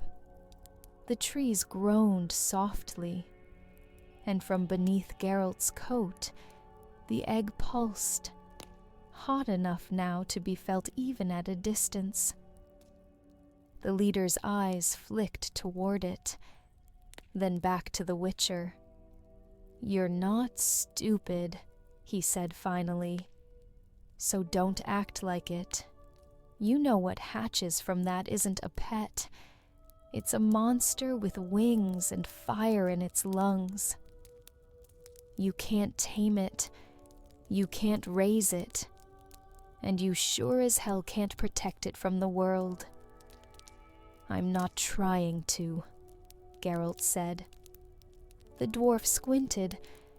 "Then what the fuck are you doing?" "Giving it a chance." The wind shifted. A crow cawed once, sharp and sudden. The dwarf lowered his hand, grunted, then turned. "Let him go," he muttered to his companions. "Let the fool carry the matchstick. The world'll light it soon enough." One of the younger dwarves spat on the ground, but followed. They didn't look back. Geralt waited until the last boot crunched out of earshot before sheathing his sword. Eskel exhaled slowly. "Well handled." Geralt didn't answer. He adjusted the egg beneath his coat and stared at the path ahead, toward the looming rise of the Blue Mountains. "She's heating up," he said quietly. Eskel nodded. "We should move." They rode hard for the rest of the day, keeping to old smuggler trails and forgotten goat paths. The sun dipped low behind the mountains, shadows spilling down like ink over the bracken. The egg's glow dimmed with dusk, but its heat remained, constant, steady, alive. By nightfall, they reached Dran Hollow, a place more memory than settlement now. Just a scattering of broken stone walls and half-rotted lintels, huddled around a crooked watchtower, leaning like a tired sentinel. Geralt dismounted first. They weren't here to rest. They were here to find the last person who might understand what they were carrying. They tied the horses, walked the narrow trail up toward the tower. A wind chime rang from the top, hollow, metallic. "Old magic," Eskel said. "Older than that," Geralt replied. At the top, a voice greeted them before they knocked. "You bring something impossible." They turned. A woman stood in the doorway of the tower. She was human, elderly, but upright. Her hair white, unbraided, hanging past her shoulders like a silver curtain. Her robes were green, but patched with decades of forest wear. She held no staff, no sigil, no pendant. "You're her, then," Geralt said. The woman nodded. "Siana of Zerrikania. I knew Veldrok, long ago." She gestured them inside. The tower's interior smelled of stone, oil, and dried herbs. It was sparse. One bed, one table, and a dozen books stacked carefully around a fire pit. A single wall was covered in drawings of dragons, some sketched in charcoal, others etched with a trembling hand. Many were faded, some charred. Geralt laid the egg in the soft bedding Siana prepared. She sat beside it and laid her palm gently over the top. "She's nearly gone," Siana murmured. "She?" Geralt asked. "Female, just like Veldrok," Siana replied. Eskel leaned against the wall. You can tell? Can't you? Sienna asked with a smile. They ate in silence, roots, boiled pheasant, and a dark wine that tasted of plums. Finally, Geralt asked, "Can it live?" Sienna didn't answer immediately. Then, "Yes. But only if it hatches near heat and breath. A dragon's breath. It knows that voice. It knows the rhythm. Without it, the soul in the shell gets lost." "Is there another dragon?" Eskel asked. Sienna shook her head. "None that would come." "Then what do we do?" Geralt asked. She looked at him. "You find another way, or you let it die clean." That night, Geralt couldn't sleep. He sat beside the egg, while Eskel snored quietly, and Sienna meditated by the fire. He watched it, felt its faint warmth through his gloves, and wondered if carrying it had already doomed it. He whispered softly, old words, elvish, Zerrikanian lullabies he remembered from a war camp decades ago. Nothing changed. The egg didn't respond. But Geralt felt something stir in himself. Not magic. Responsibility. Near midnight, the wind chime rang again. Only this time, it wasn't the wind. Eskel bolted upright.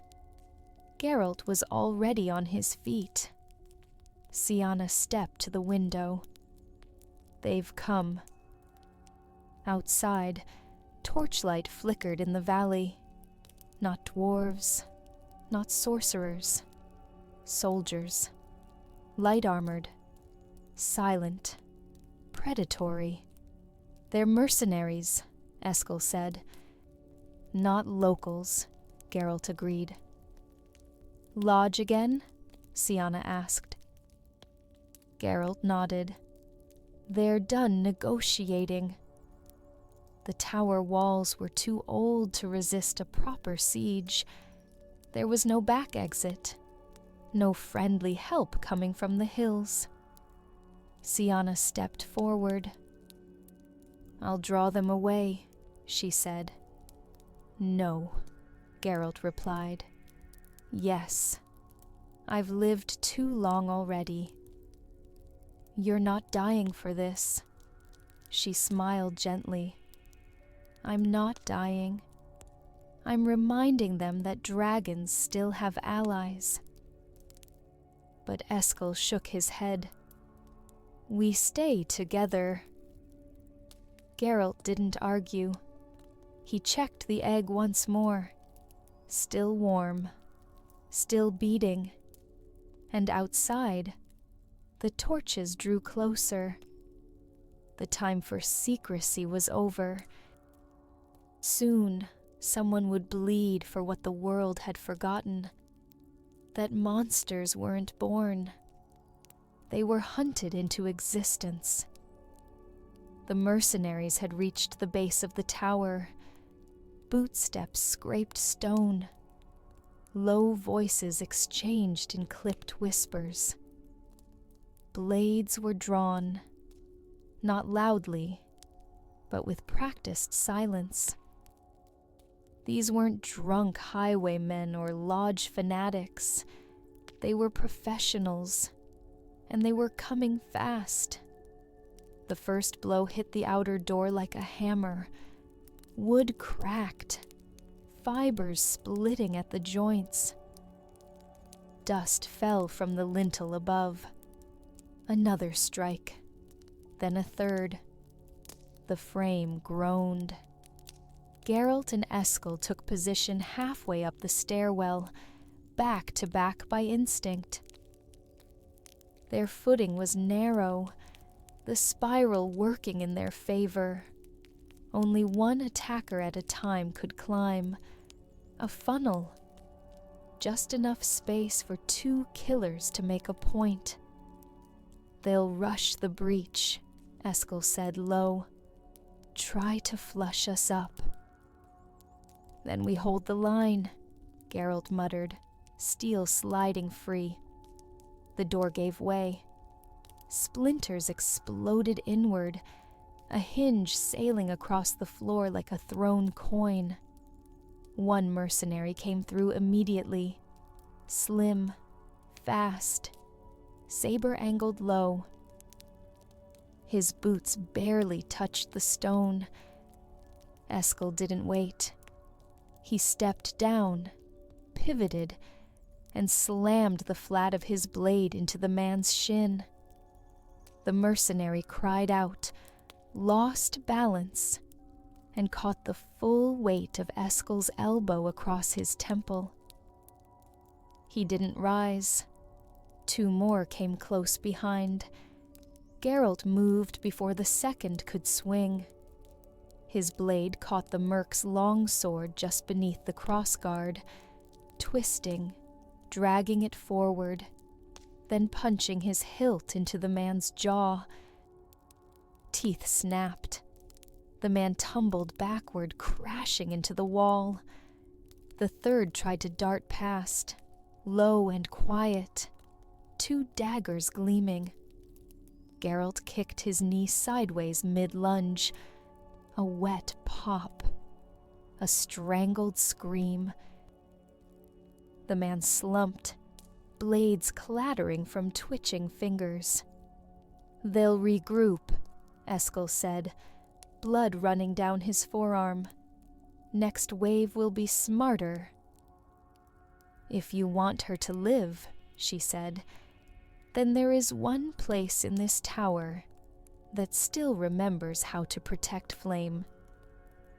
She crossed to the hearth, pressed her hand flat against the blackened stone, and whispered a word in Zaracanian. The word fluttered like ash in the air. The wall behind the fire shuddered. Stone scraped stone, and a panel slid open. Beyond it lay a vault, carved in a perfect circle. Stone smooth as eggshell, etched with ancient glyphs, glowing faintly red. The scent inside was strange.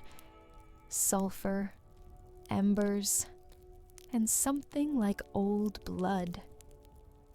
A hollow sat at the vault's center, wide, shallow, and rimmed with golden inlay. "What is this?" Geralt asked. "Veldrok's nest," Sianna said. "The last true one. It's where she laid her final egg, and where her daughter must hatch, or be lost to fire and fury." Eskel blinked. "You built this?" Sianna shook her head. "She did. I only kept it warm." They moved quickly now. Geralt lifted the egg and set it into the hollow. As soon as it touched the stone, the glyphs brightened, humming softly in the air. The shell pulsed with life, heat radiating outward, rhythmic and slow, like a heart learning its own beat. Back in the vault, Sianna whispered over the egg. It trembled now, hairline fractures spreading across its surface like spider webs of flame. A soft whine filled the chamber, not from the egg, but from the glyphs themselves, as if the room were remembering. "She's nearly ready," Sianna said. Geralt slammed the hilt of his sword into the skull of a 4th attacker and stumbled back, chest heaving. Eskel was bleeding. his sleeve soaked red, but still standing. Meanwhile, on the stairs, the second wave arrived. "We can't hold this," Eskel growled. The air shifted. They both felt it. The egg cracked in light. A column of golden flame burst upward, swallowing the vault's ceiling. It didn't burn. It illuminated.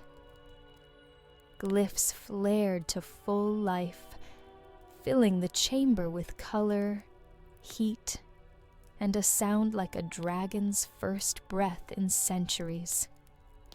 The egg rose and opened. The hatchling was small, barely the size of a boarhound, wings slick and folded, horns still soft. Her scales shimmered like molten copper laced with shadow. She blinked once, twice, and then her eyes, amber, ancient, found Geralt. He lowered his blade, knelt, held out a hand. The hatchling crept forward. No growl, no roar, just trust. Behind them, the mercenaries paused, swords half raised, then slowly, as if moved by instinct, they lowered their weapons. Because what stood before them was not prey. It was fire made flesh. And even killers knew when they were standing in the presence of something older than orders. By dawn, the mercenaries were gone. No words, no threats, just silence and retreat. Geralt sat by the hearth, feeding the dragonling from a boiled mixture of broth and crushed herbs. She licked it off his fingers clumsily, tail swaying with contentment. Eskel leaned on the doorframe, bandaged now, bruised but smirking. "She chose you." "She doesn't know what that means," Geralt said quietly. "Doesn't matter," Eskel replied. Siana packed what little she owned, just a pouch of scrolls and a bone-carved dragon icon, and slung it over her shoulder. Geralt stood as she approached. She handed him a sealed leather tube. "What is it?" Geralt asked. "Everything I know," she said. "Care, feeding, instinct, mistakes we made with the last one. Read it when she begins to fly, not before." He nodded. "Where will you go?" She glanced at the hatchling, then at the sky. "I've fulfilled my purpose. The rest is just walking until the end." She knelt beside the dragonling, whispered something in a tongue even Geralt didn't recognize. The hatchling purred. Siana rose and was gone. Some people left like falling stars, beautiful, distant, and best remembered that way. He turned to the hatchling. She curled at his boots, tail coiled, wings twitching. And for the first time in a long while, he felt the weight of the world and something that might be hope. They named her Ember. Her scales deepened in hue by the day, shifting from red gold to bronze, and her wings grew stronger, catching the wind with playful flicks. She gnawed on old bones and sniffed at pine bark, squealed when cold water touched her talons, and followed Geralt's voice like a newborn pup. She never roared, not once. But sometimes, when the firelight flickered just right, her throat glowed faintly, like a memory not yet fully hers. 3 weeks passed in the quiet ruin of Siana's tower.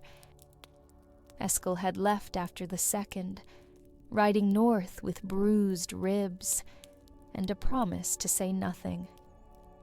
"She's yours now," he'd said, handing Geralt a fresh pouch of dried venison and a crooked smile.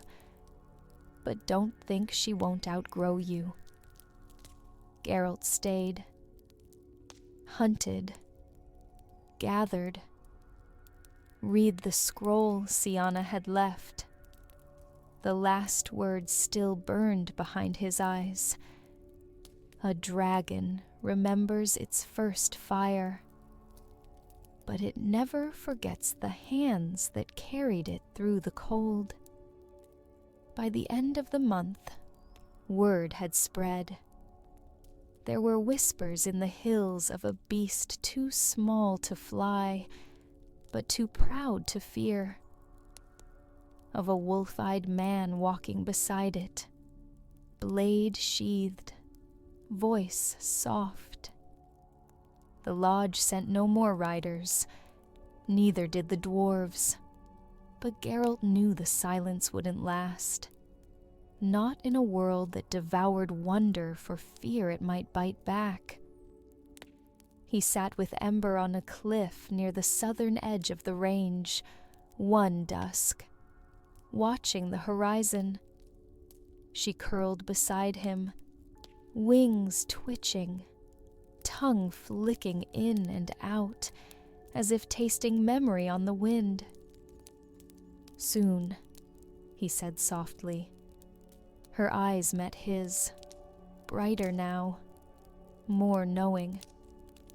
"You're not meant to stay hidden, but you're not ready for the world either." She snorted. Smoke rose in a lazy coil. He'd thought of everything. He could take her east, toward Zerrikania, where dragons were still whispered of with reverence instead of fear, or deep into Broccolon, where the dryads might offer sanctuary, if they didn't see her as fire given flesh. He'd even thought of Kaer Morhen, though the keep was cold and crumbling, and nothing about Witcher walls was built to hold anything warm. And yet, none of those choices felt right, because they weren't hers. They were his, and he was just a man. That night, Ember woke him, not with noise, with light. She stood on the threshold of the vault, wings spread wide, trembling with heat. Her body glowed from within, soft, radiant, pulsing.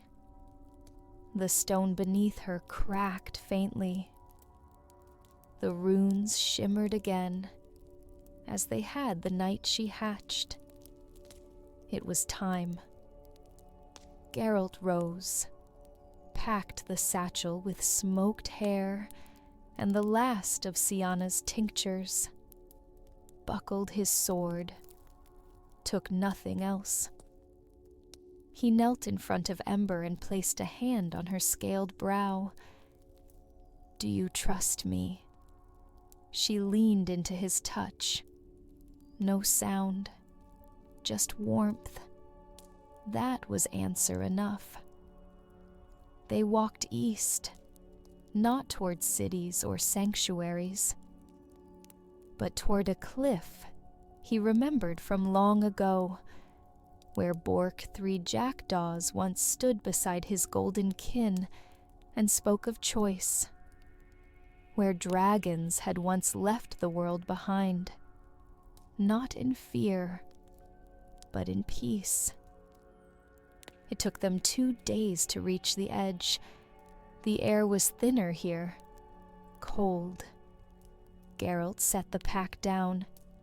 Ember stood at the cliff's edge. Below them, the world spread wide. Forests, rivers, smoke from distant villages. He knelt again, slower this time. "You can go," he said. "You don't owe me anything. You never did." She turned her head slightly. A low, soft sound rumbled in her throat. He smiled. "Go." She spread her wings, hesitated, then leapt. The wind caught her, barely. Her first flight wasn't graceful. It was messy, uncertain. She dipped, recovered, stumbled in the air like a drunk moth, then steadied, lifted, rose. Geralt watched her rise into the morning sun, a flicker of copper and gold against the sky. He stayed until she vanished beyond the cloud line, then longer still, not waiting for her to return, just waiting for the feeling of holding her weight to fade from his arms. That night, he built no fire. He slept cold, and he dreamed of heat, but the kind that keeps something alive long enough to find its place in a world that never wanted it. Midnight clashes of steel rang through the halls of Thanedd Island, yanking Ciri from her sleep. The mage's conclave had turned into carnage. Yennefer burst into her chamber, face taut with urgency. She grasped Ciri's hand, and together they fled into corridors, lit by spells and fire. Northern sorcerers were dueling those secretly allied with Nilfgaard. The infamous Thanedd coup was underway. Yennefer led Ciri through a maze of passages, their footsteps echoing with panic. Explosions rattled the ancient walls. Shock and terror swirled in the young girl's mind. She was only about 14, yet destiny had cast her into this deadly intrigue. A blast separated Ciri from Yennefer's side.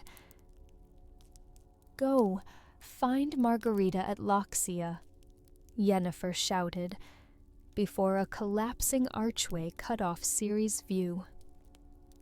Heart pounding, Ciri darted down marble stairs alone. An ominous figure loomed from the smoke. Rience, the fire-scarred mage who had hunted her, flanked by 2 elven assassins.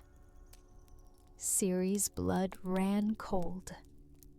She turned on her heel and sprinted through a long gallery. The elves chased, blades drawn. Ahead, moonlight beckoned from a high balcony. No exit, just a drop to the sea cliffs. Ciri skidded to a halt at the balcony's edge, trapped. Rience closed in, cruel delight in his eyes. In a flash of desperate courage, Ciri hoisted herself onto the balustrade and leapt toward the shattered window of Tor Lara, the Tower of the Gull. She landed cat-like inside the tower's top floor, where the air hummed with unstable power. Rience howled in fury behind her, unwilling to follow. Within the ancient tower, magical energy crackled from an active portal. Ciri knew it was dangerous, unpredictable, but it was her only escape. Behind her, another pursuer appeared like a phantom. The tall knight in black armor from Cintra, the one from her nightmares. Kaer, the black knight who had haunted her dreams ever since Cintra fell, had been chasing her as well.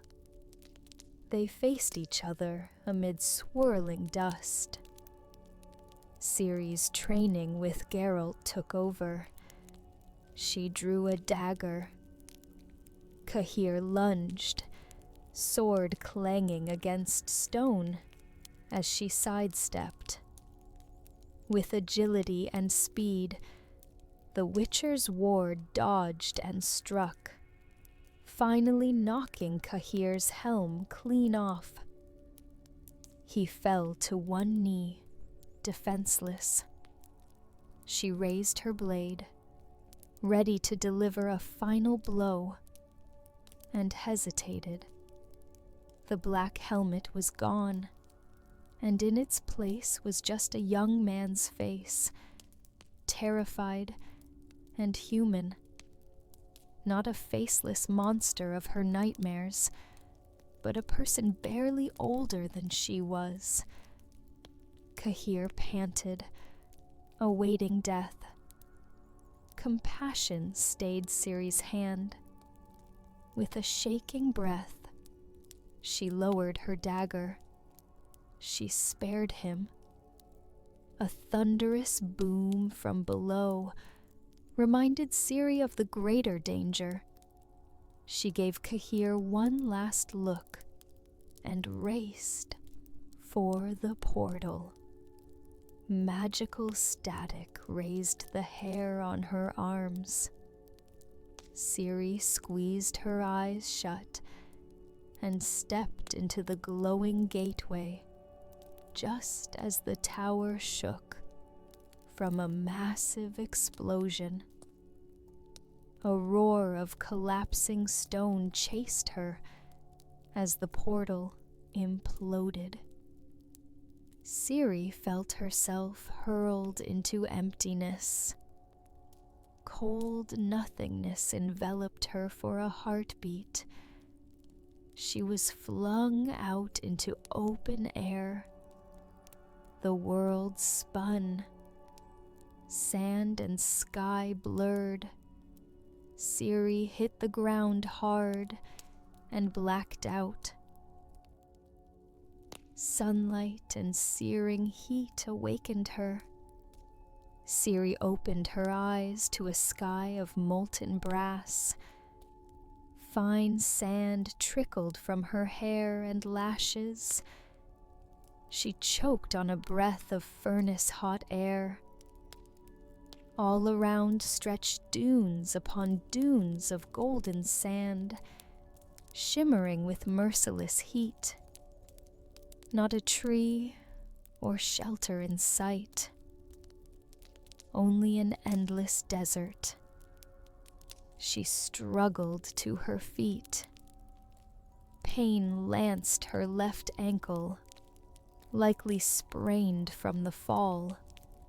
Ciri turned around, heart pounding, searching the empty desert for any sign, anything that might lead her back to Thaned, back home.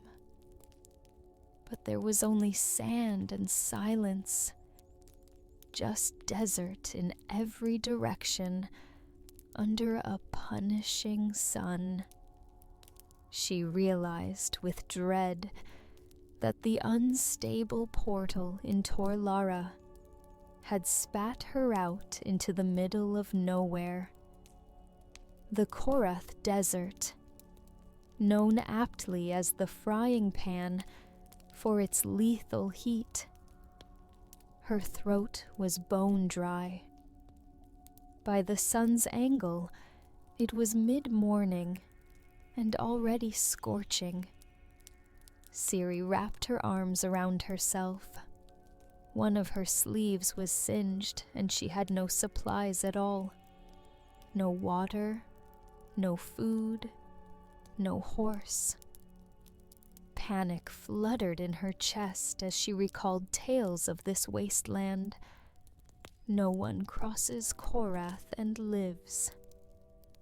But live she must. Geralt would never give up, she told herself. So neither will I. Ciri picked a direction where the dunes looked lower, perhaps west, and started walking. Each step sank her boots into hot sand. The sun climbed higher, baking her from above and below. Soon her skin burned, and her head felt light. Hours passed with only the crunch of sand under her soles, and her own ragged breathing for company. By afternoon, Ciri was dizzy with dehydration. Her limbs felt heavy. Desperate, she licked condensation off a smooth pebble she'd found, trying an old trick to ease her thirst, but her tongue found no moisture. She stumbled onward, stubbornly putting one foot ahead of the other, while memories swirled in her mind of Kaer Morhen's cold halls, of Yennefer's perfume, of Geralt's reassuring voice. As dusk painted the sky red, Ciri's strength gave out. She collapsed at the foot of a dune. Body trembling with exhaustion, she peered at the vast desert, now cloaked in long shadows. In her delirium, the shadows began to move like horsemen. Ciri's heart stuttered. On the horizon, spectral riders galloped across the sky, cloaked in tatters and bone. Their unseen eyes burned into her. The wild hunt. She had seen them once before, in a vision, a cavalcade of wraiths, seeking her soul. Now, in her weakened state, she saw them again, pounding hooves without sound, reaching skeletal hands toward her. No, leave me be, Ciri croaked, pressing her forehead to the sand. When she dared to look again, the riders were gone. Whether it was a hallucination or some ghostly visitation, she could not tell. Under the blood-orange sky, Ciri curled up and let exhausted sleep claim her.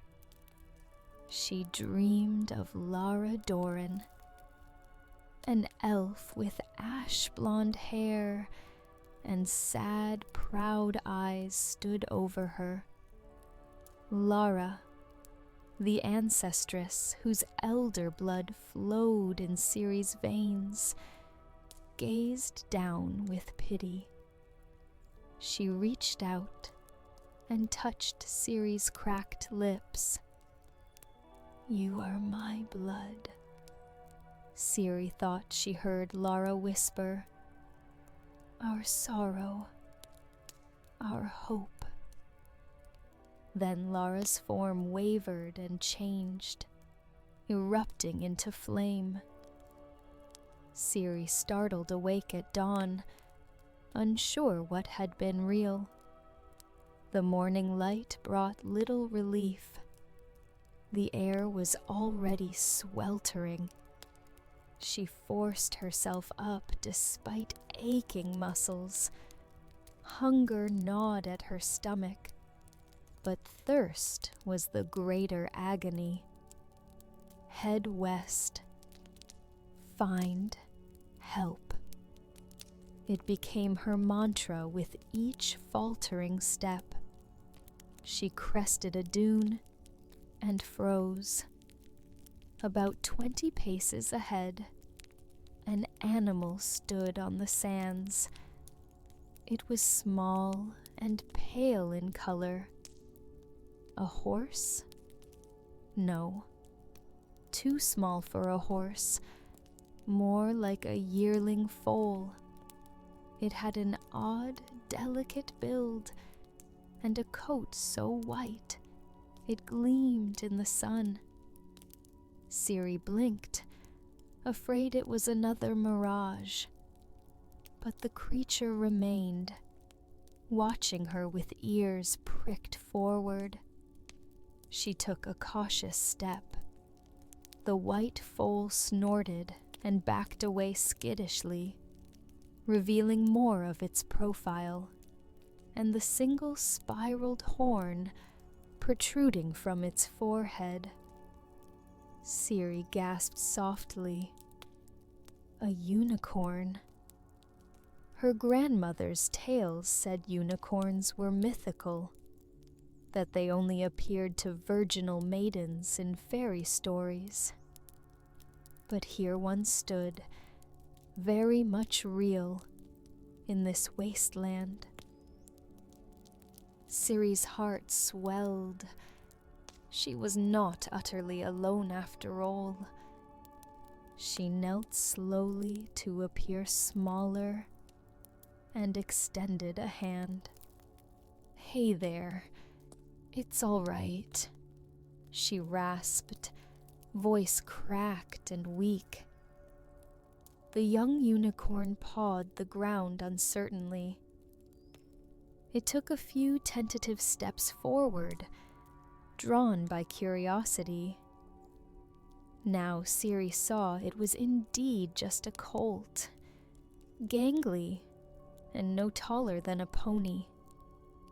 Its mane and tail were matted with dust. It looked as bedraggled as she felt. "Are you lost too?" Ciri whispered. The unicorn stretched its neck, nostrils flaring at her scent. Its big brown eyes were wary, but gentle. Ciri bowed her head in respect. In elder speech, she greeted it. "Gwenblade Droga." Nonsense, really, mixing words she'd heard from the elves, but the colt seemed to relax at the soft tone. Finally, with trembling fingers, Ciri touched its muzzle. The unicorn's fur was warm and surprisingly soft. A laugh bubbled up in Ciri, the first spark of joy in this hellish desert. "I'll call you Little Horse," she smiled, remembering a simple Skellige name. In elder speech, it sounded like Ihuaraquax. The colt snorted, as if amused by the name. Together, girl and unicorn set out, a strange partnership under the punishing sun. Though Little Horse could not speak, he had a keen sense for finding precious water. The unicorn nudged Ciri toward an outcrop of rocks, where, in a shaded hollow, a tiny spring trickled. Ciri nearly wept with relief. She cupped her hands and drank the brackish water greedily, and laughed as Little Horse lapped beside her. They found a scraggly bush of desert figs, which she picked for both of them. The unicorn, in turn, led her to patches of shade during the hottest part of the day. Ciri began to hope survival was possible with her new companion's help. On the third day, however, fate struck again. They were traversing a seemingly solid flat of sand when Little Horse suddenly reared in panic. The ground beneath Ciri shifted. With a whoosh, the sand collapsed under them. They had stumbled into a sinkhole trap. Ciri was pitched forward as the sand gave way. Little Horse whinnied and thrashed, half swallowed by a pit that had opened under his hind legs. Ciri scrambled up, spitting sand. Before she could reach the unicorn, the sand at the bottom of the pit exploded upward in a cloud. Something had erupted from beneath, something alive and monstrous. Ciri screamed as a huge insectoid creature latched onto Little Horse's thigh. The beast looked like a grotesque cross between a crab and a giant tick. Bloated, round, with narrow segmented armor and covered in dirty gray bristles. Its pincers, long as scythes, had hooked into the unicorn's flesh.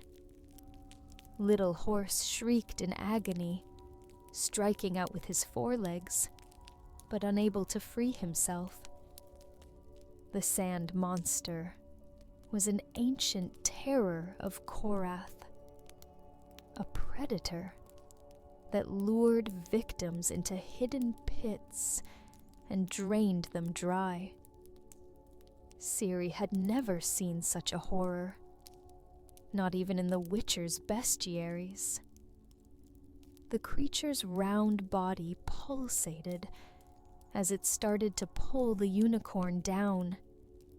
In that instant, fear gave way to fury in Ciri's heart.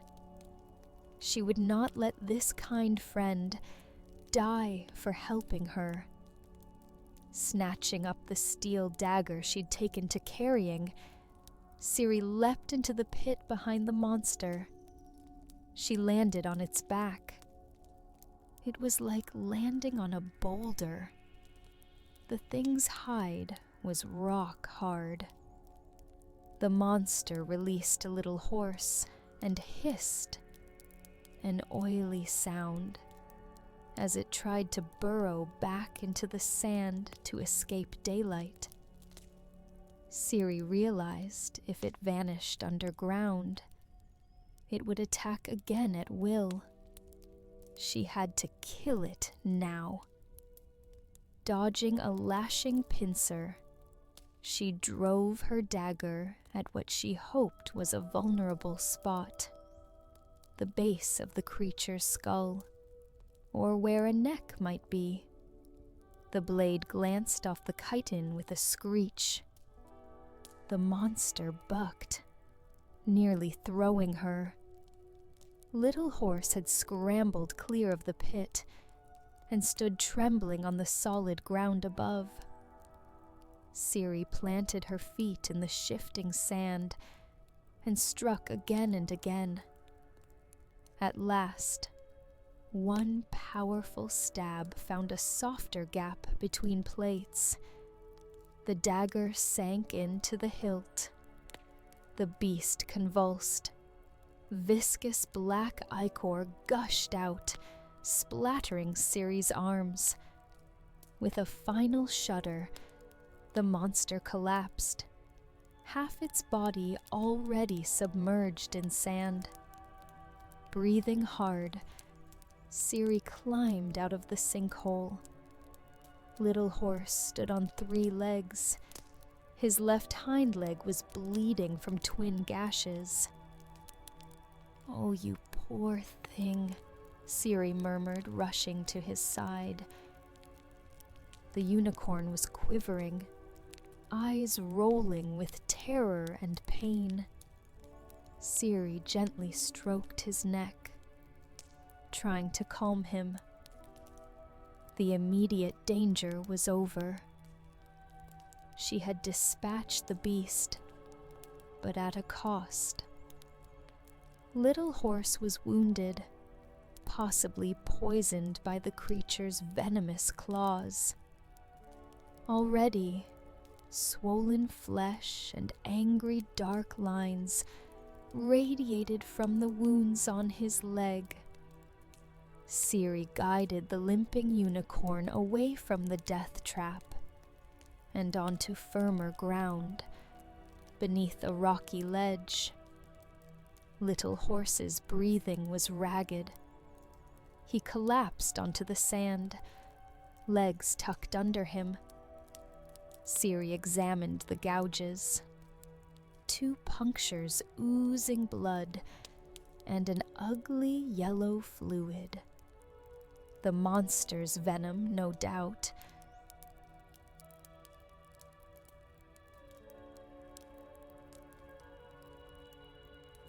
Tearing a strip from her tunic, Ciri bound the wounds tightly. Little Horse snorted and tried feebly to stand, but one leg would bear no weight.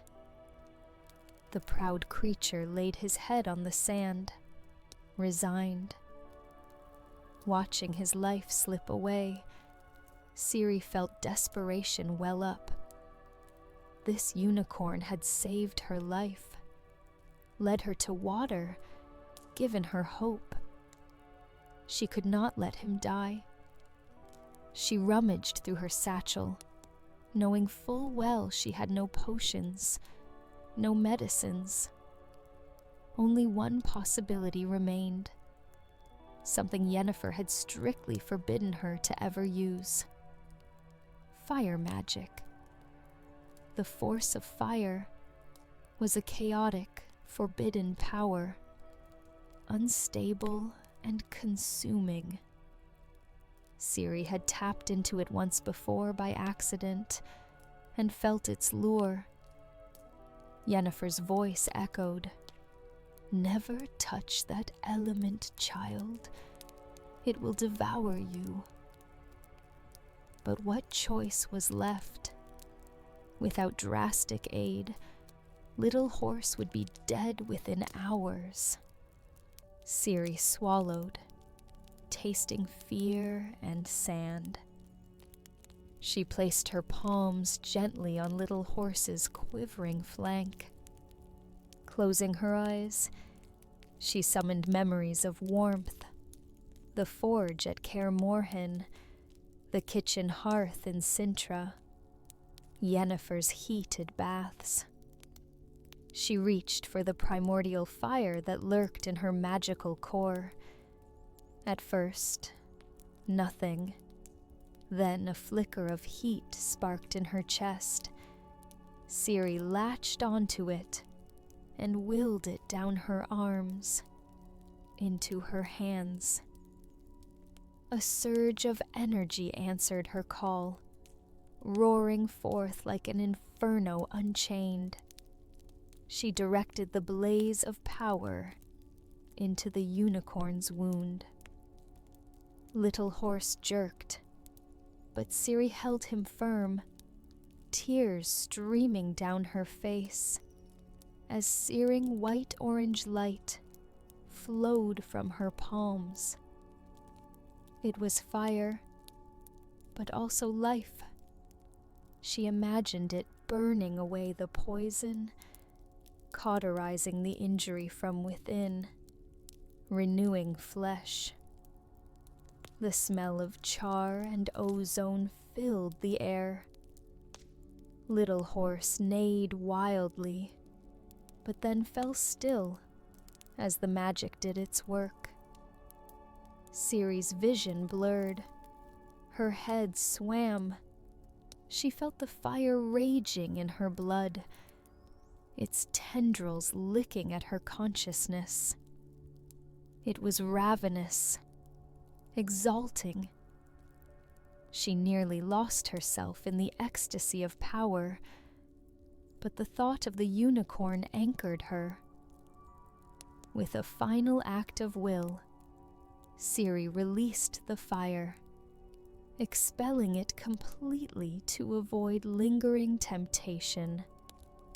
The last tendrils of flame danced out of her fingertips and vanished. She collapsed backward, utterly spent. Little Horse lifted his head. The swelling in his leg had subsided. The bleeding stopped. Ciri's desperate gamble had worked. The unicorn struggled upright, testing his mended leg gingerly. He approached Ciri and nuzzled her face with gratitude. She managed a weak smile, raising a trembling hand to pat his jaw. "I'm so glad you're all right," she whispered. But Ciri was not all right. The effort of channeling fire had drained her life force. A wave of darkness crashed over her mind. She slumped sideways onto the sand, unconscious the moment the last syllable left her lips. She did not feel the gentle prodding of Little Horse's nose trying to wake her, nor did she see the tall shadows that appeared moments later. Other unicorns, materializing out of the desert haze. 2, 3, 5 of them, encircling the scene cautiously. They glimmered with an ethereal aura, ancient and wise. Little Horse whinnied softly to them.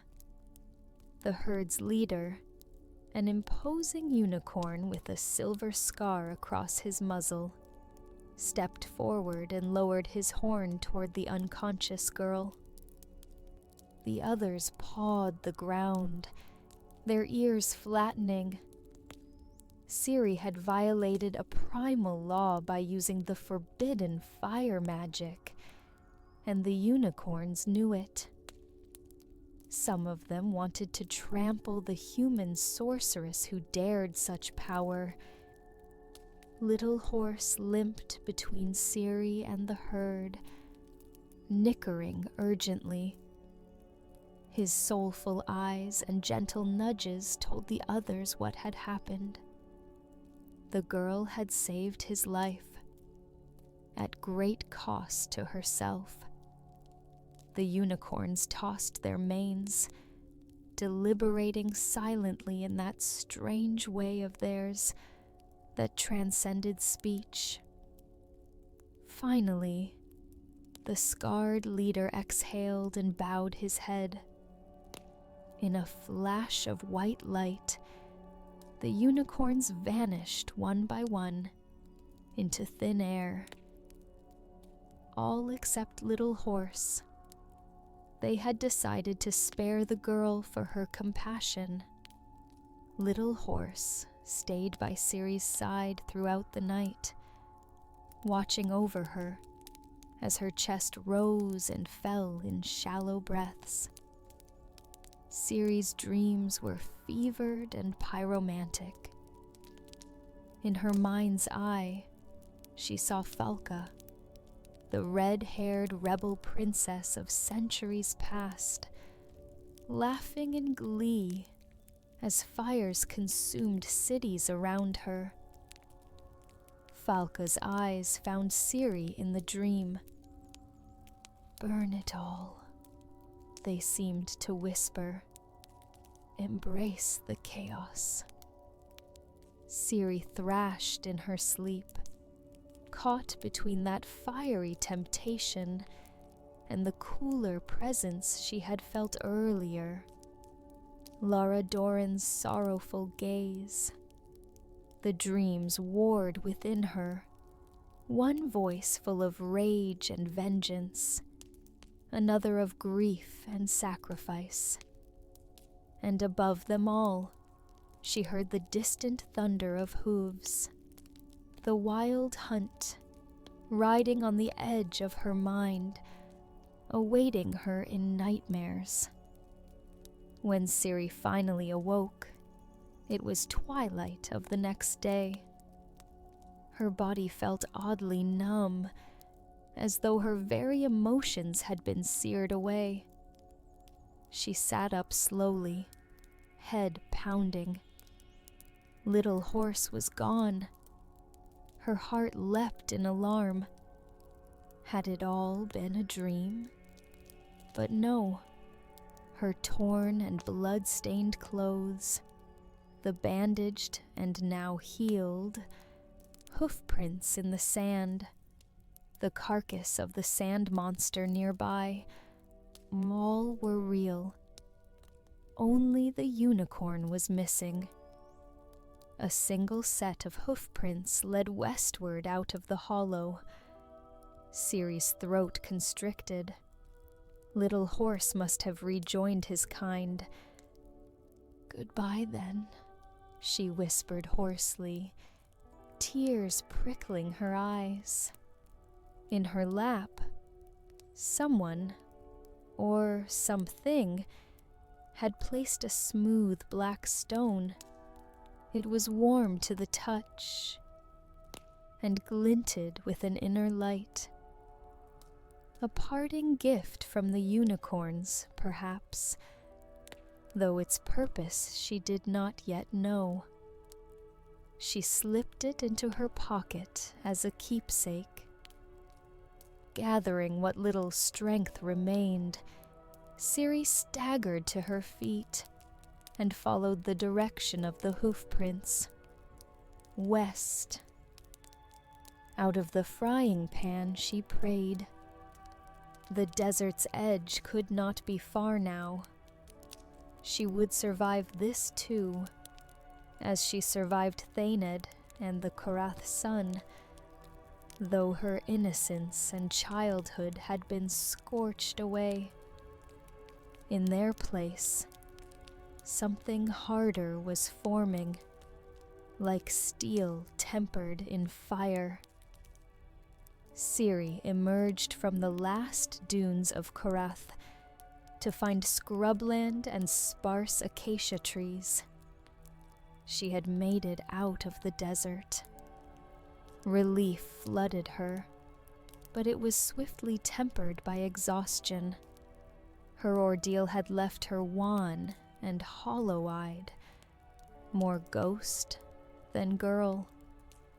She followed a dirt trail towards civilization, every step driven by a faint hope of finding Geralt or Yennefer again.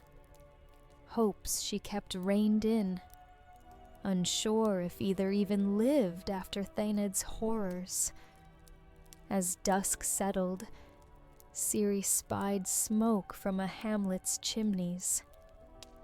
The settlement was called Gliswen, as she later learned.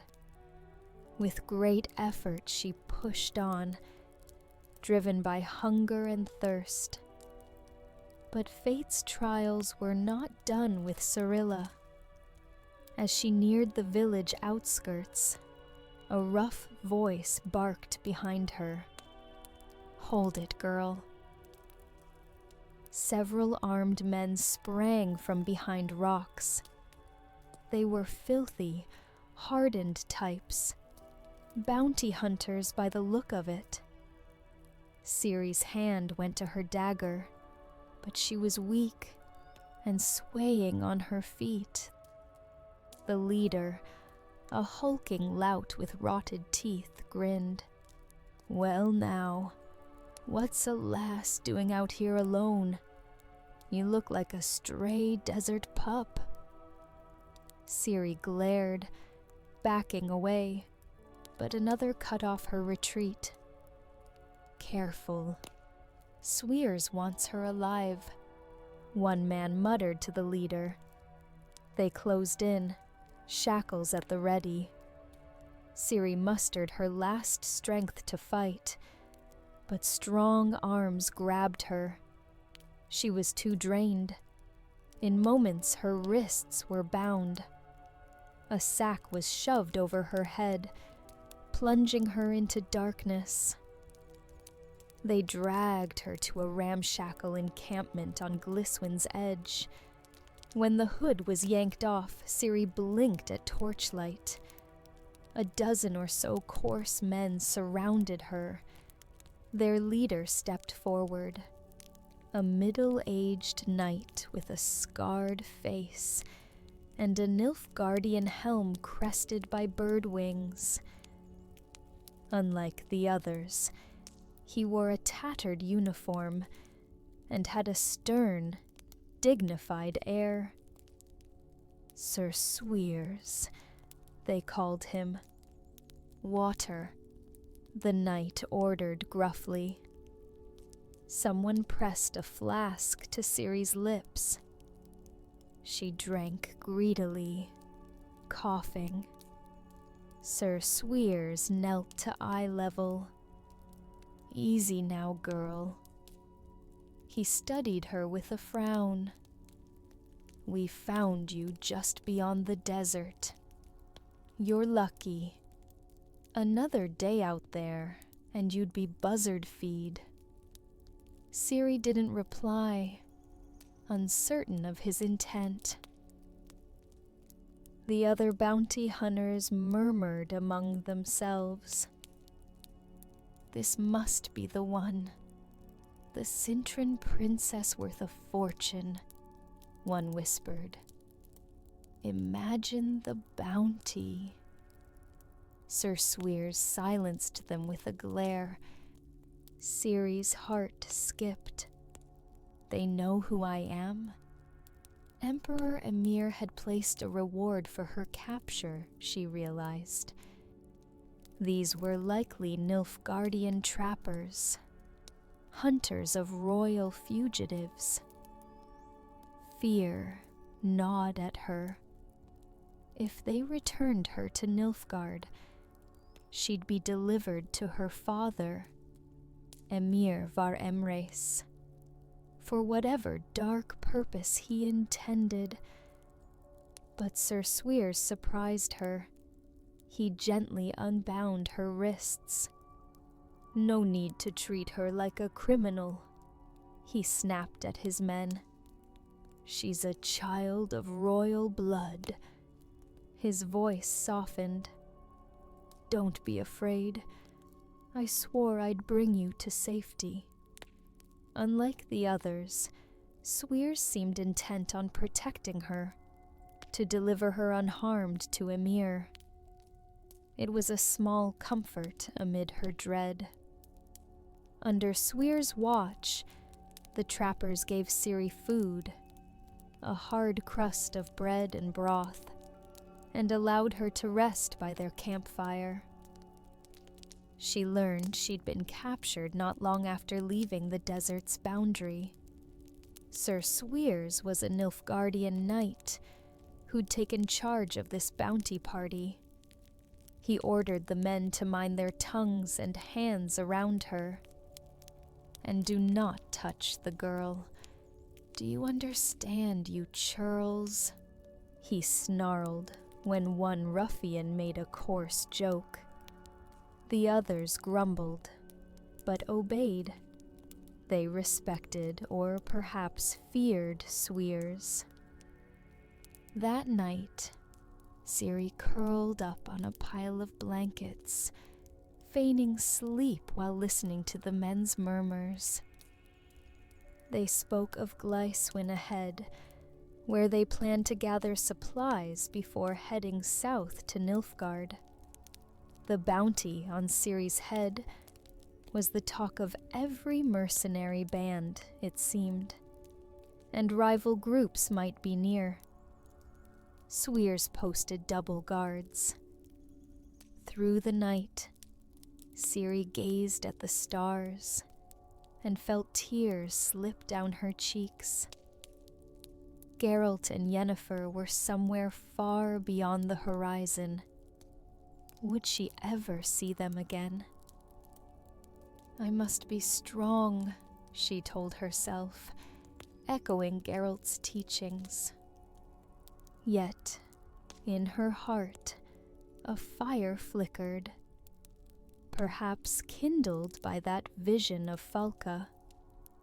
a growing refusal to be anyone's pawn again. By late morning, the group reached Gliswin's only inn, a dingy roadside tavern.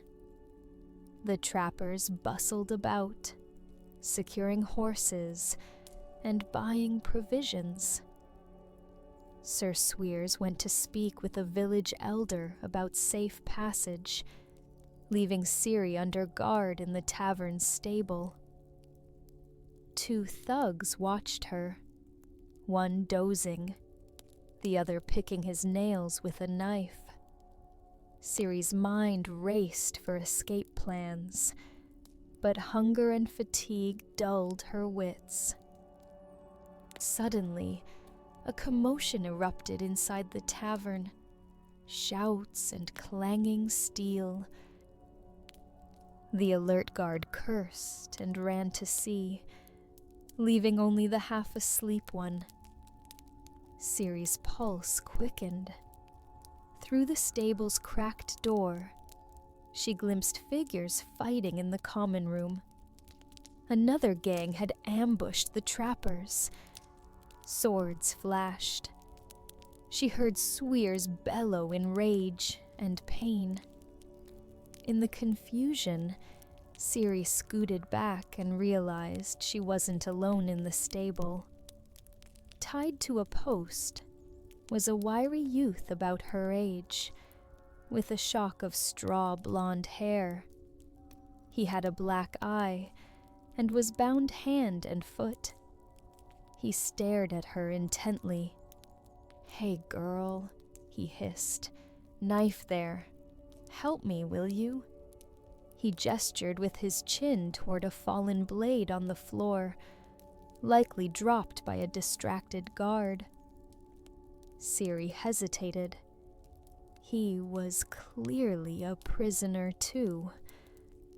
But who was he? As if reading her doubt, the boy whispered urgently, "I'm Kaylee. Those thugs in there are called the Nisir. They caught me and want to turn me in for bounty. If you free me, I swear I'll protect you. Please." Another bounty gang. Ciri realized this boy might be part of some outlaw band that Nilfgaard was hunting. Perhaps the fight inside was between the trappers and Nisir over her and this boy. Fear made her indecisive. Then, from inside, she heard a Nisir bandit yell, "Find the girl. Emperor's orders. Huge reward for the ashen-haired brat." Ciri's blood ran cold. If the Nisir got to her, she doubted they'd have Sweer's scruples about her safety. She lunged for the fallen knife and crawled to Kaylee. With shaking hands, she began sawing at the ropes binding his wrists. Kaylee's eyes gleamed with hope. Through the door, Ciri spied Sweers skewering a burly attacker, only to be run through himself by another. The knight fell to his knees, fighting to his last breath. Ciri swallowed a surge of sorrow. Brutal as he was, Sweers had shown her kindness. Now all hell was breaking loose. Just as Kaylee his ropes frayed, a ragged Nisir man burst into the stable, eyes wild and sword dripping blood. He spotted Ciri. "There you are, you little viper," he snarled, advancing. Ciri scrambled up, brandishing the knife, but terror seized her limbs. The man's grin was wolfish. "Emir will pay me handsomely once I hand him your pretty head." At that moment, Kaylee's bonds gave way. In one swift motion, he sprang up behind the bandit and looped the remaining rope around the man's neck. The bandit gurgled, dropping his sword to claw at the garrote strangling him. Kaylee clung like a wildcat despite his own half-tied ankles. "Grab his sword," he gasped to Ciri. She snatched up the blade from the dirt. With all her strength, she swung it at the entangled foe. The steel bit deep. The bandit crumpled, blood darkening the straw. Ciri stood trembling, the sword red in her hands. It wasn't the first time she'd struck to kill, but each time left a new crack in her soul. Kaylee, panting, quickly cut the ropes at his feet. "Thanks, Falca." He winked breathlessly, using the elder word for falcon in friendly jest. "Now let's get out of here." They peeked into the tavern yard. The fight was dying down. Corpses littered the ground, both trappers and Nisr. The survivors were too occupied looting bodies to notice two youths slipping away. Kaylee tugged Ciri's arm toward the back gate. They darted out, stealing into the scrub beyond the village. They had escaped the bloodbath. Ciri breathed deeply, savoring freedom, though danger still lurked on all sides. Kaylee led her along a hidden path, with surprising deftness despite his injuries. Only when they were a safe mile away, in a thicket of cedar, did he stop. "We'll hide here until night," he said. "My friends should be nearby. They'll find me." Ciri studied him in the dappled light. He couldn't be older than 16, lean and fox-faced, with an irrepressible grin, even with a cut on his brow. Something about his roguish confidence reminded her of a young, mischievous Geralt, if Geralt had been a highway thief. "Who are you?" she asked at last. Kaylee gave a theatrical bow. "At your service, proud member of the Rats." Seeing her lack of recognition, he added, "We're a, let's say, redistribution crew. Steal from the rich, give to the poor, minus our fair share for drinks and fun." He smirked. "Nilfgaard's not fond of us, hence the bounty." The Rats. Ciri had heard whispers of a youthful outlaw gang terrorizing the region. She was about to ask more when a bird call sounded. 3 short whistles. Kaylee's eyes lit up. "That's Iskra," he said. He answered with a similar trill. Moments later, figures emerged from the underbrush. A half-elf girl with fiery red hair, a tall boy with a sword, and others behind. 5 in total. They wore motley clothes far too fine for common bandits, and each had an almost theatrical air.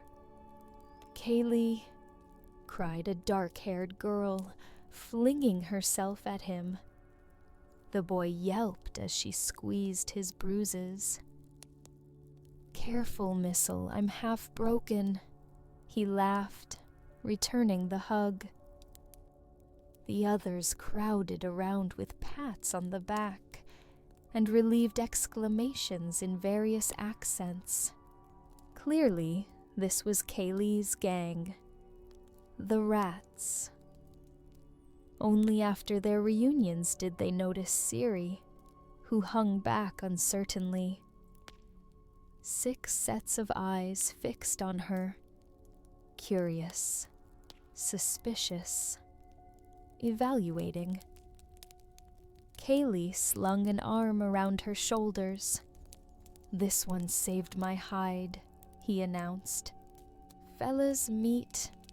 He paused, realizing he didn't know her name.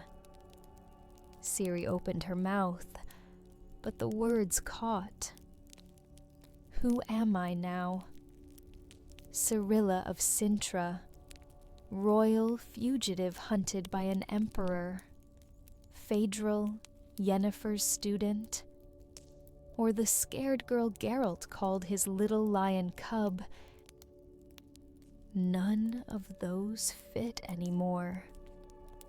Memories of the desert visions flashed. Lyra's compassion, Falca's wrath. The name came to her like a spark off a flame. "Call me Falca," she said clearly. The name of the fiery rebel from her dreams felt oddly right on her tongue, a symbol of surviving the flames. The Rats exchanged glances. The elven girl Iskra raised an eyebrow. "Falca. Bold name to choose. You got fire in your guts, cub." "Ciri. Falca," she reminded herself, lifted her chin defiantly. "Try me." Despite her ragged state, something dangerous glinted in her emerald eyes. She had been forged in fire and sand. She would not be cowed. The tall rat who looked a deserter type, introduced as Giselher, chuckled. "I like this one." He gave a little bow. "Welcome, Falca.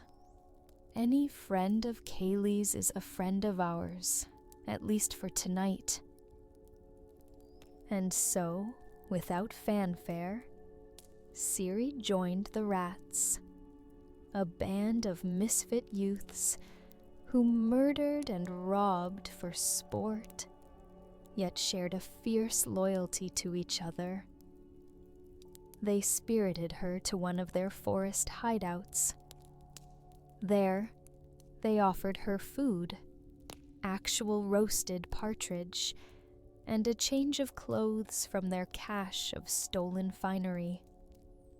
Missel, the dark-haired girl who had hugged Kaylee, insisted on brushing out Ciri's tangles and helping her dress in stylish trousers, a silk shirt, and a jaunty velvet vest. "You'll feel human again once you're clean," Missel said, not unkindly. Ciri found herself flush under the older girl's intense gaze. Around a campfire that night, the Rats uncorked wine and peppered Ciri with questions. Where was she from? How did a lone girl end up captive of the Nisir? Ciri offered a carefully edited tale. Her parents were dead. War had forced her to flee. She had been captured by slavers at the desert's edge. All true enough, save for her identity. The name Cirilla never passed her lips. By unspoken agreement, none pried deeper. They all had pasts they'd left behind. In return, they regaled her with their exploits. How each of them, orphaned or wronged, had found one another during wartime chaos and formed this gang called the Rats. Gisela was their de facto leader, Iskra, the elf, his second, Kaylee, the joker, Assie, a quiet avenger, Reef, a scarred veteran, and Missile, the lone girl until now, a runaway noble who had learned cruelty the hard way. They had a blood pact to never abandon a comrade. Hearing their stories, Ciri felt an unexpected kinship. These outcasts lived by wit and blade, beholden to no kings or mages. It was a brutal life, but a free one. Something she craved desperately after so long being hunted. Later that night, when the others drifted off to sleep or stood watch, Ciri remained by the dying embers, knees drawn to her chest. So much had happened in mere days, a torrent of violence, loss, and transformation. She shivered, recalling how good it had felt to unleash her power on that monster, how satisfying to cut down the bandit threatening her. Falca's name wasn't the only thing of the rebel she had taken on. A part of Ciri had enjoyed the bloodshed. Hatred and vengeance blinded me. She remembered a line from an old book, and it unsettled her. Missile appeared from the shadows and sat beside her. In the quiet, Missile gently took Ciri's hand. "Falca, you're safe with us." Ciri met her eyes. They were warm, brown, and sad. Missile brushed a strand of ash-blonde hair behind Ciri's ear. The gesture was tender, almost loving. Ciri's breath caught. In that moment of vulnerability, Missile leaned in and pressed her lips softly to Ciri's. Ciri stiffened in surprise. She was not used to such intimacy.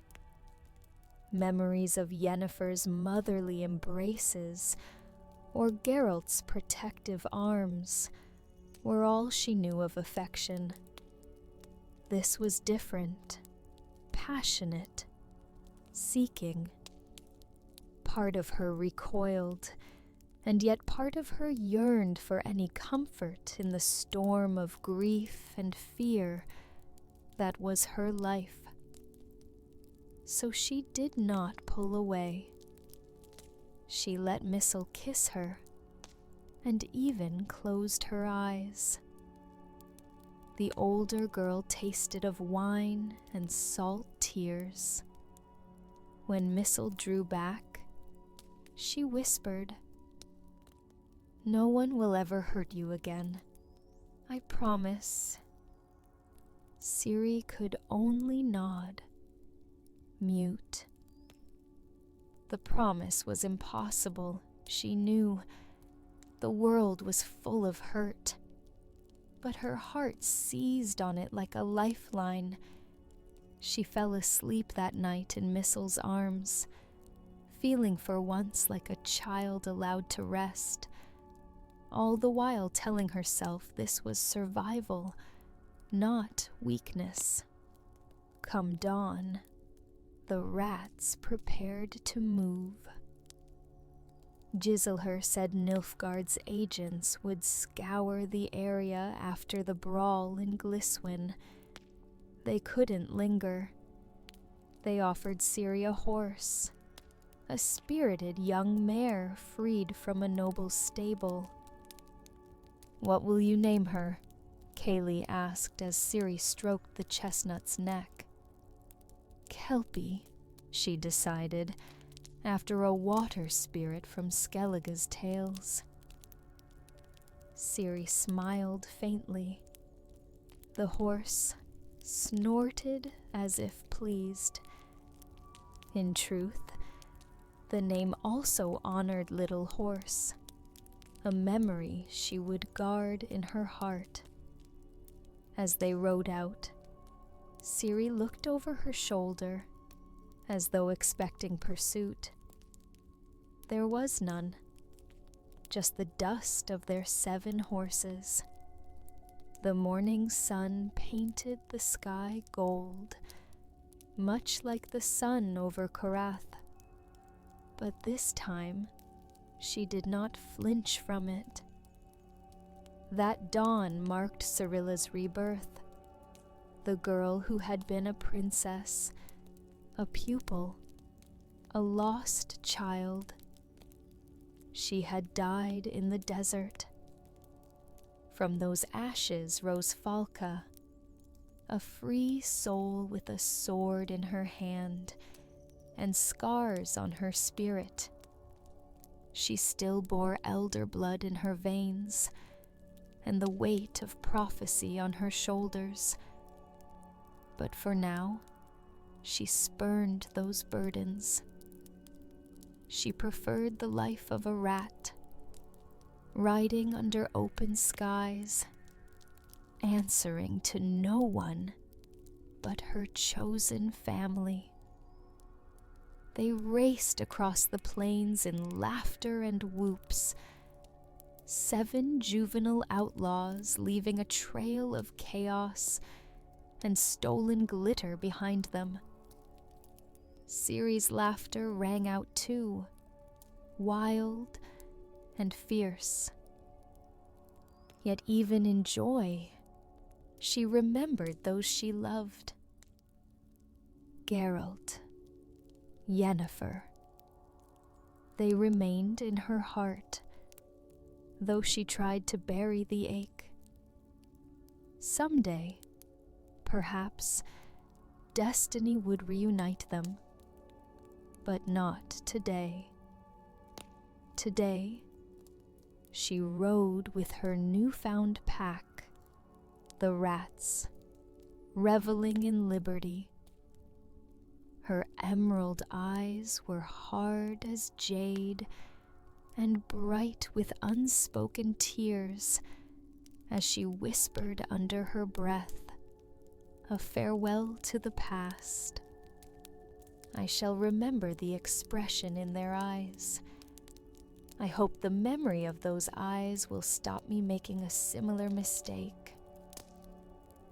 The desert had not killed Ciri. The flames of hardship had only tempered her into steel. Whatever name she chose to go by, Falka, the fierce falcon, the truth burned within. She was Cirilla Fiona Ellen Rhiannon, child of elder blood, lady of space and time. She had survived time of contempt, and now she would write her own fate among killers and thieves until destiny called her forth once more. In the meantime, the lion cub of Cintra ran with rats, a snarl and a grin on her face, her silvery hair flying like a banner of rebellion.